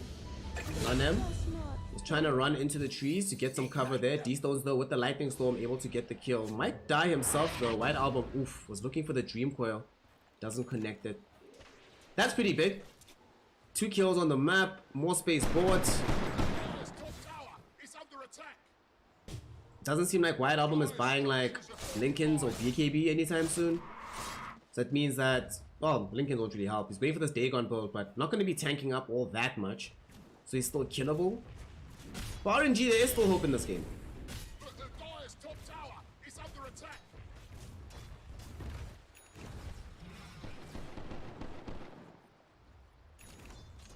Especially considering that they didn't buy a Pipe of Insight in this scene. They might try and make a jump here top though. Oh, this might be a big arena. 3 heroes caught inside this. There's no BKBs just yet to be popped. BKB used by XXX. Flyby. Throws out the stun to catch out both the Spectre and Lanem, but at what cost will they be able to get these heroes out? They've already lost the Snapfire. They lose the Leshrac next. XXX used into the air. Can they get some revenge here? They're looking for the small spear. Throws back the God King, but Flyby able to blink forward with the Hoof Stomp. There is a jump in with the Dream Coil onto several heroes, but at the same time they did find the stun back onto White Album. That enables them to get that kill as well. Double for the Leshrac. Big fight for RNG. They also get the tier 2 tower while they're at it. And pick up the outposts. They have drawn back the entirety of this gold lead. Big jump in initially from XXX, but they just took a little bit too long. They are struggling with damage right now. This is the main issue with like their draft at the moment, is that all the damage is going to be coming out of Mystic Flare and the Spectre. Whereas for RNG, they have damage from the Leshrac, they have damage from the TB, they have damage from Morty's Kisses. Speaking of damage, a lot of ATOS thrown out now to D-Stones. They force him to use the BKB. Won't kill Lanem. That's worth. I will, as a support, take a 9-second BKB charge in exchange for my life every single day of the week.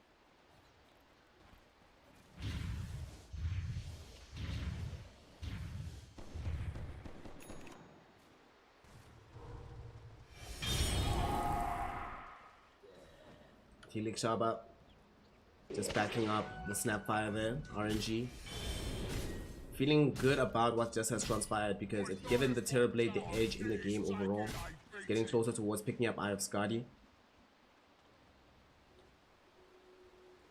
And remember, whenever Terrorblade is ahead, it's much easier for the Terrorblade to dish out damage to the opposing team than for the Spectre is. Spectre needs like another item still before she feels at that point. The Diffusal will make a huge difference. But it means that Asta has to play a lot more carefully.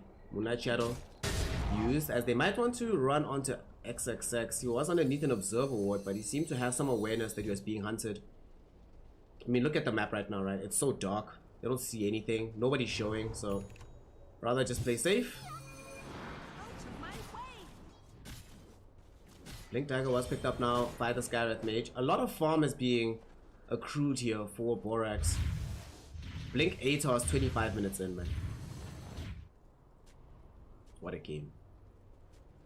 And we get the kind of Dota that we wanted. A slobber knocker, lots of action back and forth. Very shallow gold lead. Now Asta, they smoke up. What have they just gotten themselves? I mean, the Blink was just picked up for the Skywrath Mage. But they also have themselves now access to the second point of Dagon. Got that a bit ago, but they want to reveal it in this fight. Taking back the outpost will do for now. Oh, Arrow actually hit Mars. That's unlucky. But I don't think Asta have that much of an appetite to actually move out onto the map and look for a big fight. I think taking the outpost will do for now. But RNG have other ideas. Flyby hasn't stunned anybody in a while. Itching to press this Q. Will they find a target for the hoof stomp? Lanem in the trees will pop the smoke. Happily goes to break it. XXX jumping in though. They find the arena with the Spear of Mars. Insta burst directly onto the Leshrac. The Monet horns coming in as well will help them to bring down Felix Sharpa. Can they save the Terrorblade? He's been dream coiled up. Isolated for the rest of his team. Do they have enough damage here? The God King trying to run away. Can they get him out to safety? Doesn't look like Asta want to chase that hard. They get the spear forward though from XXS. They will be able to find the damage. Dagon shot. Able to get it off. And now Super revealed his positioning by throwing in the Morty's Kisses. Thinking he was going to help to save the God King. Unfortunately, might have just doomed himself. As the Rod of Atos will be there. They chase him down. They kill him. 4 heroes will fall. RNG. They go for a fight. But they smoke breaks in XXX. What an initiation. I was mentioning in the early game how important this Mars is going to be towards the prospects of Asta taking these fights. But good grief, even I didn't expect this kind of performance from him.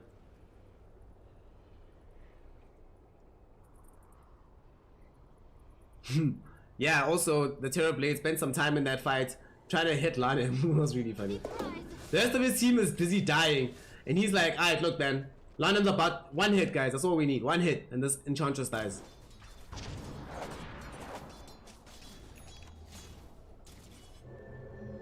D-Stones also died in that fight without being able to get off the BKB, and this is the big worry. Despite having BKB, there is always that potential of getting jumped. You get speared to a wall, Mystic Flare drops down, and you will die every single time. If they also commit the Haunt for that, there's 0% chance you survive as the Leshrac. Monet also now has a Mind Breaker. Are you kidding me? Yeah, sure. Spectre with Mind Breaker after she already has Manta Diffusal. Good times. Well, I hope you've enjoyed playing Dota Super, because your Dota A game just ended, my friend.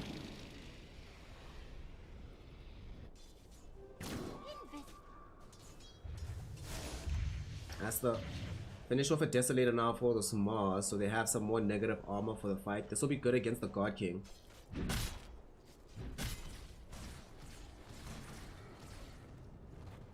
He is building now towards a young butterfly. Monet won't want to build NKB.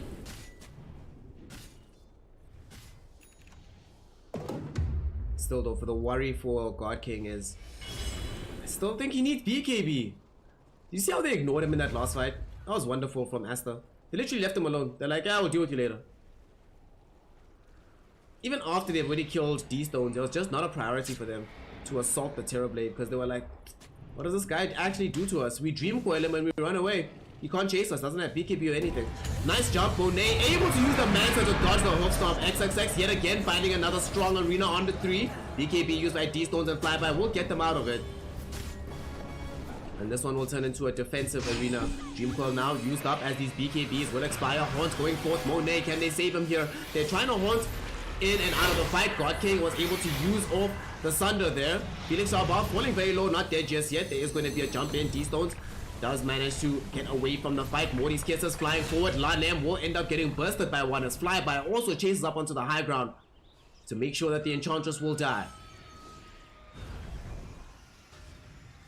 Alright, so they get a kill for themselves on the side of RNG. Does cost pretty much everything. Everyone who had BKB used it, so that the Leshrac, BKB down, Flyby, BKB down, Pipe was used, Stampede was used, Morty's Kisses was used. To be fair, Asta also proven quite a lot of commitment for that fight. So a nice sign of life for RNG that they do not end up getting rinsed in that fight. Regeneration. We actually saw the importance of XXX because once the arena was down, suddenly it became possible for RNG to actually take a fight. But whenever they initiate with arena, Asta just seems so dominant in that engagement. Moving with Borax and the gang. The kill gang, the kill crew. They find somebody, that person should die, but they don't find any targets. This time around, RNG playing very safely in their triangle. I'm not trying to make any mistakes at this stage of the game.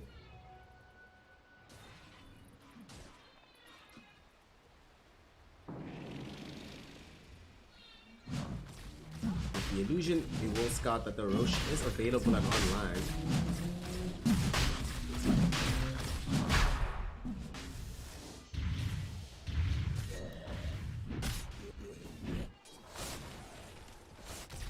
No, they almost had the full eye of Scotty. Oof, that's really scary. Terrorblade though is still terrifying.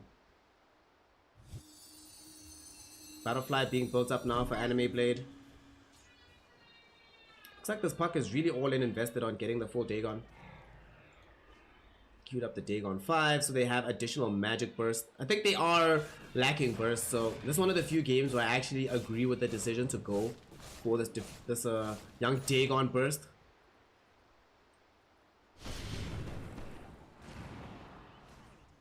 Like, it's not like him buying Lincoln Sphere will make a difference for the puck. Maybe like Dagon into the Hex could be quite nice for this game. For now though, RNG just finding themselves trying to get more and more farm on the God King and secure the positioning around Roche because they desperately want this Aegis. I love that they got a gem there for Borax. Alright. Some vision control. We might actually see a fight breaking out because Butterfly was just picked up now for the God King, so they might want to use this to go for an engagement. And indeed, they're all together, not stacked up over a smoke just yet, but they're thinking about it. Are they gonna go for it? There we go. Now we're smoked. We've got Butterfly for the Terrorblade. You know, we still have the BKB Blink Pipe for the Centaur. And Leshrac as well. Sanj and Kaya with Yule's BKB. Not the easiest target to bring down either. So if we could find an easy target, after killing them, we probably can claim Roche. And Lanem looks like he will be that easy target. He will die, does not have access to buyback. So this should be an easy Roche for the side of RNG. They grabbed the first one, so this is also going to be with the cheese and the shard. Although, Asta thinking about going in on this one. This pipe proving to be a bit of a menace. Flyby able to get a stun out onto this puck, but also at the same time he disappears from the fight with the arena jumping in. They want the God King, they got the God King. He's dead. The big combo came out again, and there's going to be the 3-hero Dream Coil. BKB popped by Flyby. D-Stone's also trying to escape from this. They're going to abandon Felix Sharba, who uses the leap away but to no avail. A Rod of Atos chases you up the hill. At the very least did commit Moonlight Shadow before dying, so it gives the rest of RNG a way out. But this jump, man. This jump. The jump, arena, spear, mystic flare combo. Too reliable. When you follow that up with the Spectre directly on top of the God King, way too much damage. Dude, just buy PKB, dude. What the hell, bruh? Come on.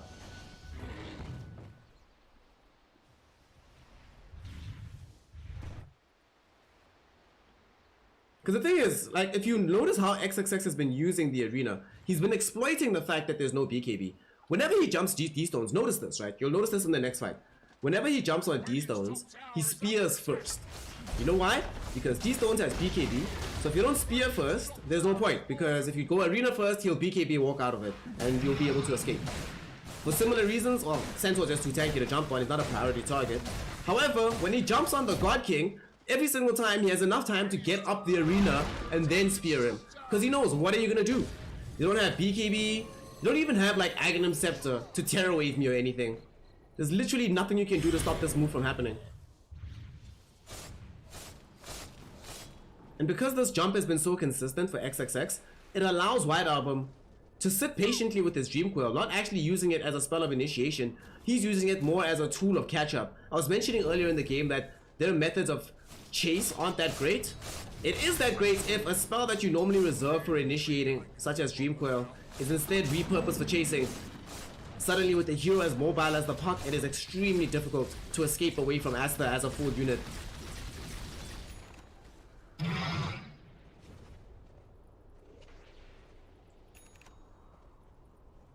Lincoln Sphere is going to get picked up now by the puck, and this is after... Okay, we're going to stop at Dagon 3.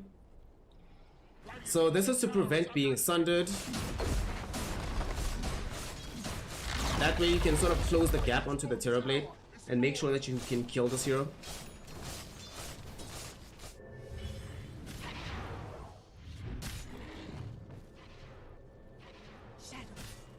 Are they trying to jump here? They are. Do they have enough damage to kill? Ooh, flyby. Damn. Damn. Flyby also has BKB, so you can't use Arena. You have to get him at a perfect angle so that there's no time for the BKB to be used.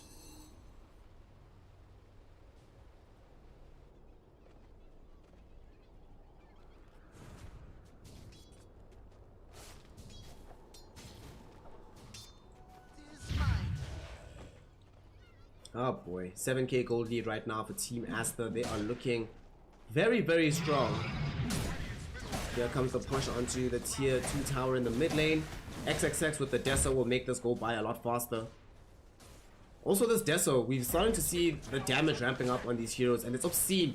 Like even the Centaur, who normally you'd expect would be able to survive even being jumped on by the Borax. I mean, he has pipe, for crying out loud. With this Deso, there's just way too much damage in a short span of time. Does not have buyback. And Team Asta trying to exploit this right now. Monet, remember, he did manage to pick up the Sages. Arena, yet again coming in from XXX. They reach out onto the Snapfire. They managed to bring her down. There is buyback available for Super, however. So as soon as the Centaur does respawn, if Asta still find themselves present in the base, the buyback can come out. Flyby. Let's see what you got, fam. Let's see what you got, man. Flyby, nice. Jump in, 2 heroes caught in. Do they have the damage to kill the first life? Yeah, they do. They take away the Spectre's life. Spear of Mars from XXX will just throw back Felix Sharba. They want to follow up this fight. God's Rebuke enables them to just burst down Felix Sharba. Monet, can he survive this fight? However, they're putting in all the focus, all the attention onto the Spectre. And with the Snapfire cookies, they stun him up one more time and follow that up with the Mortimer's Kisses. And that is enough to get the kill at long last onto that pesky Spectre. They also now manage to bring down XXX on the way out. Massive hold there for RNG, and they do it only having to buy back on a Snapfire, so very little commitment from them, but a massive swing in gold. And more importantly, you get to keep the base alive. That nothing is more important right now than making sure that these buildings do not fall. That is the one thing about the Spectre versus Terrorblade matchup. Terrorblade will always have the building advantage, so you're always more afraid as Asta of losing one big fight and RNG pushing all the way to your side than vice versa. Freak easy peasy. What did he say? DM me what he said. I didn't see what he said. I was watching that crazy fight. I was hella lit. Bye. Picked up the overwhelming blink for himself. Alright, I like this. He's spoiled. Sorry, there's rules for a reason. Nah, but we're feeling kind today. Time him out. Unban him, whatever. Penguin would put me in too much of a good mood. Actually, yeah, the Emperor can overrule me, but we'll unban him after this game. He must learn from his errors, his mistakes. Leshrac. Moving into this Hex. Gonna be pretty big item, especially considering with the Stormcrafter. Gonna be so much uptime of all these spells. Would be cool to see if they pick up like a timeless relic somewhere. That would be awesome. I love that the Terrorblade is walking around with their Trickster's Cloak. All that evasion, so good. In conjunction with his own Butterfly, and especially considering that we're not going to be having an MKB from the Spectre. Makes things a lot more interesting. Now we are entering a scary portion of the game where buybacks are more important than net worth. Nobody has any. So this next fight, will be woo!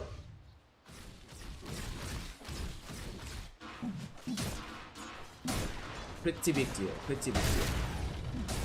XXX. Wants AC next, has a satanic. Man, this item, it's really crazy to me that after the status resistance got removed, this item started getting picked up more often. Are you kidding me? Tower is under attack. Ah, Dota 2, man. The Dire's fortified, I see. Dota 2, lovely, lovely game. Of course, it's not that simple. It's not just, oh, nerfed, so worse. The meta's changed, and the item itself just is more useful. We're gonna see a big fight now. Here we go. Who's gonna find the jump? XXX. Not sitting with the gem.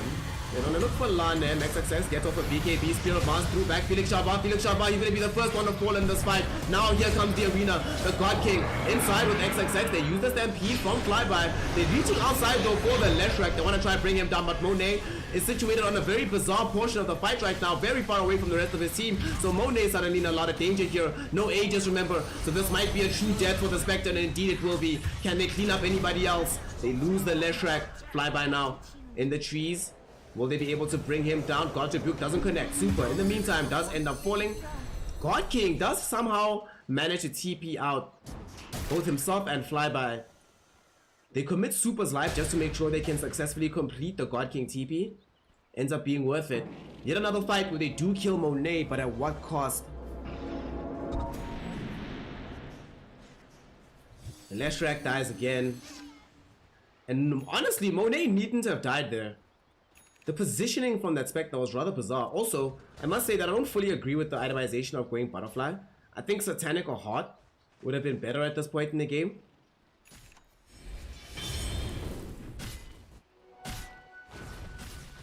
One of the reasons why they consistently keep being able to kill him, because a lot of the damage that brings him down is magical in nature. It's coming from the Leshrac, it's coming from the Snapfire. So without having a BKB or a Hot or even a Satanic, you just leave yourself open to so much damage. It's not just the God King trying to beat you down. Still though, good fight for Aster overall. At the same time, RNG will be happy that they got the God King out of there safely. And he's gonna build into the MKB. He doesn't care. He's like, let's go. Let's go. Let's go.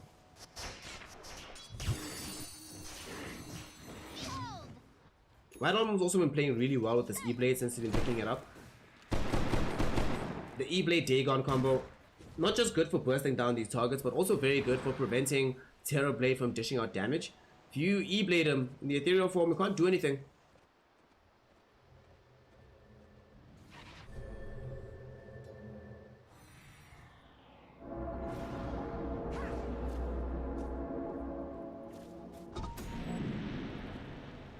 Monet and the crew.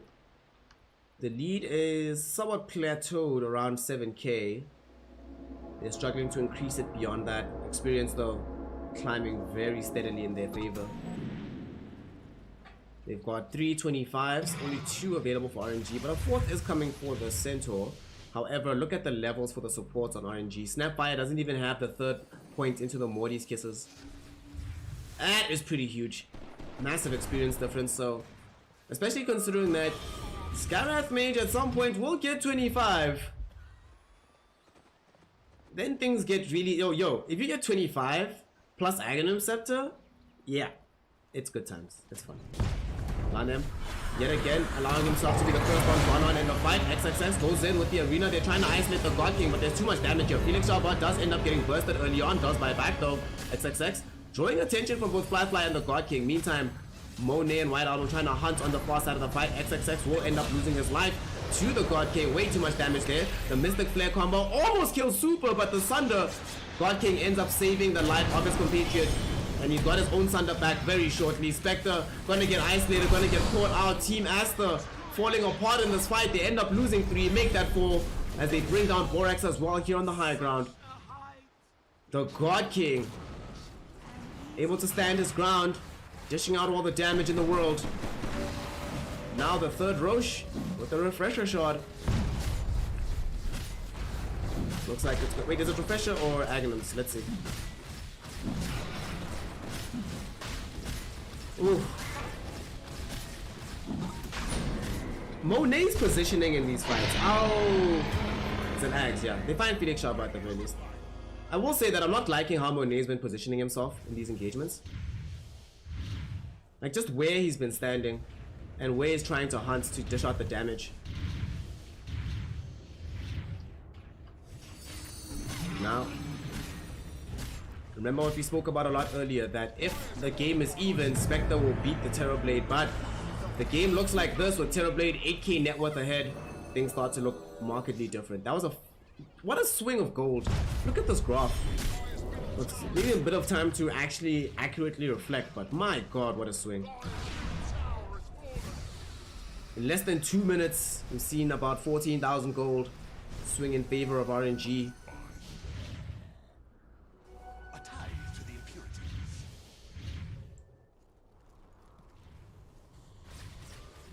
It looks like Monet has now decided to go for BKB. Yeah, this butterfly didn't work out. I actually don't understand the butterfly. He had to know that eventually God King was gonna go MKB, but God King actually abandons MKB, goes straight for the Aghanim Scepter. So now we have Terror Wave, baby. Now we have the Terror Wave.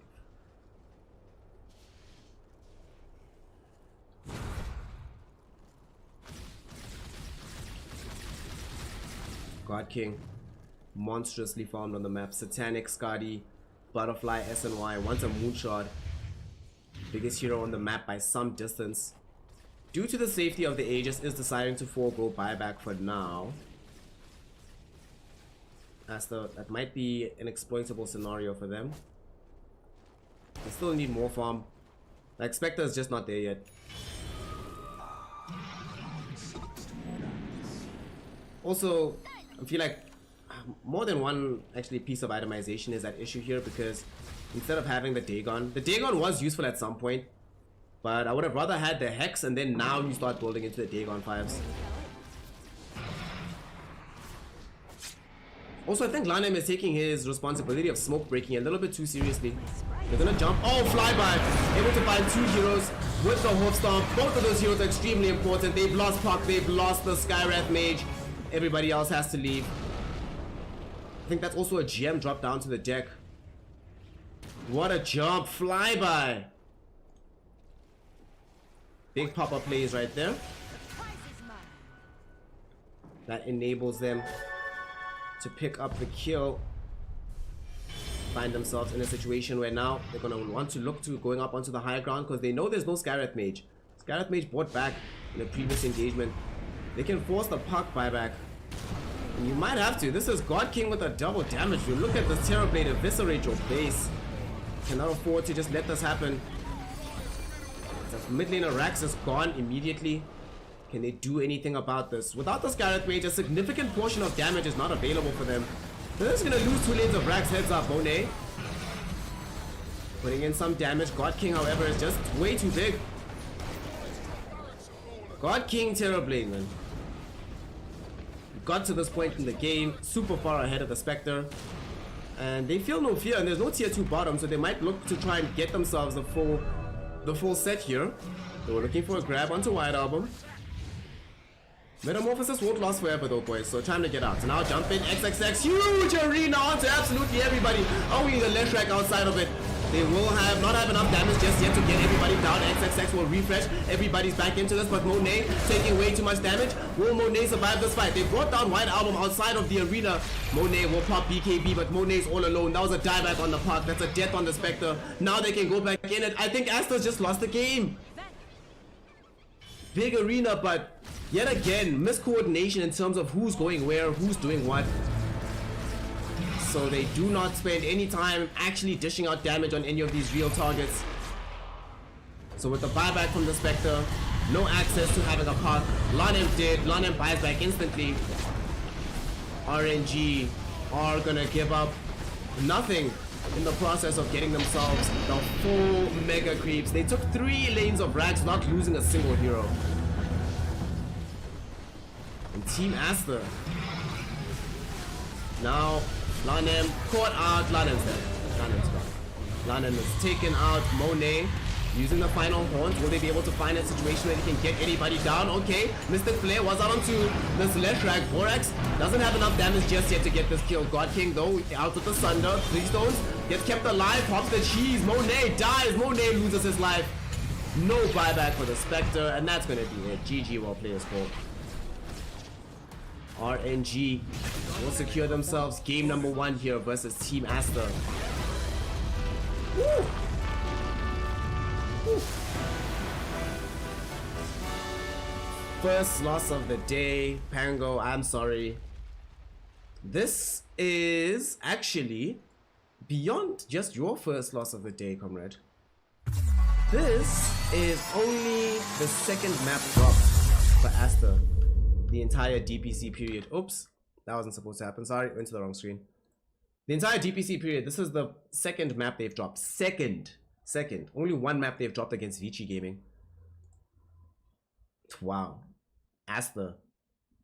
Game was very, very close, but ultimately it is RNG that turn up. I'm not going to say it's just RNG turning up. Asta helped them out along the journey of getting this W. I don't think... Like, it sort of seemed like... Was it just me?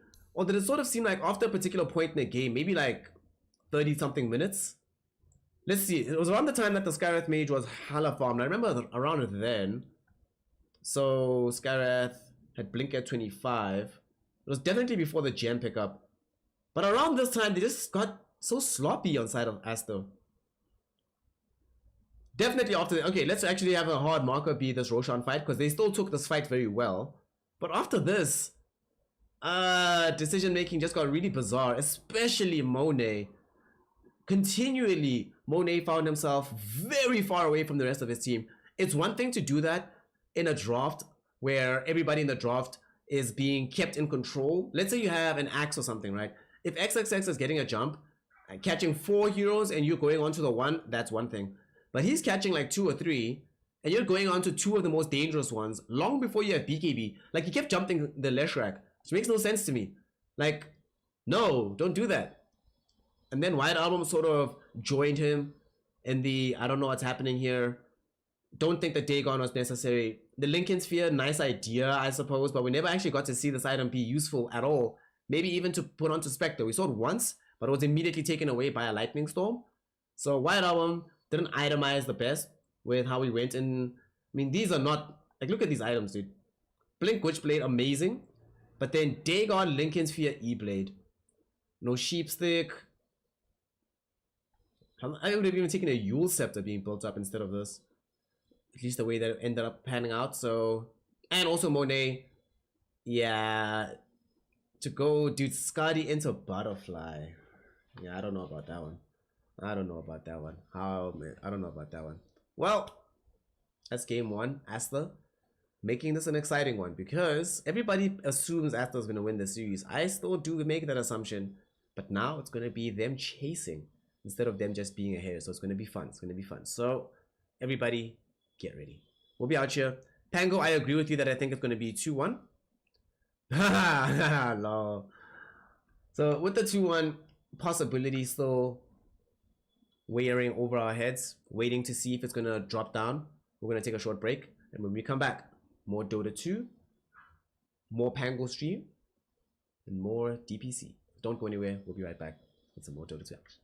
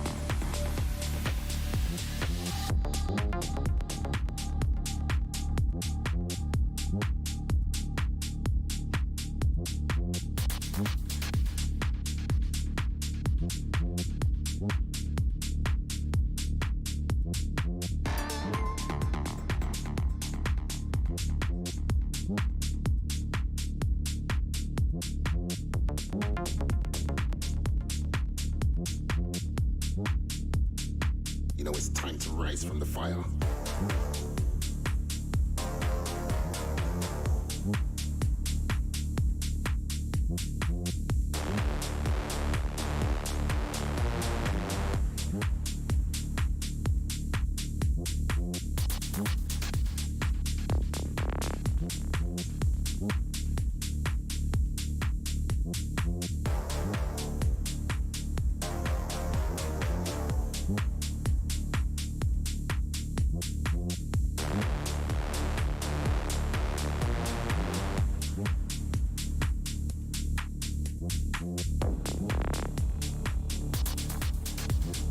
Rise from the fire.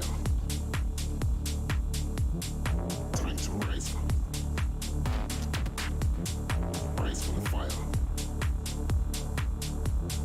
Time to rise. Rise from the fire. Time to rise. Rise from the fire.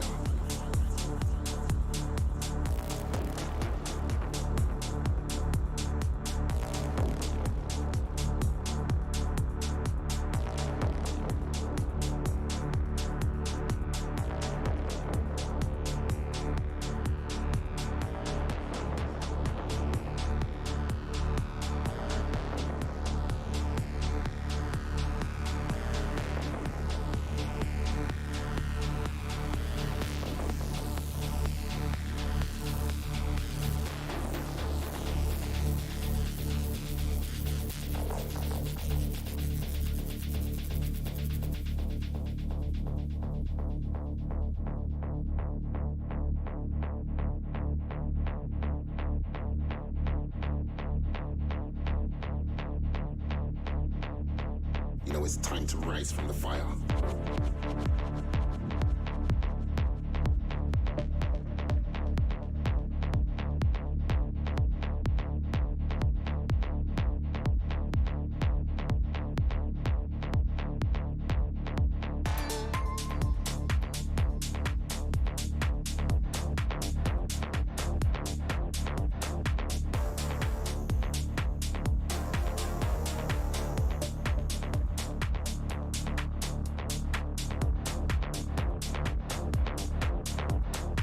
You know it's time to rise from the fire.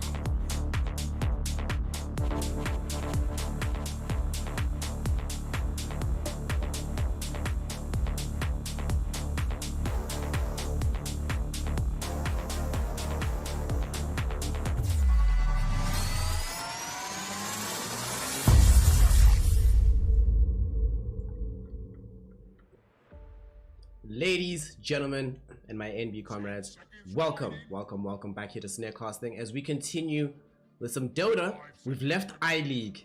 You know, I-League is there, just some junior league. What are these low division teams, these low rankers?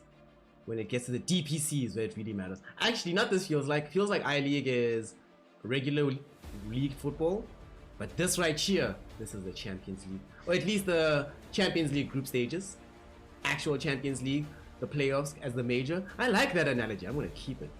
So here in Champions League group stages, RNG found themselves taking game 1 against Aster. A very surprising result given that Aster has 2-0'd much stronger teams than RNG coming up to this particular series. So one would have assumed that they were going to keep that train going. Instead, they ended up faltering against the side of RNG. Now we see whether or not they're going to be able to make it for game 2. This time around though, there's no messing around. There's no messing around. Okay. Lanem of Baron, White Album Leshrak, Borax Lion. Alright, they're pissed. This is the kind of draft, and see how quickly they went for it. They're like, let's go, boys. The only time they've taken time is to think about these bans. On the side of RNG, still some comfort picks for them as well. Flyby, sitting on his Centaur, the D-Stones Invoker. I don't remember, was this banned in the previous game? Can any of you remember? Generally, this is one of the better heroes. I'd say his best one, probably, D-Stones. I don't think there's a hero he plays at a higher level than the Invoker. So that's online now. RNG also went for this Rubik pick. Rubik versus Lesh is always nice, but being able to steal a Photic Shield, even better. And you can steal Hex, Earth Spike, Hell, even in this game, stealing Mana Drain is useful because you turn that against the Leshrac or the Wraith King. Feels like a very fun Rubik game. Does not seem like a fun Centaur game anymore though. God, that lane sucks to play. Also, it kind of sucks playing in Volker versus this Wraith King.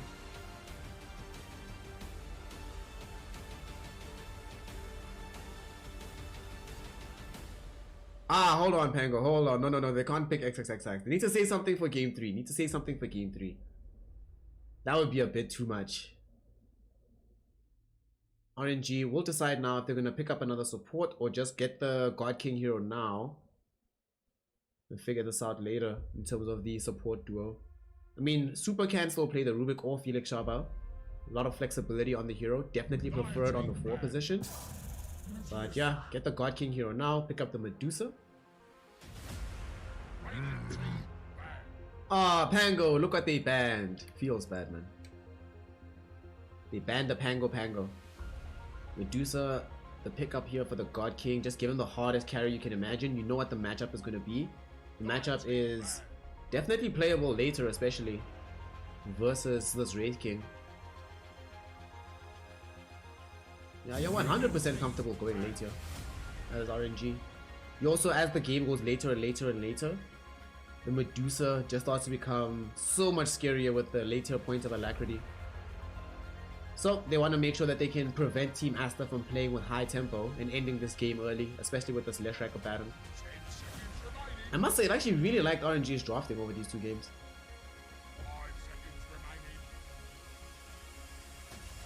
Asta. Take out the Elder Titan. So they are assuming that this is the Felix Shabao Rubik. I'm seeing Shadow Demon as a very good option, a hero that often backs up Medusa, and something we've seen with Dusa of late. They decide to ban Grimstroke. I mean, there's no space for a support on their side, so they can't pick Grimstroke and try to rely on the Aghanim Scepter to help you through.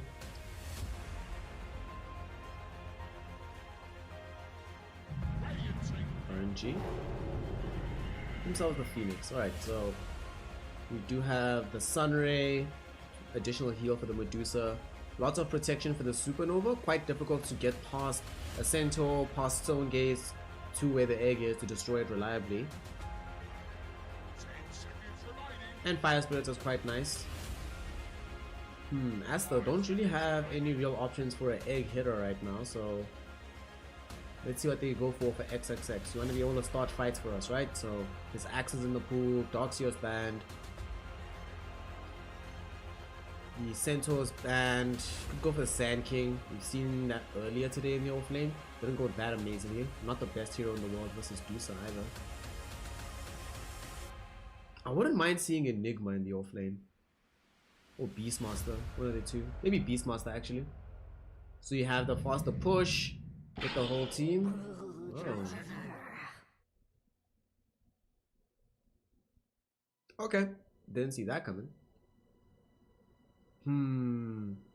Brood offlane. So some shades of Vici Gaming here from Team Asta. Interestingly enough, Vici Gaming is the one other team that has been able to beat them.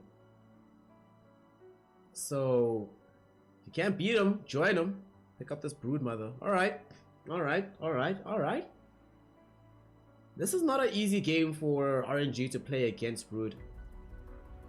I mean, sure they have like Dusa and Tornado, but pretty much the only real wave clear they have reliably.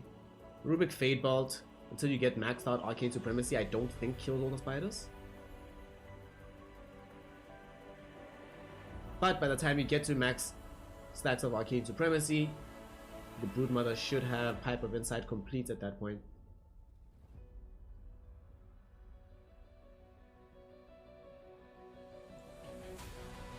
Okay, what do y'all think? Make your bets, make your predictions. You still have until the horn sounds. Let's go. Let's see how this moves. Very fun game I'm expecting to see here. Team Asta on the definition of comfort picks. Everybody playing something they're extremely comfortable with.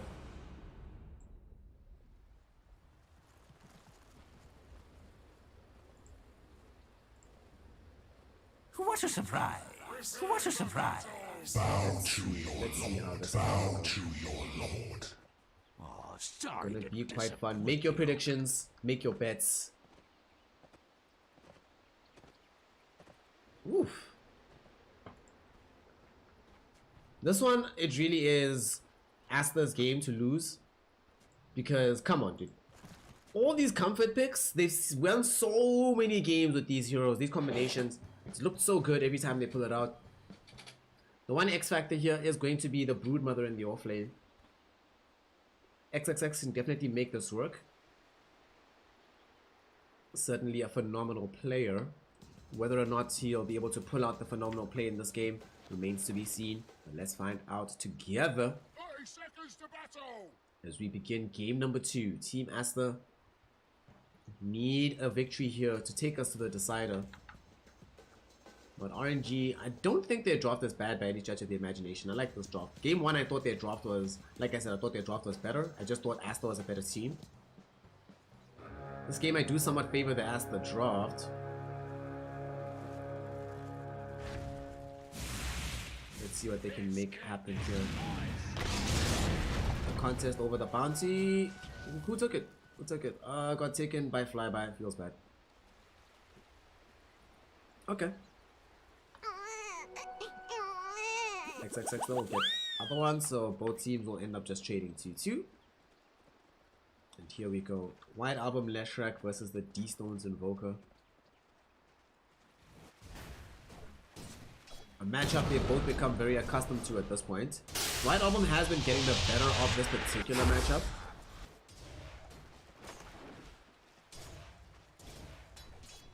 He beat an Invoker, was it yesterday I think? Or the day before.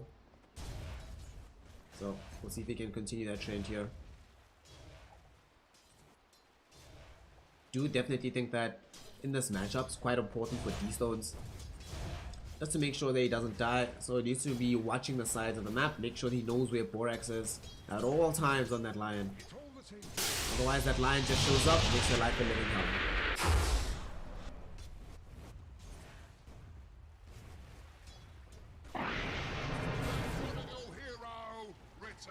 But that should be a fine lane. Not expecting too much action to happen at mid. Here top, Borax assisting XXX. This is a lane where Brood can have a field day. Medusa, not necessarily known for her absurd laning prowess, gonna have a hard time keeping pace in this lane. To make matters worse, because they moved Insatiable Hunger to level 1, you have permanent uptime and sustain even if God King ever does get you down low.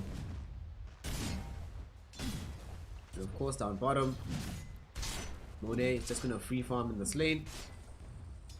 As he can start to get more points into the skeletons, can present some threat towards the centaur as well.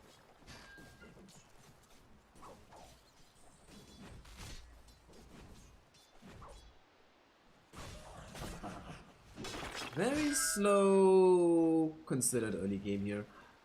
Also, when you look at these two supports, it's only really the Lion and the Rubik. Well, Phoenix can help out as well, but Phoenix also wants to be nearby targets and keeping the God King in good straights here in the top lane, pulling back his way for him, making sure they don't dive and kill him. So it does mean that it's just going to be really, really static farm in a lot of situations. Lane almost dies bottom, but he's fine. He's fine.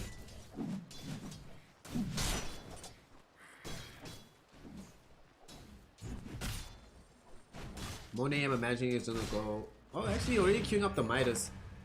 I thought he might opt to go for the omelet, but he's like, nah, I'm gonna make sure I can scale a bit as well. Alright, so the question is if he goes Midas straight into Rads or if he's gonna stop over for the omelet first. It'll depend on how this top lane goes for RNG and how far ahead the God King is, Borax. Tanked a lot of damage from these fire spirits, but we'll find a solo first blood. Just achieved first Big blood. plays, dude. Thanks and have Big fun. plays, big plays. What a player. What a legend. What a legend. Johnny's out here. Making the bets more enjoyable for everybody. Oh, bets that I should probably close though. God King. We'll take a little bit of damage here in the top lane from Borax. Gets his mana drained away. That is by far the most annoying part. Playing against Lion, the constant drains on your mana, and now there's actually danger on his life. God King will be saved by the fire spirits. XXX not going to be too keen on chasing through all of them. We'll decide to just let it go. Still though, look at the CS of the Medusa at this point. She has 12 CS versus the 19 and 8 of the Broodmother. And the thing is, it's very complicated for Super, right? Because if Super spends too much time in the lane, then he's not really able to keep dragging it back and helping. So he has to stay here to help just keep God King alive, but they're not achieving anything after this. It's not like they come back off this and then there's still a pool that God King can easily go grab, or even another stack for him to farm. Just to sort of play this out the hard way. We'll at least be able to drag back 2 creeps. He recognizes the kind of situation that they're in right now, because things are looking quite rough here in the top. Broodmother getting everything she wants.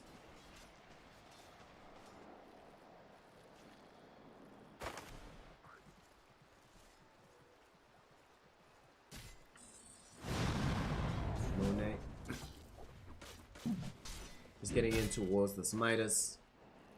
Bottom, with the help of Rubik, they are able to make sure that Flyby has a very good time here. Fade Bolt, quite a useful spell. Dishing out damage, preventing heroes from trying to get frisky, and you can just toss them back if they ever try to run and to this Flyby Centaur. Take a quick look back in the mid lane, where D-Stones doing decently well on CS. What's this overall net worth look like? Yeah, they're about the same. Very nice, solid early game here. And Asta definitely looks like they're trying to prioritize making sure that XXX has as good a time as possible. Rubik Shaba actually rotating onto him, so it's Rubik. It's Rubik. Gotta watch Rubik, you gotta watch Lion. He wasn't watching Rubik. Rubik ends up leaving the bottom lane, making a move towards middle. They bring down White Album. Great kill there for the Invoker. Can spend some time farming in the lane now. Hopefully we'll pick up this rune, but Borax is right here, and it will not spawn this side. So they'll save him this arcane rune for Felix Shaba. D-Stone's very happy with the progression of this early game.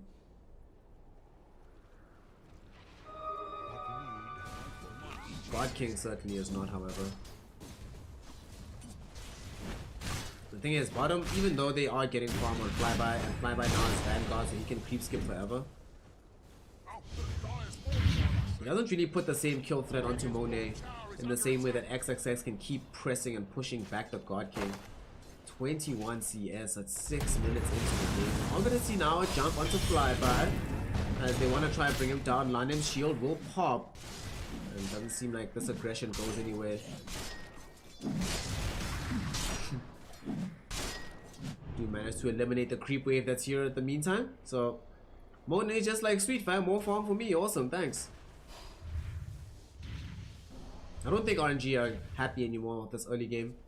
Like, Flyby shows to having a good time, but Medusa having this rough of a time in a game against Leshrac and the Broodmother does not feel like a fun time.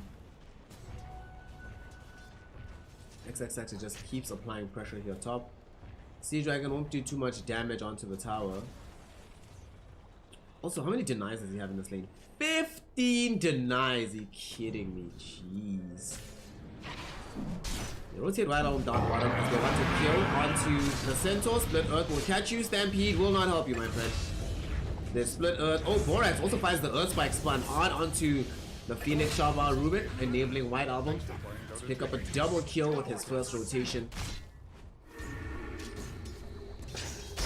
Wonderfully done there by the side of Team Aster.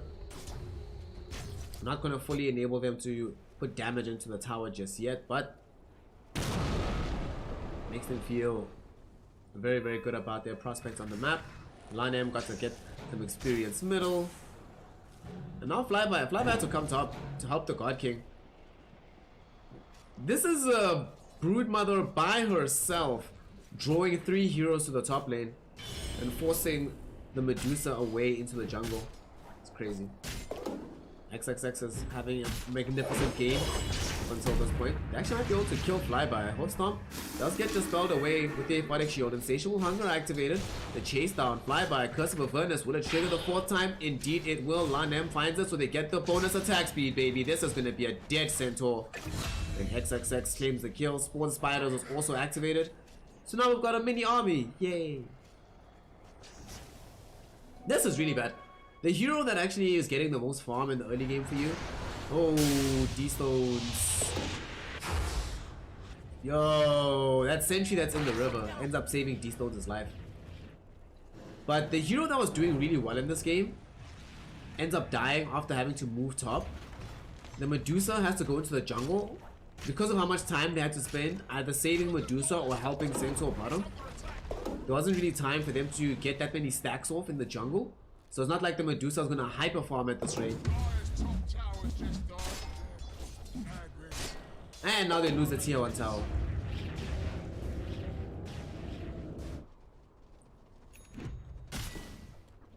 On the bright side though, there is a pretty massive stack here for Flyby.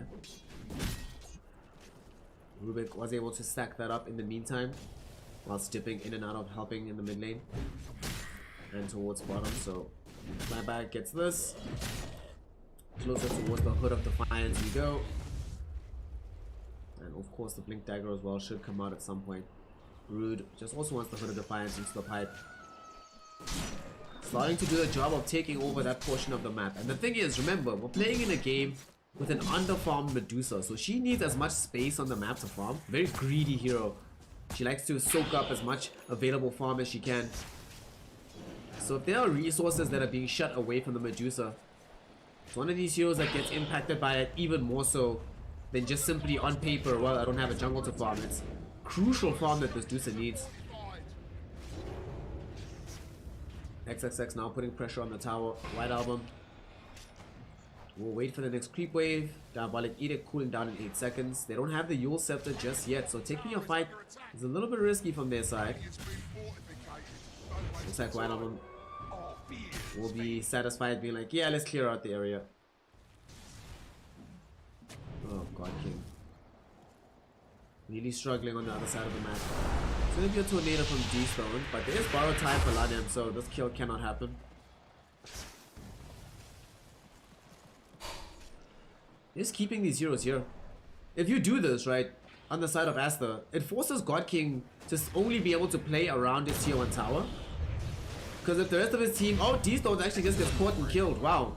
White Album, how did you find that split earth, dude? What the hell? Okay. Dire's middle tower is under attack.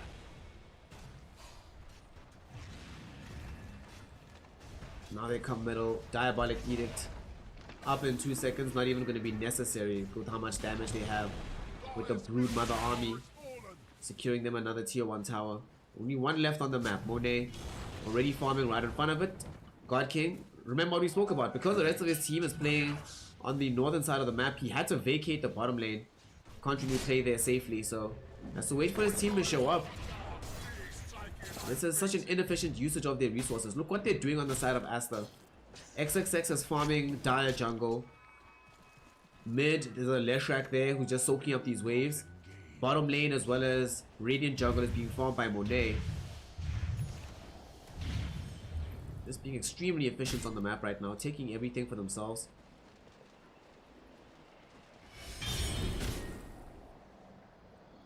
They had to send the Rubik down bottom to defend the Medusa, but might still end up taking a tumble here as they're rotating heroes down. They don't have a Blink Dagger just yet from Borax, but he desperately wants to farm towards one. Super's probably the worst target for them to find because he has the Icarus dive at all times. They steal the Spawn Spiders for Felix Shaba. This can actually be quite useful. Create a young mini army of his own. Again, look at this. XXX is drawing attention. Top lane is being pushed by the Leshrac. Bottom lane is being farmed by the Wraith King. Aster is slowly but surely getting richer in this game. The thing is, RNG. Medusa needs to catch up. D-Stones needs to catch up. And the thing is, because D-Stones needs to catch up, he has to be the one on the map because Dusa's taking the only available farm right now here in Dire Triangle.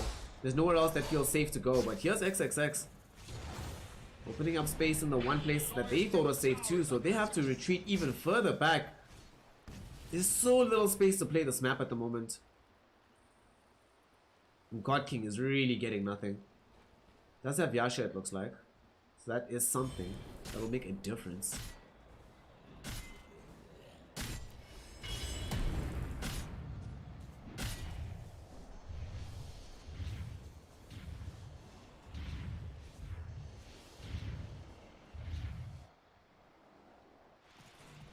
X.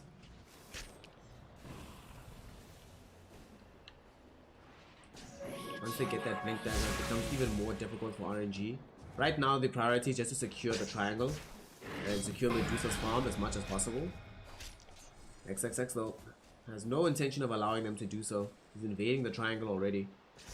Was doing this a lot in game 1 from Dire side, but much more effective against the Medusa because it feels like so much more distance to travel before you get any viable farm on the other side. Bottom though, super. Will find himself getting heads up. Do they want to try go for this kill? They're gonna put up some damage, just force the Icarus dive. Lanem. Borrow time will get triggered. The God King was there to pepper him with right clicks. Make it clear that it's a bad idea to chase down the Phoenix, so they will avoid doing so. But this will never not be annoying. I would actually love to see at some point, after the Aether Lens, Blink Aether Lens, Aghanim Shot. That's what I like to see. That's what I want to see in this game. Speaking of Aether Lenses, one already picked up by this Rubik. Not playing the mid Rubik, so of course not going to have like absurdly high KD ratios with stolen spells. But we'll have a decent impact here. Also, that was hilarious. Did you see how long that Fade bot bounced for? Oh god, man. Also, I like what he's doing. He's using his own spawn spiderlings to spawn his own spiders off of XXX's spiders. This is the most cerebral counter push shit I've ever seen in my life, but it's working. And he throws in the Fade bot so his spiders have the health advantage. Big plays, man. And he's so far away that without like a Blink Dagger, there's no real threat. And he knows that Spawn Spiderlings is the spell that's going to be used over and over. So just has to wait for it to come out, steals it easily. Oh, that was hilarious. Unfortunately, they did bring over the Skellies to put an end to the fun. And also now Leshrak shows up. Leshrak's like, alright. It's over now, back to business. XXX is like, okay, I'll go hunt the Medusa. And hunt her he has. He catches her out successfully. Mana stolen away. Do pop the Stone Gaze, but they have to abandon the tower now. There's no way you can defend this without Stone Gaze. Honestly, hashtag job done. Super. Ooh, nice Icarus dive from inside of the trees. They finally do get the tier 1 tower. Goldgraph continuing to climb more and more of their favor. Remember that Monet did pick up this early hand of Midas. Has been largely uncontested in the game. You have Midas Rads at like 18.5 minutes. Are you kidding me? Alright. 10k net worth, 17.5 minutes in. Good times.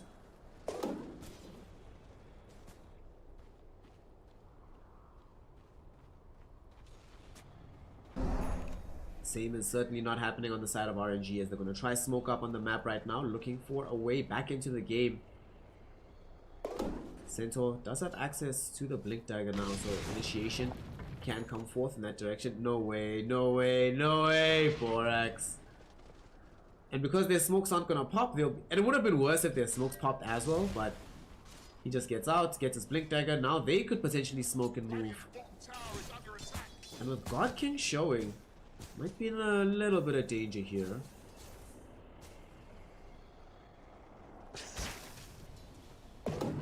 Radiant forts have been fortified. A bit of an unfortunate situation happened. They walked past an Invis rune, and Borax didn't want to take it. So then it expired at 18 minutes and turned into a regen rune. Like, wow, not really that useful. I'm gonna try and force the tier 2 tower top heroes are being drawn towards its defense. Flyby will be the first one here. They scan behind him, they are aware of his presence, and they just saw the Hoofstomp. The skeleton army and the presence of the Broodmother should make it clear to him that this is a terrible place to be, so we'll back off. Tier 2 gets taken.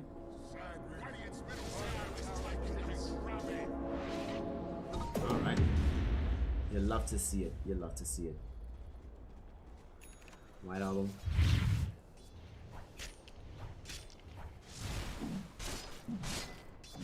Looking to get himself a BKB. BKB, man. What an item. What an item BKB is. I don't think the raid king will need it. Just gonna buy his own shot. I'm not even gonna wait for a Roche. I think you queue this and you wait. Don't buy it yet, yeah. Just wait. Relax. See if you can get the second Aegis. Right now the game is going so monumentally well for you that you can afford to take some risks, but maybe he's feeling to himself that after game 1 doesn't want to be taking any risks. Either way, whatever he buys, the shard or the BKB, it's fairly defensive and will help him out in the middle of these engagements. Will prevent the Medusa from being able to steal away all his mana with the Mystic Snake. That's what it's all about. Once we also get a reincarnation, whether through BKB or Aghanim shard, doesn't really matter.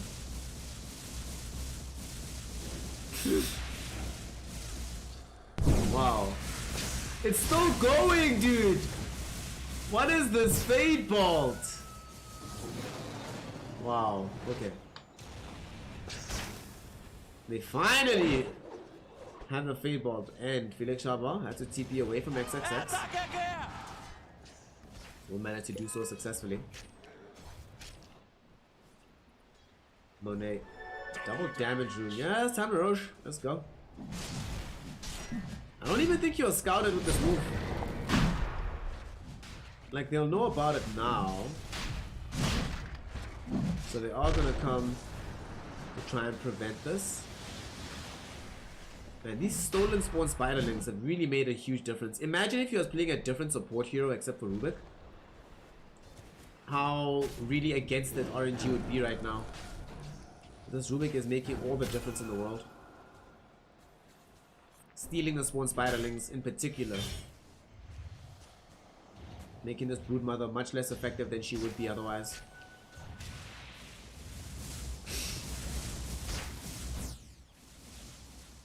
Also giving us some cool base because we get to hear the Fade Bolt bouncing around a bajillion times.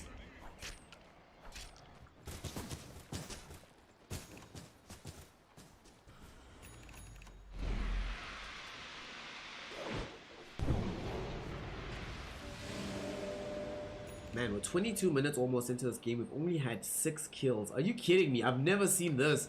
It's been a very kill-light day in general, but even for the day, this feels a bit extreme. This feels a bit extreme right here.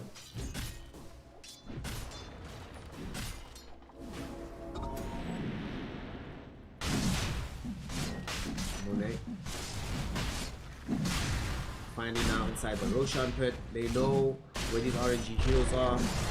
In particular Medusa, as well as the Invoker are both showing bottom, so it means an easy Roche for us.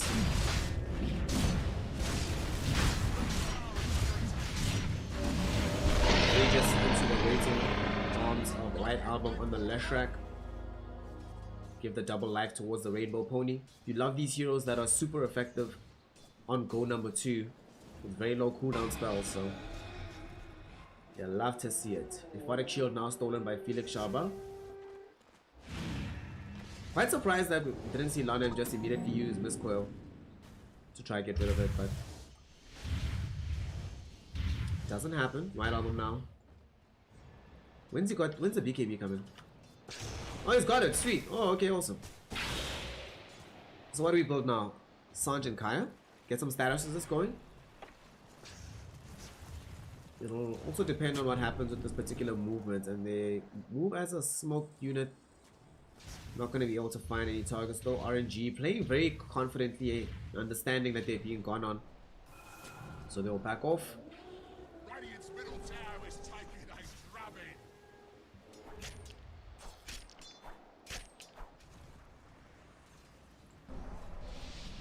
G-Stones. Still not really able to find farm in this game. It's crazy to me that like he just now hits the same net worth that Wraith King was at 6 minutes ago. Oh wait. Speaking of Wraith King, look at this beefcake. 15k, actually 16k net worth with a BKB, Radiance. Just bought himself the Aghanim shot. He's like, whatever, dude. Regeneration.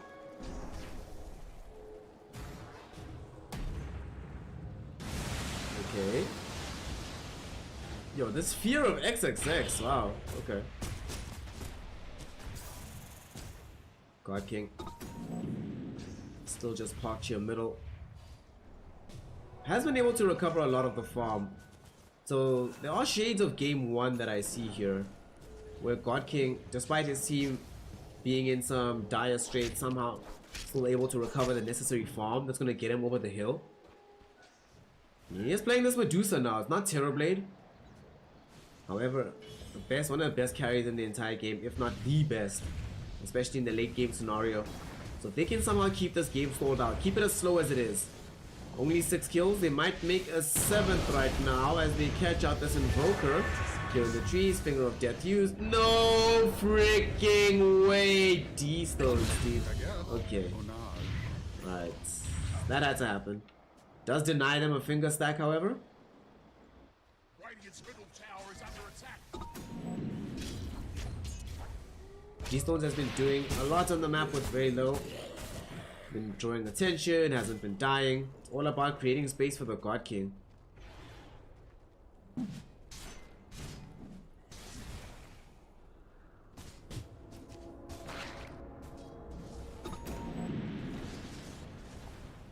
They'll be so happy once they can get themselves like to the level 25. Oh, good jump. Bye-bye. Bye-bye? Bye-bye? Nice, fine, Sunray. Sunray, good spell, man. Sunray, very good spell.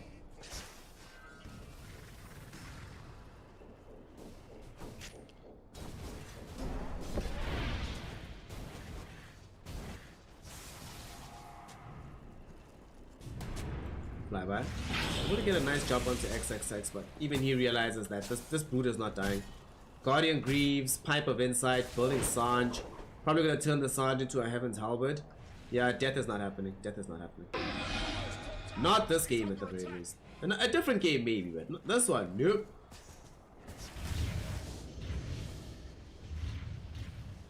Still though, RNG are keeping this game fairly stalled out.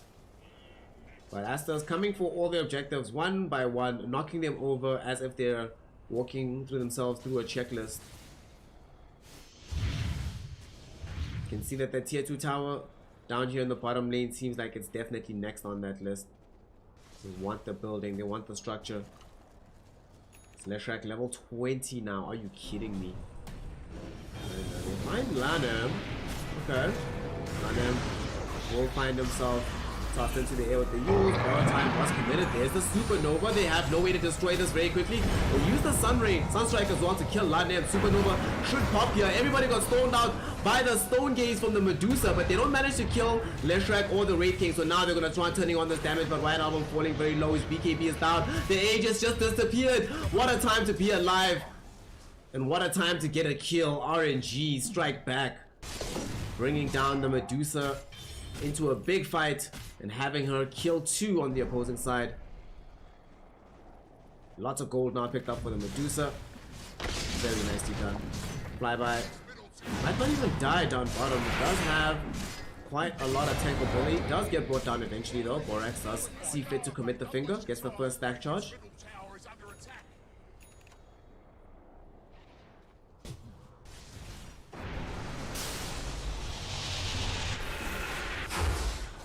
What a situation, right? How often are you going to find yourself genuinely in a scenario where what we talked about in the drop, like Supernova and Sunray, like first the Sunray, right? To dish out the initial piece of damage, then Supernova in the middle of the fight, and then the Stone Gaze right in front of it, actually Stone Gazing all of the opponent's cores.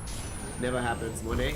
Does dodge out the Sunstrike. D-Stones finds himself getting hexed up. They commit the first life on the Wraith King, but this is level 18, so it's only 40 seconds. They'll be able to bring down D-Stones. No, they won't. Somehow. Dude, how is this even possible? D-Stones is putting in so much work this game. Felix Sharba with the stolen aphotic shield gets the stuns off. And they do not have enough to chase down that Invoker. Yet more space for being bought on the map. D-Stones feels like he should have like 7 deaths. Keeps surviving by the skin of his teeth. Slowly but surely, RNG are evening out the kills here in this game, if not necessarily the gold graph. Although both experience and gold have plateaued at 10k. So now, RNG, especially with the Medusa, third on the net worth, very far behind the Wraith King, to be fair. But this Medusa hero is a hero that should never be underestimated in the middle of a big fight. Big fight might be coming towards them. Lanem scouted out here in the middle. Honestly, I think one of the reasons why this team works so well with the Lanem Abaddon is because it enables them to just play Lanem super aggressively in some weird place on the map, but knowing that he can't be ganked because he always has borrow time.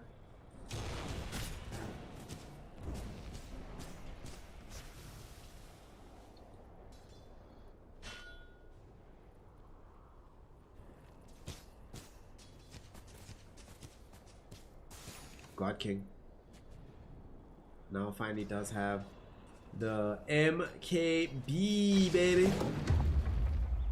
Give me that MKB. Pump it directly into my veins, please. Thank you very much. Nice jump in from Flyfire. Finding Borax. Stampede gets used up as well. They catch up with Felix Sharba, and they'll be able to find that kill. Lanem wanted to get closer to throw out the aphotic shield. Unfortunately, will not be able to do so, and Borax will fall. I'm going to attempt to take this tier 1 tower now. XXX has an opportunity to maybe put pressure on the top tier 3 to jump in. Lanem does get to walk away. Split Earth from White Album buys him some space. He's still in some trouble. Sunstrike will connect and trigger the borrow time. So now he's in a really bad position because he has to get back to base or just sit here and wait to heal up as much as he can. Fortunately for him, he does have a salve, so that's going to go a little bit faster.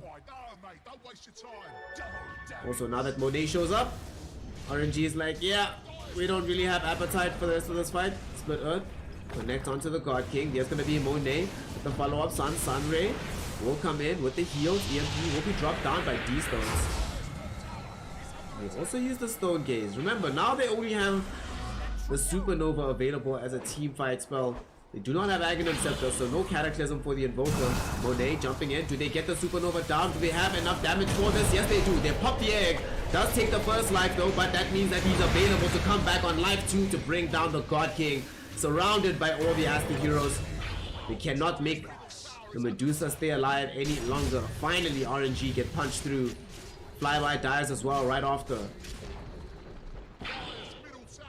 14k gold lead. 15 deaths in the entire game somehow, but we're finally on the high ground. Team Asta looking to find a way to punch through this and take the tier 3 tower.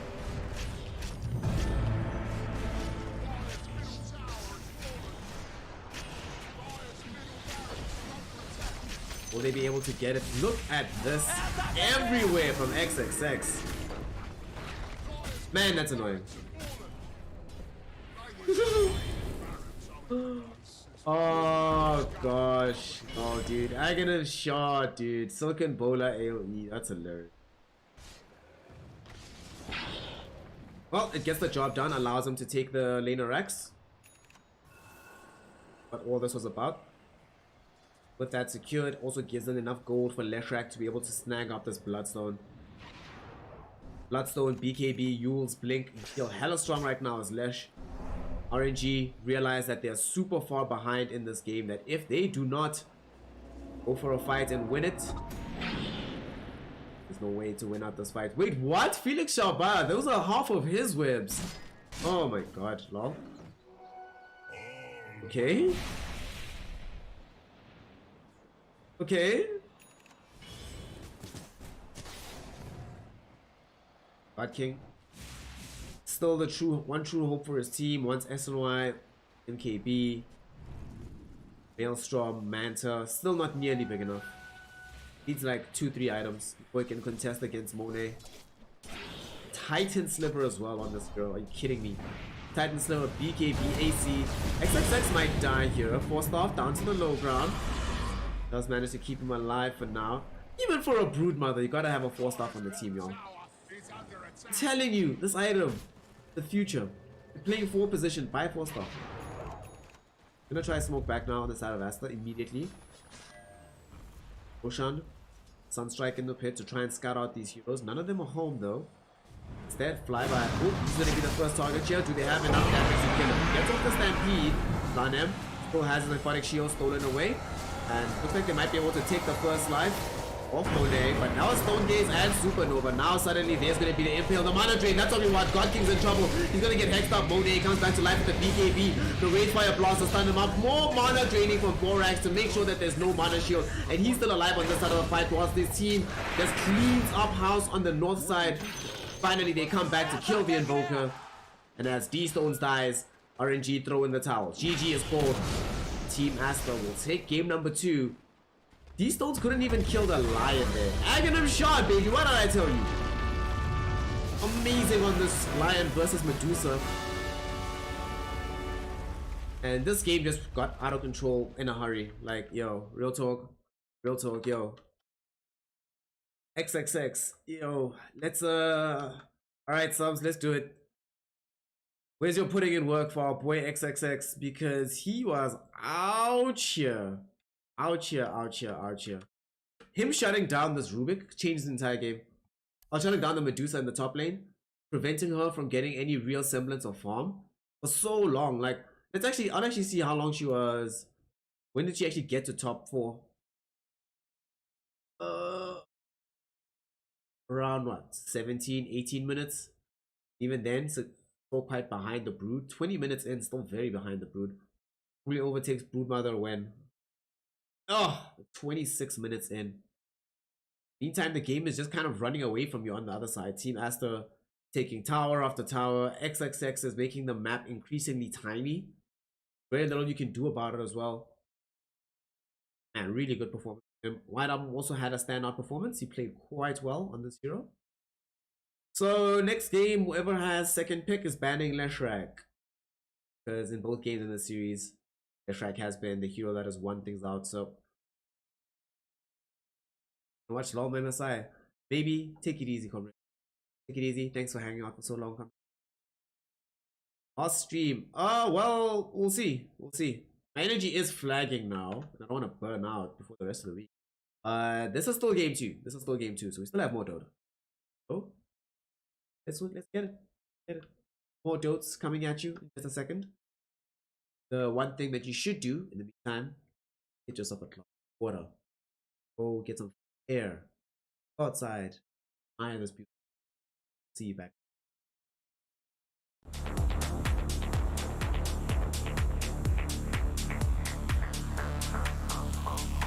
You know it's time to rise from the fire.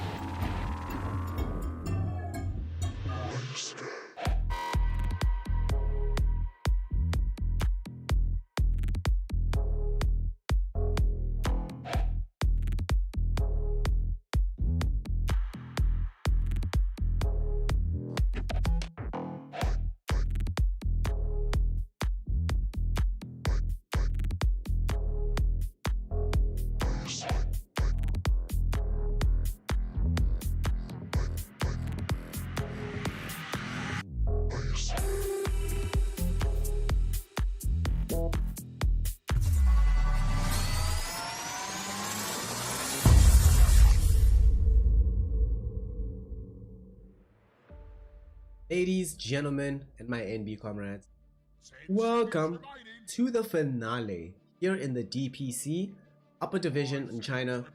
Team Aster taking on RNG. One game separates Aster from going 5-0.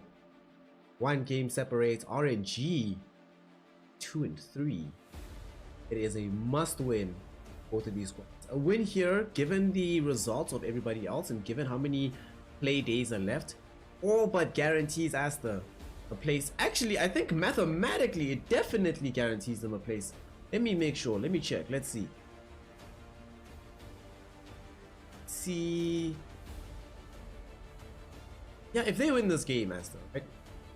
Because the way it is right now, they have 4 points.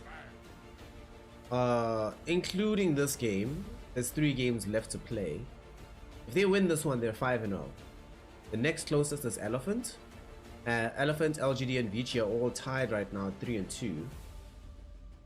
Yeah, actually, if you win this, you're through, guaranteed. Like, even if you end this entire series 5-2, there's no way to fall out. You'll at least force tiebreakers. And then everybody else beneath you has to win all of their games. But in particular, Elephant still has to play Aster. That might be a loss for them. And Elephant and LGD are playing. So one of those two teams. Yeah, actually, if you win, you're through. Alright, cool. If you win, then no matter what, even if you win this and lose every other game in the DPC, you are guaranteed through to the major. But Aster cannot let this opportunity slip through their fingers. Let's do it. Let's go. The final draft. Game number 3. Aster on Radiant side. They did not have first pick. That went the way of RNG. And they did grab the hero. We spoke about this. We said that if this comes out, this is definitely going to be the hero. If it's available, it's going to be picked. And that is the Leshrac for RNG. However, they do not have its backup just yet. And Aster grabbed the one hero we've seen look really strong against Leshrac, getting the Shadow Demon as their first pick, followed up with the Centaur. So now they have 2 things, right? They have set up onto the Leshrac.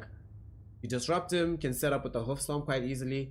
But you also have that Demonic Purge. So no matter what, throughout this game, they will be able to continually throw it out onto the Lesh. Once Lesh is Demonic Purged, then remember the issue that this hero can have when he's static and not moving and not dishing out damage? Much worse. Doesn't put nearly as much pressure onto the opposing side. You always want him being able to move around. Also, Aster, I'm glad they got this Abaddon. It really does feel like this team doesn't operate as well when Lanem's not playing either Abaddon or Tree Protector to allow him to abuse positioning and break smokes in particular. As Tree, it's quite easy to do with Nature's Geysers. As Abaddon, you of course have the borrowed time, just force that aggression onto you. RNG went back for this Elder Titan, but Aster go for the Razor. Probably for the safe lane here. But this would also be... No, this is White Album Razor, sorry. My bad, I forgot the team. If this is Aster, this is 100% White Album Razor. He's been shining on the hero lately. Very comfort pick. It does seem to try and secure this major slot. They're trying to put it all on comfort on this one.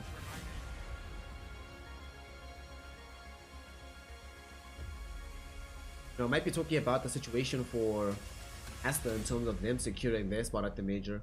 However, we have to remember that in the first season, not a single team got to the major with more than 3 losses. 3 was the bare.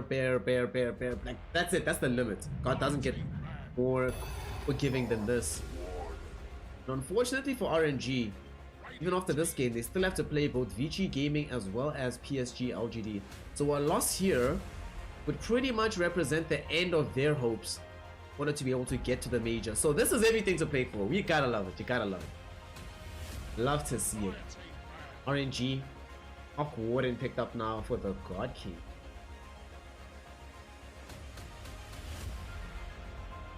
I mean, they have the ability to ban Spectre, and they do. No way you wanna pick Hawk Warden and remove the spec from the game. Let's see. I don't think there's a IO player out of Aster. I haven't seen Monet play IO at the very least. PL still in the game. Now it got banned by Aster. Slot maybe? Like the Void Spirit. Don't really want to play that safe lane, and I don't think they want to put Razor safe lane. Probably Slock or PA, one of those two.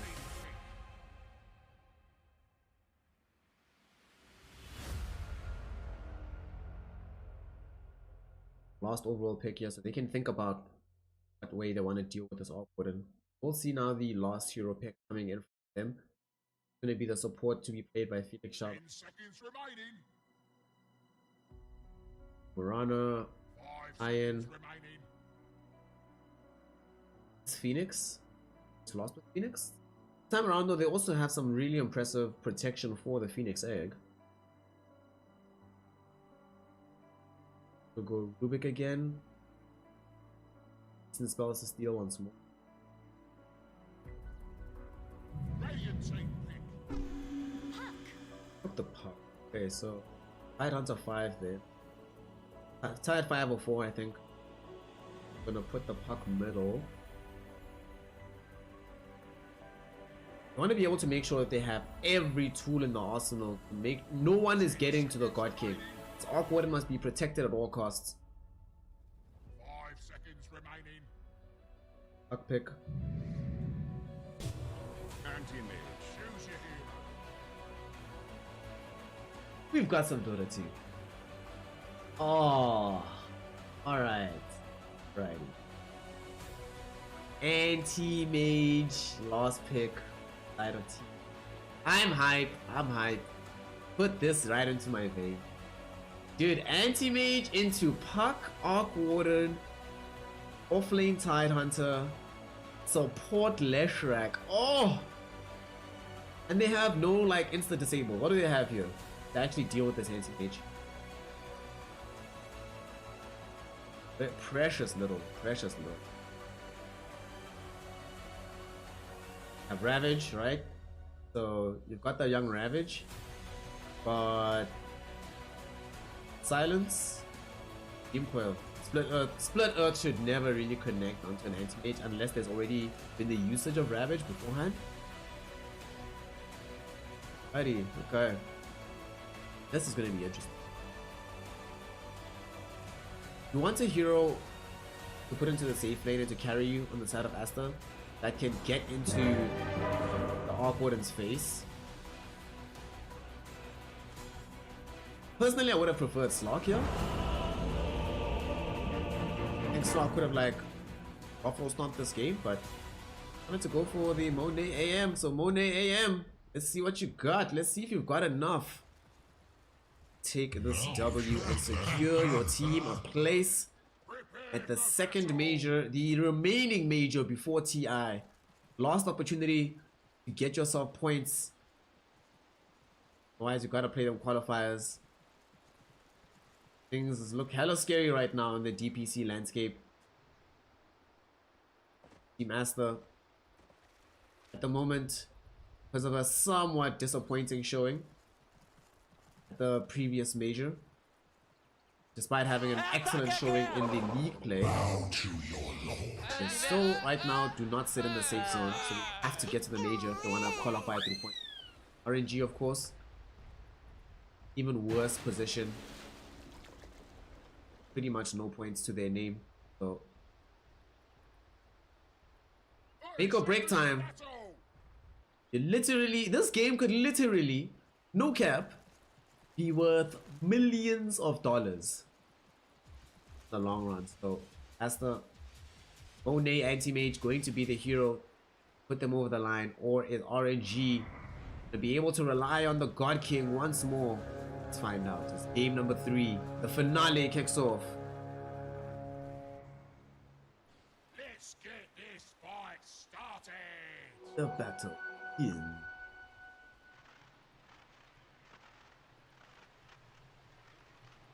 When it sounded, give y'all 10 more seconds. We're gonna close these predictions. We'll close these bets. Who's ready to risk it all? Here we go. Mid lane for the 3rd time. Stones versus White Album. Time around Razor versus Puck. Matchup which is, I would say, quite Razor favored, right?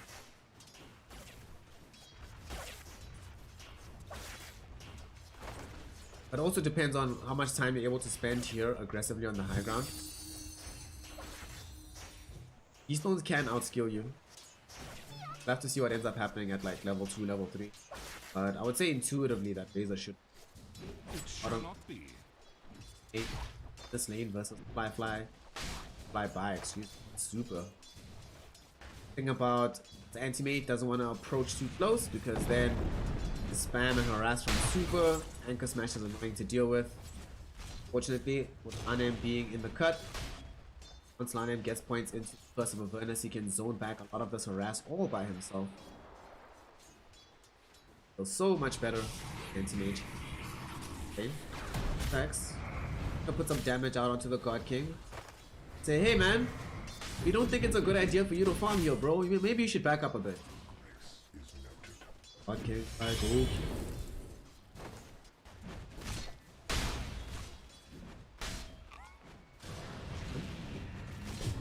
Find out the silence and now looking potentially onto super. They just drain away all the mana. There's going to be the Curse of Avernus. There's the slow. Do they have the damage? Yes, they do. Lanem. Secure the first blood, bringing down super. Slash Rack will take a tumble. Here top. Borax. Damage. But now that they've gotten that kill, this is the issue with this lane. At the beginning against Anchor Smashers, it's really annoying. But once you can get past this point, get this level 2 for Lanem. Suddenly it opens up so many possibilities. This lane now, basically unplayable. Monet is going to have a fantastic time for himself down here.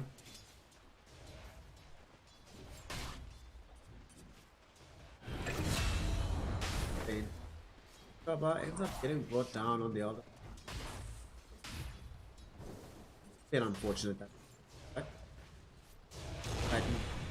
Better he dies than the Arc Warden ever of feeding away additional gold towards the Centaur, so 6-minute Vanguard, here we come.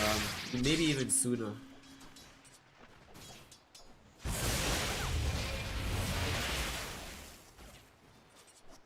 At double middle. A very even matchup right now. Slightly more denied for the puck, but more yes for the Razor.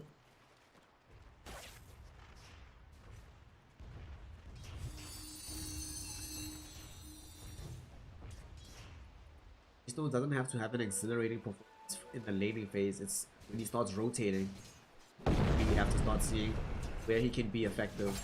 Very difficult kills all across the map. Moving bottom, makes you connect onto both the Baron and Anti-Mage. Baron just shields off a lot of the spell damage.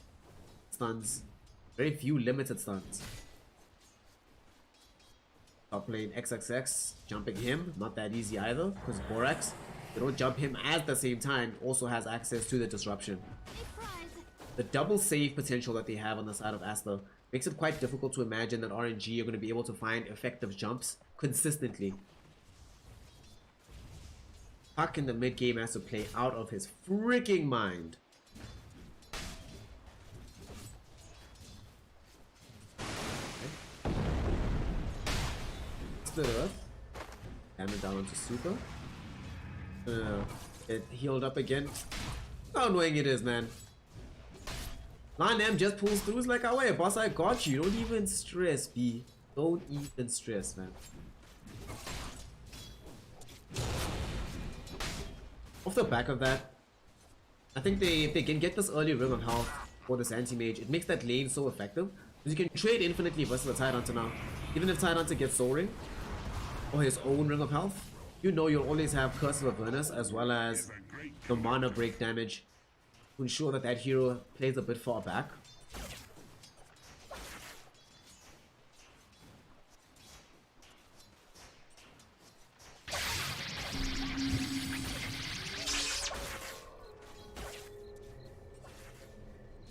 Super just to refill the bottle of D-Stones.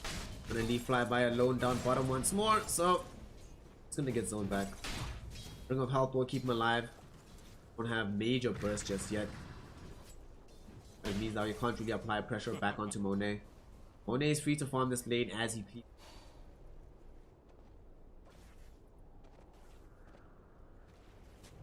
Unreal complication. CS shots. Shades of game number 2 as the God King finding himself really unable to put his mark on the game. 19 CS right now. I think also will be behind on experience. Okay, at least he's about to crack 5. So the Centaur is having a phenomenal time in that lane.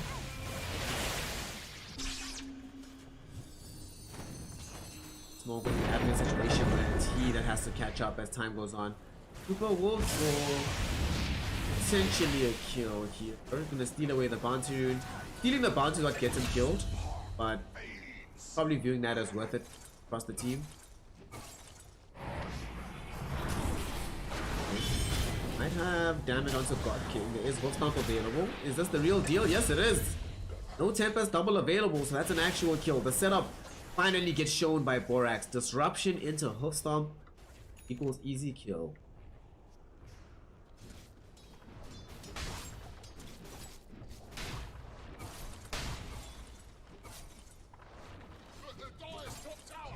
That enables them to press forward in this lane. They actually bring forth Anem as well, just to make sure that they can secure this lane and get the tower. They want to do the same thing that they did in game 2. Not just about beating the God King lane, but about securing it super early, that you get to take over that part of the map, knowing full well that your opponent can't really do the same. Be sure they have this Leshrac, but Leshrac not gonna have maxed out Diabolic Edict for quite some time. He's playing support in this game. Asta taking advantage of the state of affairs on the map. Play a superior hand and get themselves a tier 1 tower. Monet just gets back into the jungle. Will be able to press bottom. Doesn't look like they want to come back to defend this on the side of Asta. Well, as I say that though, TP coming through from Borax. XXX also making his presence known. That's it. Push is over. Only level 2 Diabolic, not enough damage otherwise. D-Stones has 1 null tally, doesn't have power trades, so not enough damage. He's not playing like Medusa, Death Prophet.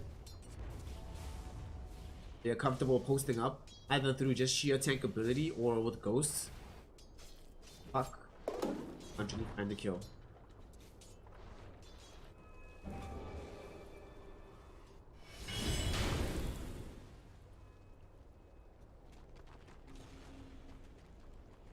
And I really feel sorry in this game for about to see and then just take a quick tumble. Doesn't have level 6, it's all good. I really feel sorry for God King. He's lost 2 games. Asta just made his life a living hell, and RNG I don't think have been giving him enough help.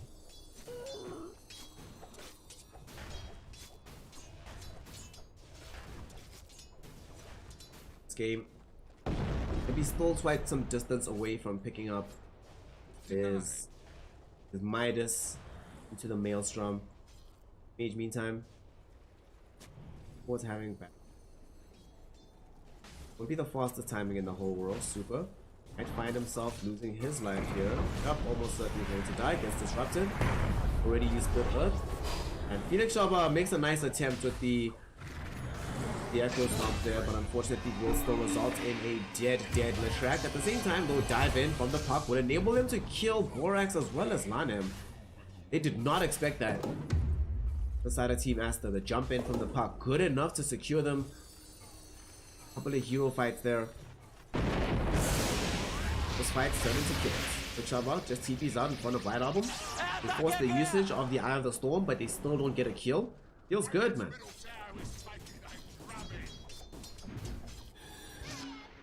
Feels lovely, feels wonderful. Imagine they're just quite excited about how this game has been turning out early on at the very least. Although, Anti-Mage hasn't been able to accelerate his own farm all that much. He's still to be sitting in this Arc Warden territory. He does get out onto the map faster than the Arc Warden. But the game can get wonky ultra late, so they don't want to take it to that place. This Anti-Mage. The one weakness of their drop versus what RNG has is it's much more difficult for them. Just roll in with the Razor, guarantee killed in a part of the map. The same way that for RNG, you can just use the puck, initiate with the Dream Coil, Supports will die under those circumstances. Is a great conductor. But their mobility is going to be locked behind XXX, so it's a blink dagger to unlock it. Now everybody else will just stay farming. Hold it up. Dire's middle tower is under Coming through with the Sea Dragon onto this mid tower. Dire's fortified. Should be able to clean this one.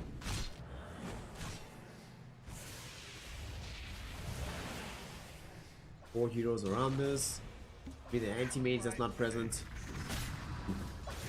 We have Ravage leveled up. No mana though for the Tide. Just has enough mana for Ravage. They do pop Magnetic Field as well.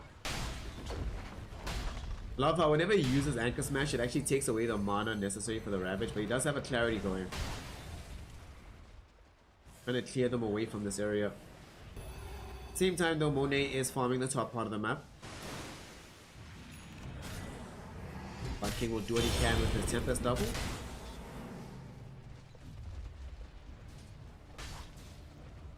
Slowly but surely they can get this tower through XXX and the retaliate damage. Does have level 4 retaliate after all. Come on, that's so funny. Oh lord. Tower is fallen. Things you can do with Centaur, who has an early Vanguard with the Hood of Defiance. Basically unkillable at this point in the game.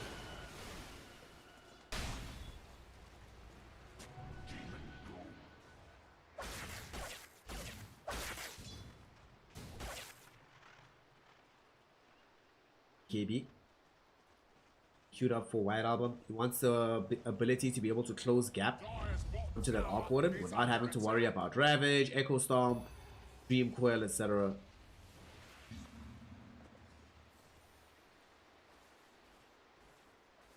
Fuck, super. This is an effective kill duo. Dream Coil into Split Earth, Diabolic Edict, Pulse Nova. That's a lot of damage. They might be able to find a grab down bottom on White Album. They're closing the pincer here. Two heroes caught inside the Dream Coil. Can they save the Razor? The Phonic Shield is there. But unfortunately, because of the silence from the puck, not going to be good enough.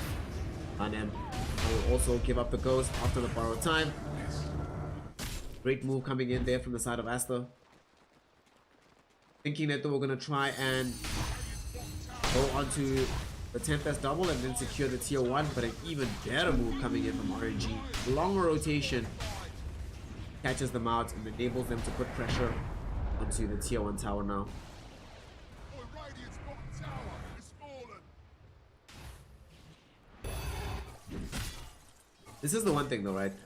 That even though God King comes online later than the Anti-Mage, he can still do more useful things on the map right now versus what AM can. Monet is somewhat limited in this regard. Gonna be getting Battle Fury around 15 minutes. Not terrible. Not the fastest in the world, but you know, it's all good. Bye bye. Bye bye. Does have Ravage. The question is, does he want to rip it? White Album's not sure. They really don't want to go into this fight if there's Ravage potentially coming up, and XXX will feel a little bit bad about having popped Stampede.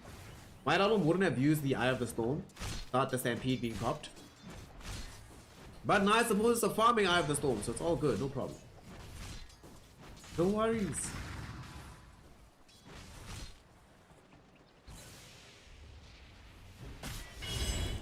XX. Blink Dagger coming for him. Keystones. What build is he going for this? Blink Witchblade, we saw this earlier, but that's a follow-up after that.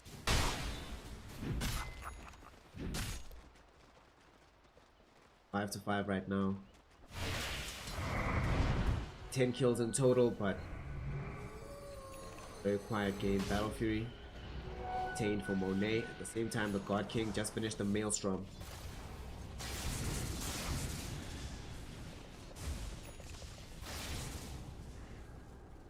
Okay. Him having Maelstrom I really like. It'll give him a lot of catch up. You can do it really quickly, right? This is this hero that has the Tempest double with double Midas, so net worth generally tends not to be an issue for him.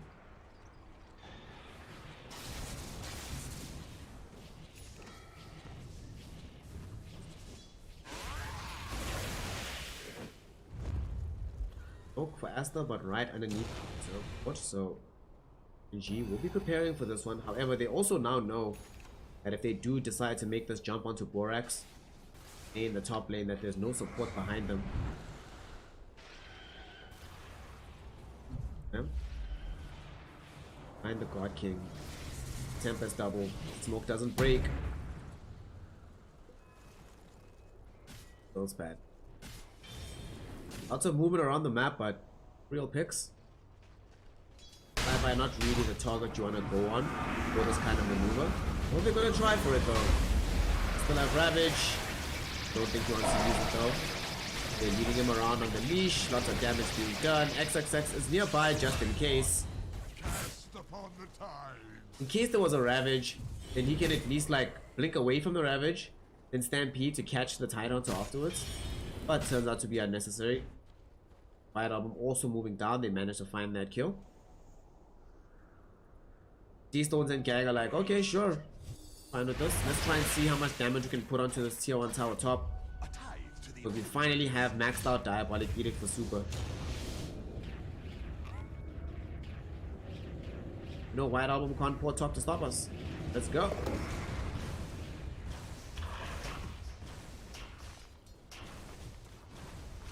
Like only one salvo of the spell.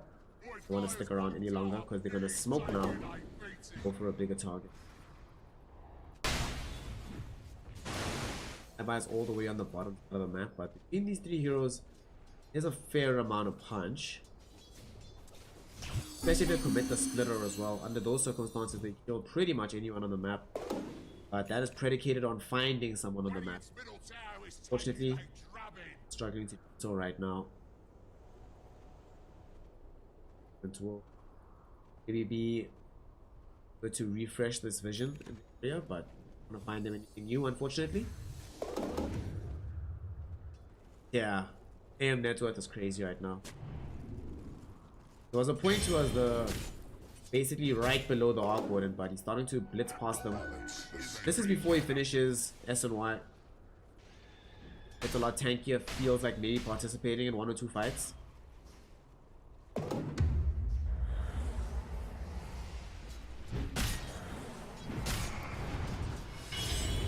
I would potentially like Manta over SNY so he can get rid of the Waiting Rift.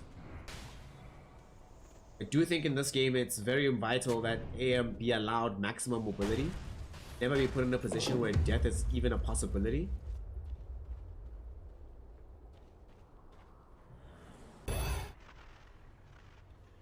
See how he decides to make this all play out. Razor has a BKB now to complement the Monkey, not the Monkey King, but the Mask of Madness. I was grabbed up earlier. Some bonus gold here for Monet, that's nice.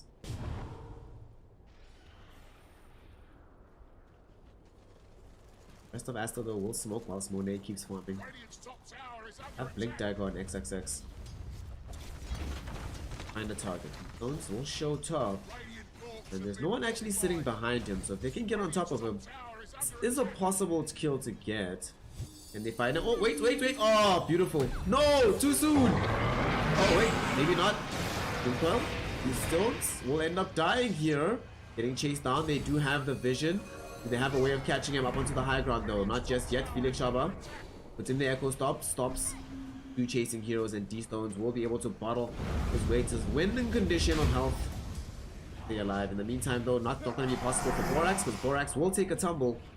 Flyby and Super closing down the Shadow Demon. Be able to bring him down there.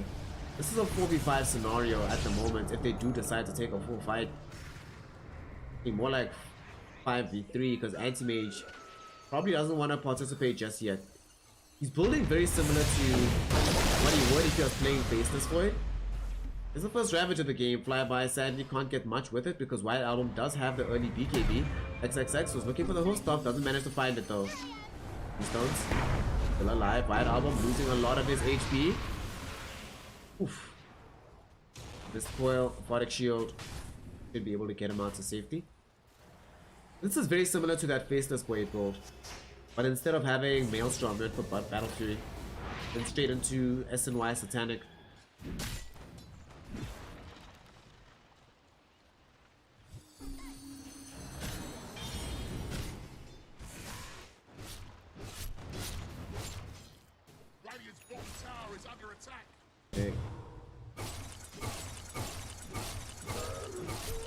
still the most farmed hero on the map, but not by much. By much. The Arc Warden is certainly caught up. I'm gonna try to sneak away a Roshan, but this has been scouted both by the Observer Ward and this Astral Spirit. But they still want to attempt this though. They know that Ravage is down. They feel like this is a safe time to be able to go for it without really having to worry about a big team fight emerging from RNG. Try trade for the tier 2. I miss this. We don't see this nearly as often these days. Tier 2 for Roche. Used to be super common. Nowadays, often the team is like, one team is so far ahead that they just get Roche. That's it. They just got Roche now. It's like, great, that sucks. Love how they interrupt the TP from Monet. Unlucky find.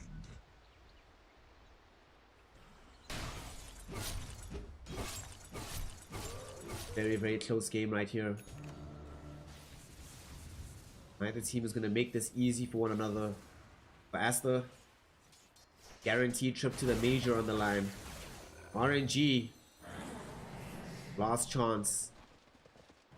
Get yourself a ticket to TI. Lose this game, GG, that's it. There's no way you go to the major. You have to play qualifiers. And they overcome. We all thought that we'd be staring at a 2-0 right now. And hell, even here in game 3, RNG doing a really good job spreading this map, making sure God King can come back, playing together, not making any major mistakes.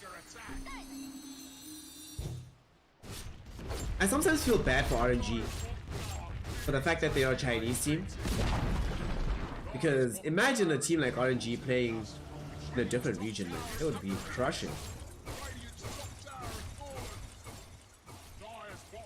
Smoke up. Out towards RNG Heroes. Flyby is going to be the one that gets caught out. Don't think he wants to ravage this just yet. He's had a lot of his damage stolen away though. White Album now has BKB active, so now for Flyby it's too late to ravage. They're most likely going to die here. Nice magnetic field though from the God King to save the life of his Tide.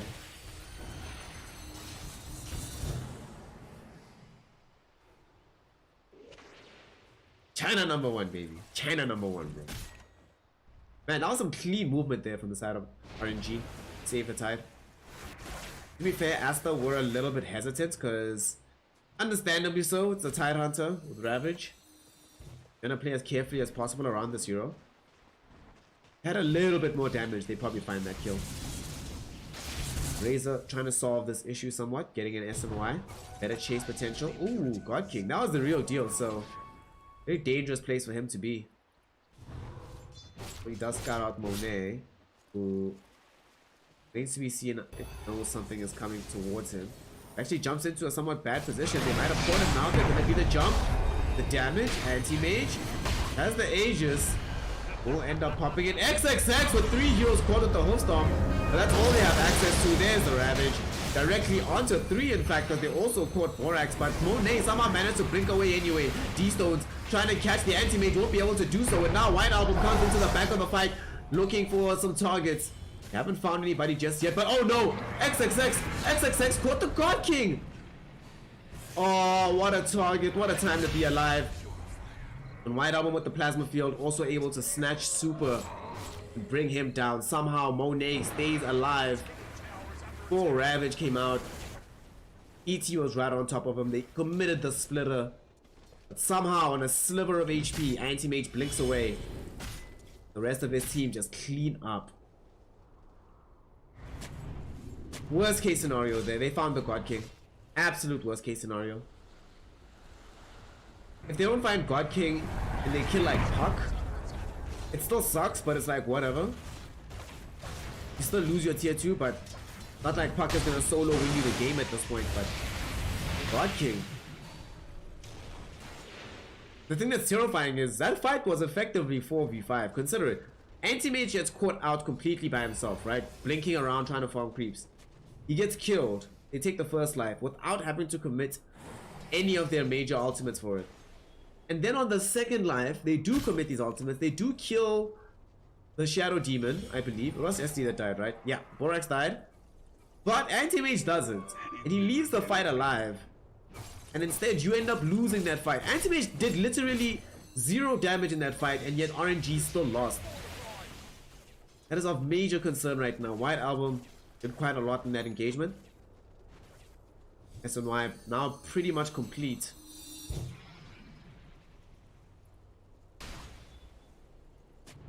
Puma, this is what happens when you're playing with all the stakes. When there's no room for error. You take 0 chances. You play as safe as possible. Rex. Well, we're gonna have another kill. There you go. You happy? It's gonna be 8-8. You happy? There you go.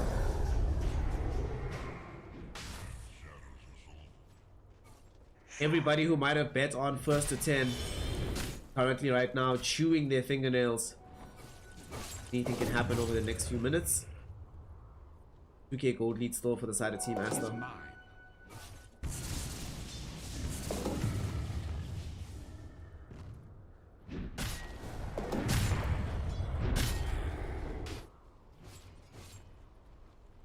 The Satanic first item is just for sheer survivability. Because then even if you get caught out, you can actually turn. One of the issues with a lot of these heroes right now in the meta, you want to be able to sustain yourself as long as possible throughout the fight. And even if you get caught off guard, you're not a nice target to go on. Always like, oh god, we really want to jump anti-mage. But you saw what happened in the previous fight. Even with everything, they couldn't kill him. So now, instead of leaping away, he turns on Satanic, stands his ground, and starts fighting into them. They all have to run away, and then it's much easier to be able to get to beyond targets, get pick-offs with the amount of weight on him. Dream Queller will already be used by D-Stones, since that's going to be one of the first spells out the gate.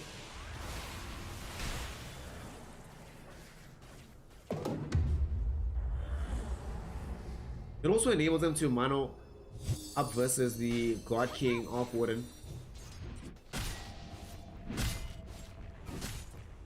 Oh, speaking of God King Arc Warden, is this the real deal? No, it's a Tempest double.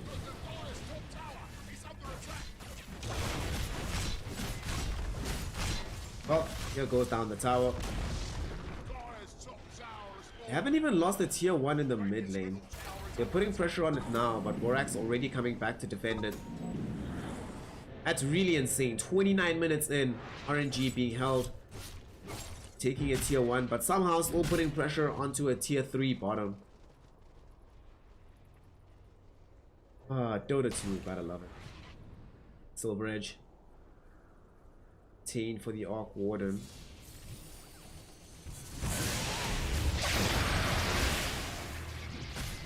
So this will help them killing XXS to take away this retaliate, but the big deal about this is that you can use this on the anti-mage to remove the mana break, so that if you get jumped as Arc Warden, pop the Silver Edge, get rid of the mana break, so that anti-mage, his effectiveness in the fight is immediately reduced by like the percentage is actually ridiculous.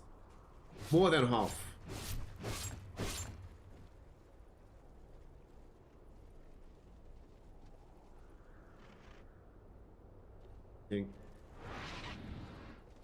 Being very safe inside the base.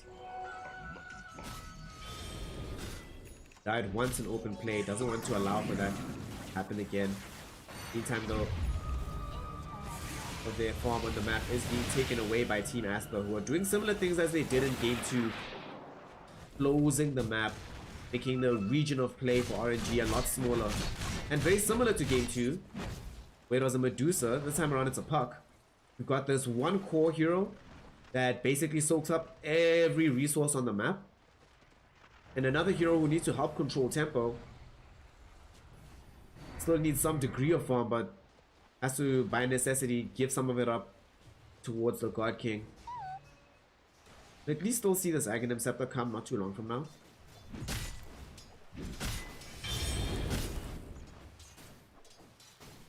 That's going to be very useful, given that BKB is already available for White Album.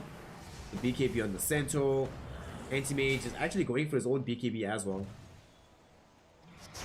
The thing that sucks about this is that there'll still be a Photic Shield even after you have the Ag's Dreamcoil.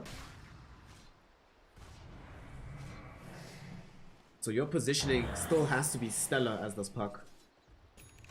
Mid lane just being shoved out by Borax so they can create enough space, potentially siege for the Aegis. However, RNG have hit a small local power spike. They've got the Aghanim Scepter available on this ET, which is insane. And they've got the Ags on the puck. So maybe now is the little peak that they can go with. Try and find a fight, turn that into a Roshan.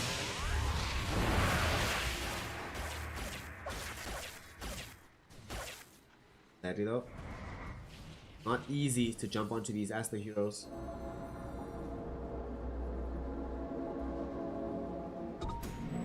Felix Shabado is just gonna keep spamming out the spirit to collect information around the Roshan pit and inside it to make sure that Asta don't just try to sneak it.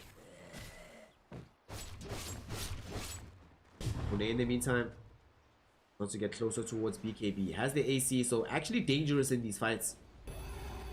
RNG will now smoke though. And if they could have found a fight right the second before Anti-Mage was able to link back with his team, it could have been so strong. But now Anti-Mage back with the crew. They smoke themselves. They're looking for a fight. The God King, Tempest double. A high ground. Lanem will break his smoke. XX, will he find a blink? Oh, he gets the start out onto two, both Super as well as Flyby. Super, how much longer does he have for this world? He's not dead just yet, but he does eventually pop. Flyby now being chased around by both White Album and XXX with the Eye of the Storm. Buyback in from Super. Will try to return to this fight. At the same time, D-Stones is able to bring down Borax on the far side of things.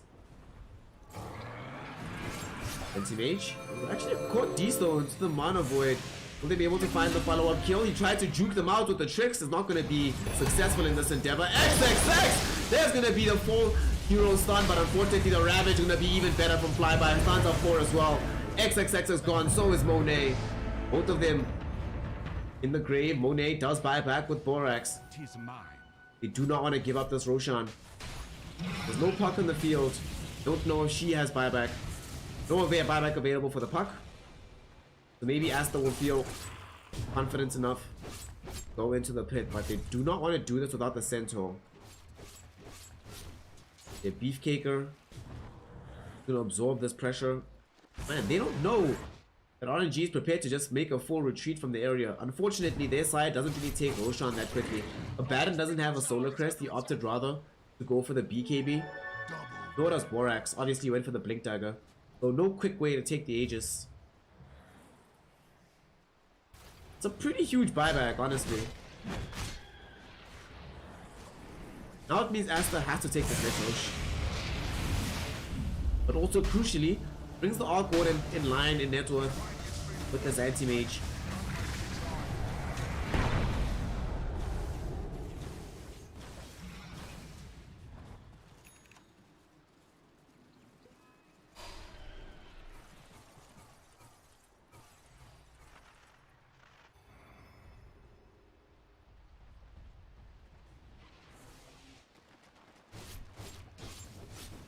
Monet desperately trying to get BKB. If he can get BKB, then suddenly these fights look very different because he's no longer afraid of the Ravage. Puck Dreamcoil has been an issue. The main issue has been these stuns. Ravage, Echo Stomp. Radiant's middle tower ain't radiating no more. I'll vouch for that, you know. Late. I say RNG wins this late. Like really late, especially. Just Arc Warden, man. I always favor Arc Warden in these like late game situations when you don't have like Spectre directly on top of her. It's somewhat complicated to play. Also, so much stuff to defend it. Tide Hunter, Elder Titan, Puck, Leshrac, ugh.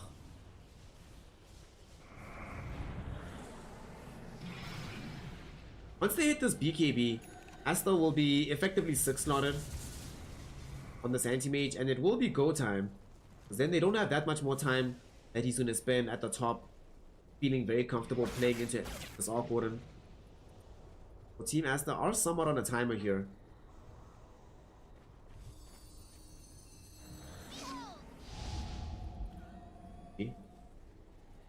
First smoke play now. Goes the push. Does get scouted out, so they know they're in here. XXX waiting for the opportunity, jumps in, nice stun onto several. White Album right outside. XXX with the BKB, they coming on first. Gimquil was thrown with the ET splitter as well. Razor trying not to make sure that he pops this. Lanem, all the time might be there. Flyby comes through with the Ravage, they get it as the BKB expires. Lanem with his borrow time, this will go down. XXX, they do find a stun onto the backside of the fight, onto the God King with the Mana Blade as well. Awkward and is gone very early on. Felix Shalba is going to lose his life as well. And no mana left on Flyby. Super also going to be in a real amount of trouble. Flyby just trying to waste their time, bait them away from this. Who got the Aegis throughout all of this? D-Stones got the Aegis. Super does now die. There's a gem on the deck. D-Stones, can they kill him? He has poison out onto him. One more Mistquail would have been enough, but they do not manage to find him before he escapes deep onto the dire side of the map. Able to TP back to safety. Was that a snatch or a straight up Roche? Okay, so the damage from the splitter, it seems, as it came through, or from the Echo Stomp, as they killed White Album, Roshan died at the same time. And looks like Puck got the Aghanim shot too. I don't see who got the cheese. Alright, Shadow Demon got the cheese. Now here they are on the high ground, absolutely certain that there's not going to be a buyback from this Arc Warden. They are looking straight up for a lane of Rags. Asta doing it. They've taken the first set. Only half.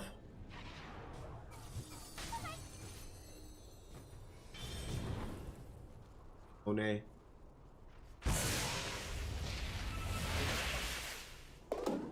In this situation, gotten to the point where he's very happy with how this game has progressed.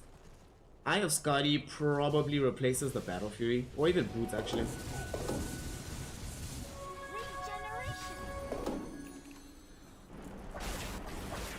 Leveler now picked up by Razor. Great times. That's a great hero to have Leveler on. You see the Penta Edge Sword for the Anti-Mage. Centaur has the Trickster Cloak. Baron at the Mindbreaker. Enchanted Quiver. Right now on the Razor, but they want to give him the Leveler, I think. I will see. Keen Optic for Borax, of course you need that item. Moving this cape for this Arc Warden. Trickster Cloak for the Tide. Elven Tunic for the ET. Eshrak has a Ceremonial Robe. Puck has a Quickening Charm. With the Waning Rift Shard pickup as well, and having gotten the phase shift attack and Waning Rift cooldown, surprising amounts of damage is going to come out of this Puck in these fights.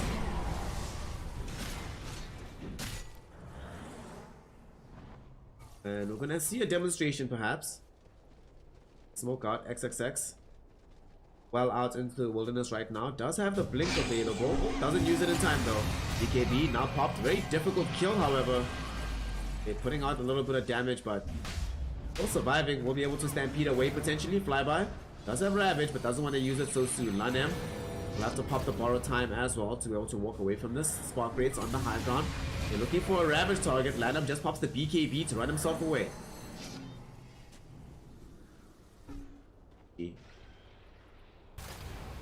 Went on an excursion to try find something using this Aegis. Regrettably, do not find a viable target, only coming across the Centaur.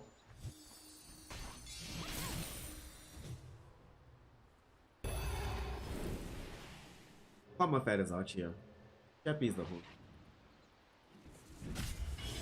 6k gold lead still.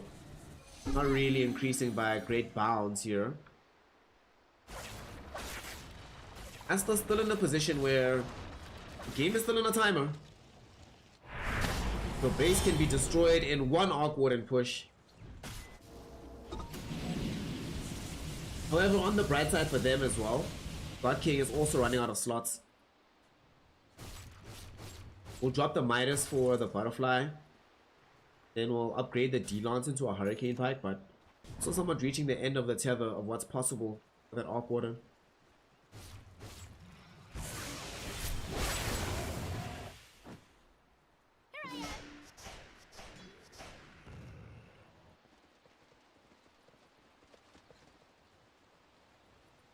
XX going for the overwhelming blink. What do they do on RNG besides stall? I feel like that's the entire game plan right now. Just stall, stall, stall, stall, stall, stall, stall, stall, stall. Eventually God King will carry us.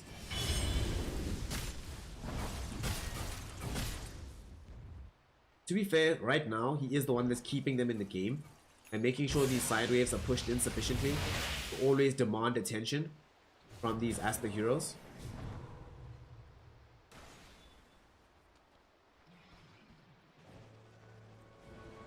Tactic that has kept this game alive, but it's going to be very difficult to turn into victory from this position. Overwhelming blink arrived there for the Centaur.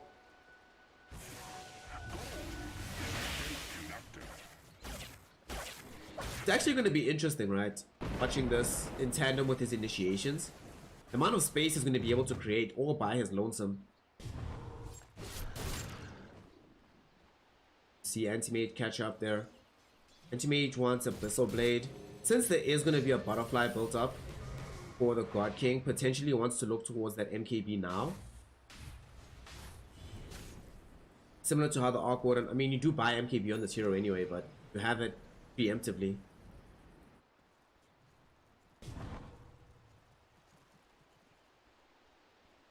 You know that the Aegis has expired. We'll see what they decide to do.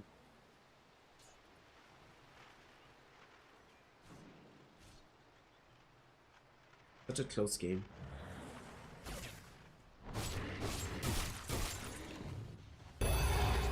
And he decides to go for the Basher Abyssal Blade. They want some more lockdown. I mean, they're very light on lockdown. They're relying on XXX to do pretty much everything here. In the same way that RNG are relying on the damage to come through. This late game scenario from the God King. Gonna finally be a smoke up now, some aggressive movement coming in from Team Aster. Flyby will break this, but he gets jumped on. They have the vision. They find it now. They see him. Do they have the kill onto him? Jump in. D-Stones will be there with the Dream Coil. 3 heroes will pop the BKBs on the side of Team Aster. So will Lanem running forward with the borrowed time. Echo Stomp will buy some space. They get the sleep out onto the Centaur. Do they jump back onto him? D-Stones wants to find a kill onto a Baron, will be able to do so, and Lanem will fall. Lots of damage onto XXX. Buyback be there from Lanem almost instantly. Bye-bye. Somewhat low on the HP. The God King creating a lot of difficulties in this fight. Still do not have the necessary punch. XXX. Dare them to come in for the double damage rune. And with this hot overwhelming blink. Very tanky. And then also wants to build into the Agonum shot as well. Yeah, cool. More tankiness. Just the never die strat, baby. I love it.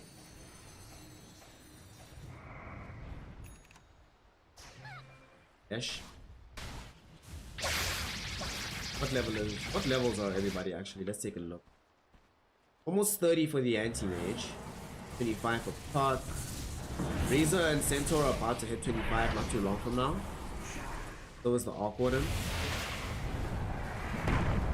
What a close game. Really has been hanging in the balance the entire time.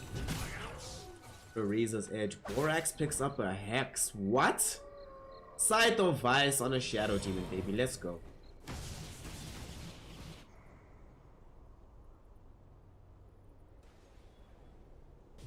I agree, the Ags would be amazing. Double Demonic Purge.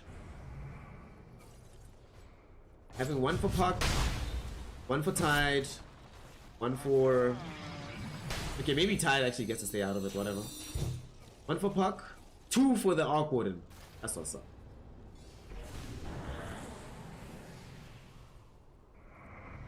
Ags is built by the Subaddon so that he has the insane borrow time. Yeah, they are terrified of Ravage. Do not want to fight into the spell. Despite being a lane of racks up right now, Aster are going to start losing this gold advantage. Also, a lot of this gold is sitting on the Anti-Mage. Just in his inventory. In the tank, not really being used on the map. So in effect, this is actually slightly RNG favored map. in terms of the net worth usage. I say that as I click onto offboard and see even more wasted gold on this hero. Never mind. Right, thank you. Did the right thing. The scary thing for Asta though is that they don't have buybacks on anybody except for this anti-mage. I do not think you want to fight. In my opinion, past 45 minutes in the game, you don't fight unless everybody has buybacks. And or you can guarantee a team fight victory. Roche is up right now. Team Asta don't have a choice but to be smoked up here. Not enough gold for buyback on Borax. Razor for the Centaur flyby. Lift forward. Gets bashed up.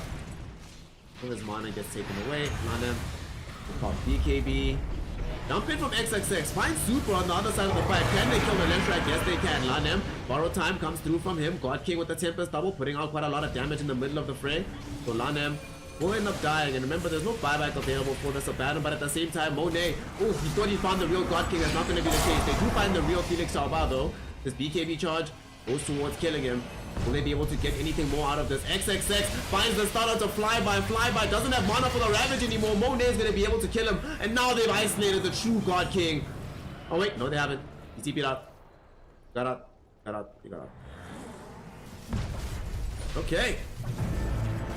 They take a very successful fight on the side of Team Asta.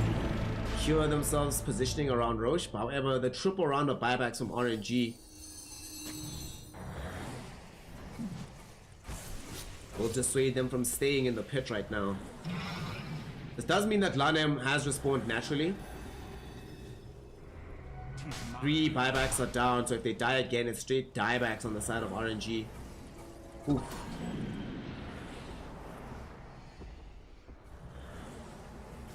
This game literally a razor's edge. Remember the stakes, everybody. If RNG wins, the dream of going to TI through points stays alive. If Asta wins, they go to the major right now. Guaranteed. Jump in middle. Monet in a lot of trouble. Gets disrupted to save him. When you have the Satanic to fight back. Nice blink away to dodge out the Ravage and connect onto nobody. BKB was popped by White Album as well. D-Stones got caught out by Monet. There's going to be the huge amount of void. Monet has popped the puck. Stayed alive throughout all of this. Now the buyback from Puck. D-Stones does not want to let that be the final word in this game.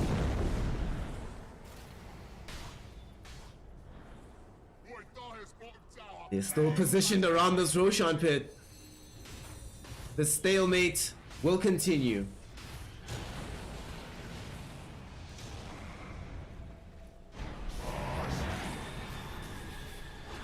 Tempest double. They managed to destroy it. Indeed, they will. There we go. Nice bonus gold there. Now with that down, can they kill this Roshan time is the question. There's no Ravage. There is still ET Splitter. Very dangerous. Monet jumping up. They find Flyby. Do they want to actually kill Flyby? Not doing the best target. Nice jump in from Felix Chauba, but before he can commit the Splitter, the Abandoned Blade will go directly onto his face. He cannot come back into the game. No buyback for the Elder Titan. And now the God King. They know where the real one is at. Monet hunting for him, but he's invised up with the Silver Edge, running away from this Flyby. No access to Ravage anymore. The Split Earth from Super does connect. However, Monet is still hunting. Other side of the fight, D-Stones, can he escape away from where the Centaur is? He can, and they find the Dream Curl onto Monet, but Monet now putting damage out onto D-Stones. Monet falling very low. The disruption, yet again, gonna be there from Borax to save him. Does get stunned up with the Split Earth though, but there's not gonna be enough follow-up damage to actually bring him down. And now XXX, he's the one tanking all of this up. BKB from him, saves him from most of this damage. Eats the cheese on the low ground as well, just like he was about to die. And he does stay living. Overwhelming blink away to safety. Somehow throughout all of that, only these supports that lose their lives. Woo! What a fight.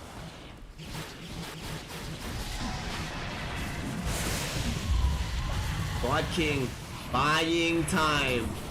It's actually a really huge deal for RNG that they don't have Felix Chauba, because he's their main method of both scouting inside the Roshan pit and a cheap source of stun with the Echo Stomp, without having to commit Ravage or having to move Puck into an unfavorable position or having to put Super in a bad place. Monet now, there's going to be the jump in. Can he manage to survive? Yes, he does. The Hoof Stomp did come out. Flyby in a lot of danger. Flyby will fall.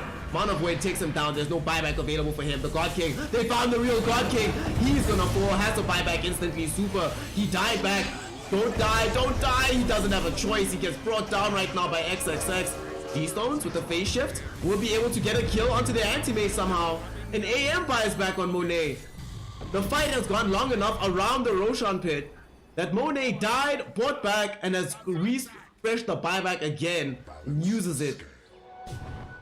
Now, without super, without access to the flyby Tide Hunter, and with God King having brought back, finally Asta can take the freaking Roshan. Or can they? Helix Shalbar is gonna slow this down, but okay. It has to happen. Radiance to blame. 17k gold lead. 2 buybacks on their side. But the important thing is Aegis in tow. Monet picked it up. Haste. One scary thing though is that Arc Warden is still the most farmed hero on the map, and it's, you know, ultra late game how much of an issue it is to deal with that hero. But has bought back, so will not have it available. Doesn't incentivize just completely buying out, and indeed he has. Full Moonshot, Illusionist Cape, Mjolnir, Silver Edge. Gonna try keeping this base pushed out as well, and because of how quickly they can push onto the high ground, they just want to do what they did top middle. White Album has the Aghanim Scepter.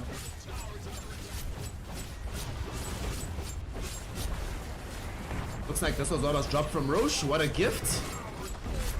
Will enable them to take yet another lane of racks, and you can get back bottom in time to defend against the Arc Warden push. RNG.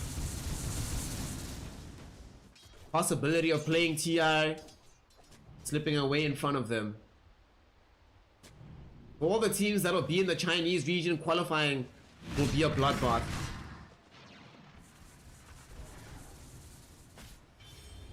Will be a miracle if they're able to get through that gauntlet of teams, so they have to make it through league play to get to the major, get enough points to qualify. Can they do it? 21k gold deficit, experience at about 30. AM shot is crazy, dude. Gives you the increased range on the blink and reduces the CD. I mean, look at this. Look at this. Look at this. You seeing this range? It's crazy, dude. I mean, what? Come on. Insane. Anti-Mage has also cracked level 30. He's taking a beating. The only core hero that hasn't hit 25 just yet is Flyby on the Tide Hunter. Let's see what everybody's got for themselves. Puck picked up the Dream Coil Rapid Fire. It actually helped to kill Monet in that last fight. Arc Warden picked up the double duration, basically. Bonus 12 seconds is a really long time. Razor has the bonus attack speed. I would have liked the Eye of the Storm target, because you have the refresher orb as well. But we'll get it eventually. It'll be fine. Centaur. Okay. Glad that Centaur has a Trickster Cloak, so he can run away from this kind of damage. Centaur went to force for the additional Hoof Stomp duration. Also has the Aghanim Shard, so the double edge, like we mentioned earlier, just keeps tanking him up.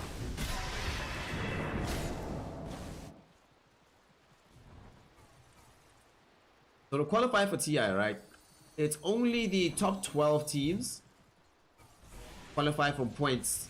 Top 12 until the DPC points. RNG has 0 points. Asta has about 300. Because they performed well in the season, but they absolutely flopped at the major.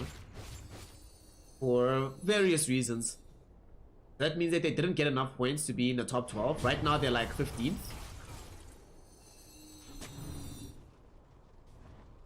So if they don't go to the major, they can't get more, and they can't make sure that they're in the top 12. But if they win this one game, just this game, this one game right here, could be the difference between playing at TI and not. Because Asta also know that in China, no team wants to say to themselves, we're definitely good enough to make it through the qualifiers. Anything can happen in this region.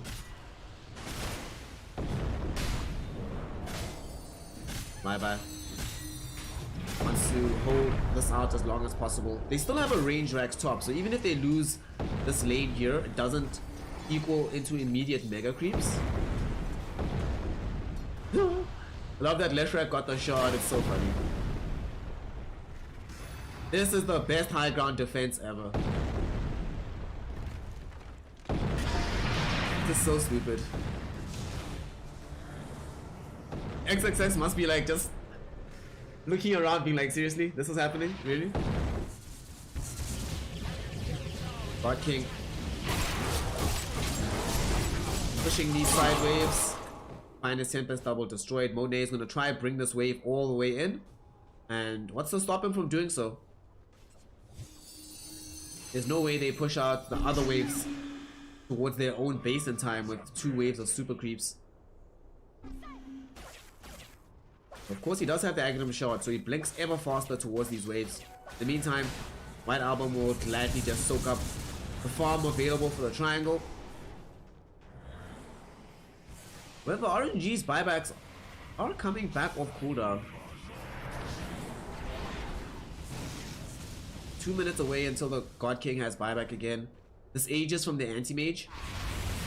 It's already long gone. He has to wait for his own buyback now. Of course, Baron will have buyback with just 80 gold. Tyrant is the odd hero out. Have to wait quite a while to get the necessary gold for buying back. This is so tense. 'Tis mine. Incensed that neither team wants to make that crucial mistake.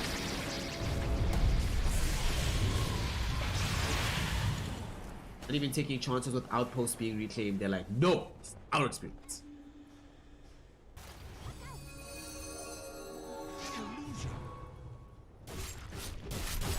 Smoke up on the side of, it's alright. White Album does have the refresher orb, so he can use the ult again. Did get the Agnum Scepter too with the shard. So very, very speedy. And jump in. Okay, Lanem loses quite a bit of HP here to this damage coming in from RNG from afar. They don't have to commit too much forward either for it. Get it effectively for free. Asta have to back away. Did they pop the refresher? I don't think they did. Okay.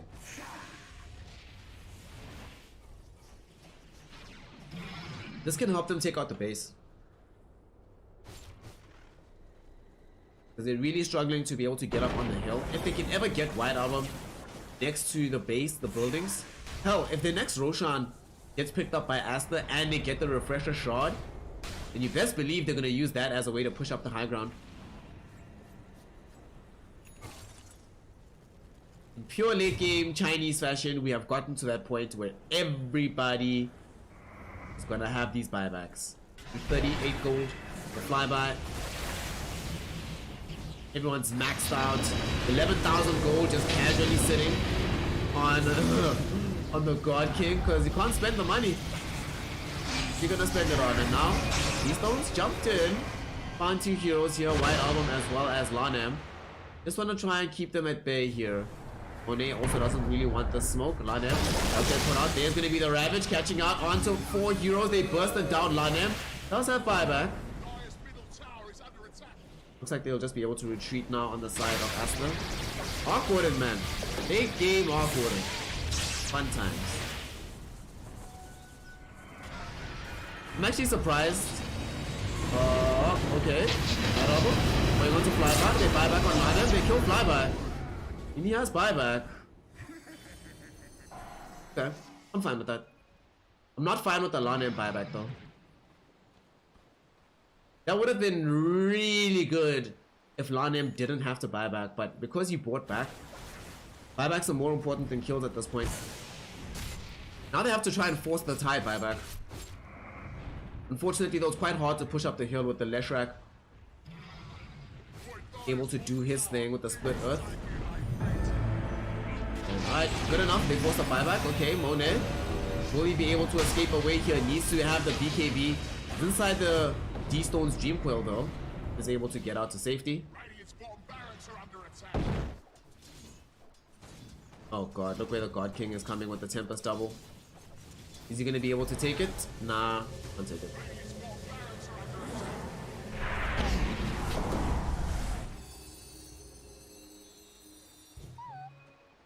"61 minutes in, we now get much vaunted tier 5 items. RNG, will one of these tier 5 items bring them back into the game? Fly. It's an Apex, so definitely going to be much more difficult to kill. Awkward, nothing found just yet. Apex found for the Razor as well. This is quite good. I think you give this to XXX, right? 6.9k HP. Oh lol.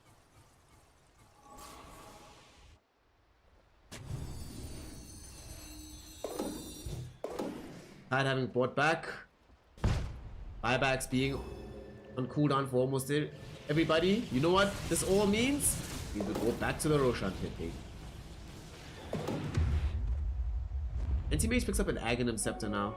So brings out that crazy illusion. Gonna be very good for burning away a lot of this mana. On him, can you break the smoke? Indeed he can. Does his job well. Bye first on put out. There's gonna be a jump in. Monet with the BKB. They wanna try bring down the Tide Hunter because then there will not be a rabbit. There's gonna be the whole storm coming in from XXX. Do they have the damage to kill the Tide? They butt Phoenix Arbor as well as the Tide Hunter, as well as the God King. Buyback will be there from God King. D-Stones will be next to fall as he dies outside of the main field of battle. They chase down Super and kill him as well. God King, BKB active. He's just fighting. He knows it's done. It's GG. Asta. Going to the major. Woo! What a game. What a game. I even straight up lost my voice there at the end.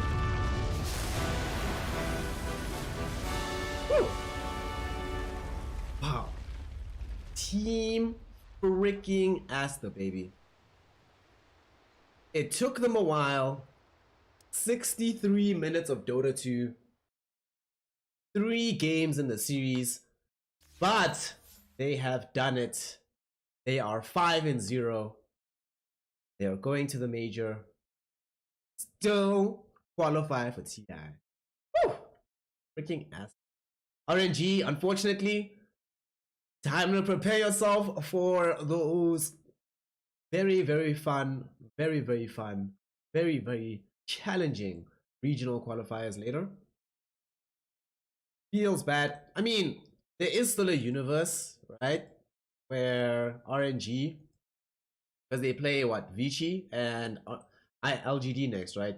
There's a universe where they win those games and that's how they get themselves to the major. Then they do really well at the major and that's how they qualify for TI. I don't think that's this universe though, so time for them to think about the hard road ahead if they still want to play at the international. Team Asta, they did it with such patience. I would not have been able to play this game. It was so tense, right? Because they understood on the side of Team Asta that ultra late game, Awkward has the advantage. So they have to be continually outplaying RNG. And you cannot make any mistakes because of the amount of punish that can come in from a team that has Leshrac, that has Ravage, that has this Awkward. RNG really played out of their minds. They did everything humanly possible. 2 games back to back where they have a really awful beginning to the game that ends up being salvaged later. At this game, they really impressed me, but unfortunately, it ends up not enough. Oh, snap! Iliad! What a legend. Look at you. Basically putting a down payment on your caster. Shout out to you, comrade. I really do appreciate it. Hey! And Iliad. Oh, wow, what a game. Asta versus RNG. It goes the way... I think this is a fair result. Asta, yo, man. What a tense game. Woo. Well, if there's ever going to be a game that ends out a day of casting, I believe it should be a game like that. GG, well played. Team Asta will take one over RNG, take one over the entire scene of China, and be the first team in the entirety of the DPC to get 5 wins clean, no losses. If they last season it came close, came between them and IG, between being able to make a clean sweep. They thus far are on the money to make it theirs. Let's see if it. So that's it for me. Ah, what a day! What a day! From crazy dotes to this shit right here, to this, yo, just wild. Yeah, today was an incredible day. Got to see some amazing games. Got to see some hype Chinese action. Now all that's left is for us to get some rest. Let's see what's actually coming next. I did say earlier that I might be able to cast another series, but I can feel my voice is like, no. Or I can do it, but you know it's that thing of where as you get older, learn your body's natural limits. This is a wise course of action, I think. However, tomorrow we get eHome Vici, then IG Vici. That's gonna be, yo, Pango, you must be hyped because for Vici, double Vici back-to-back header. It's gonna be a banger. It's gonna be a banger. So much fun. All right, I've got to go at some point.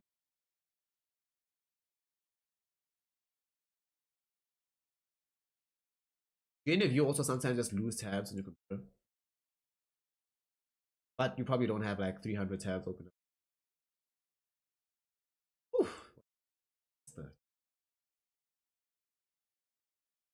Was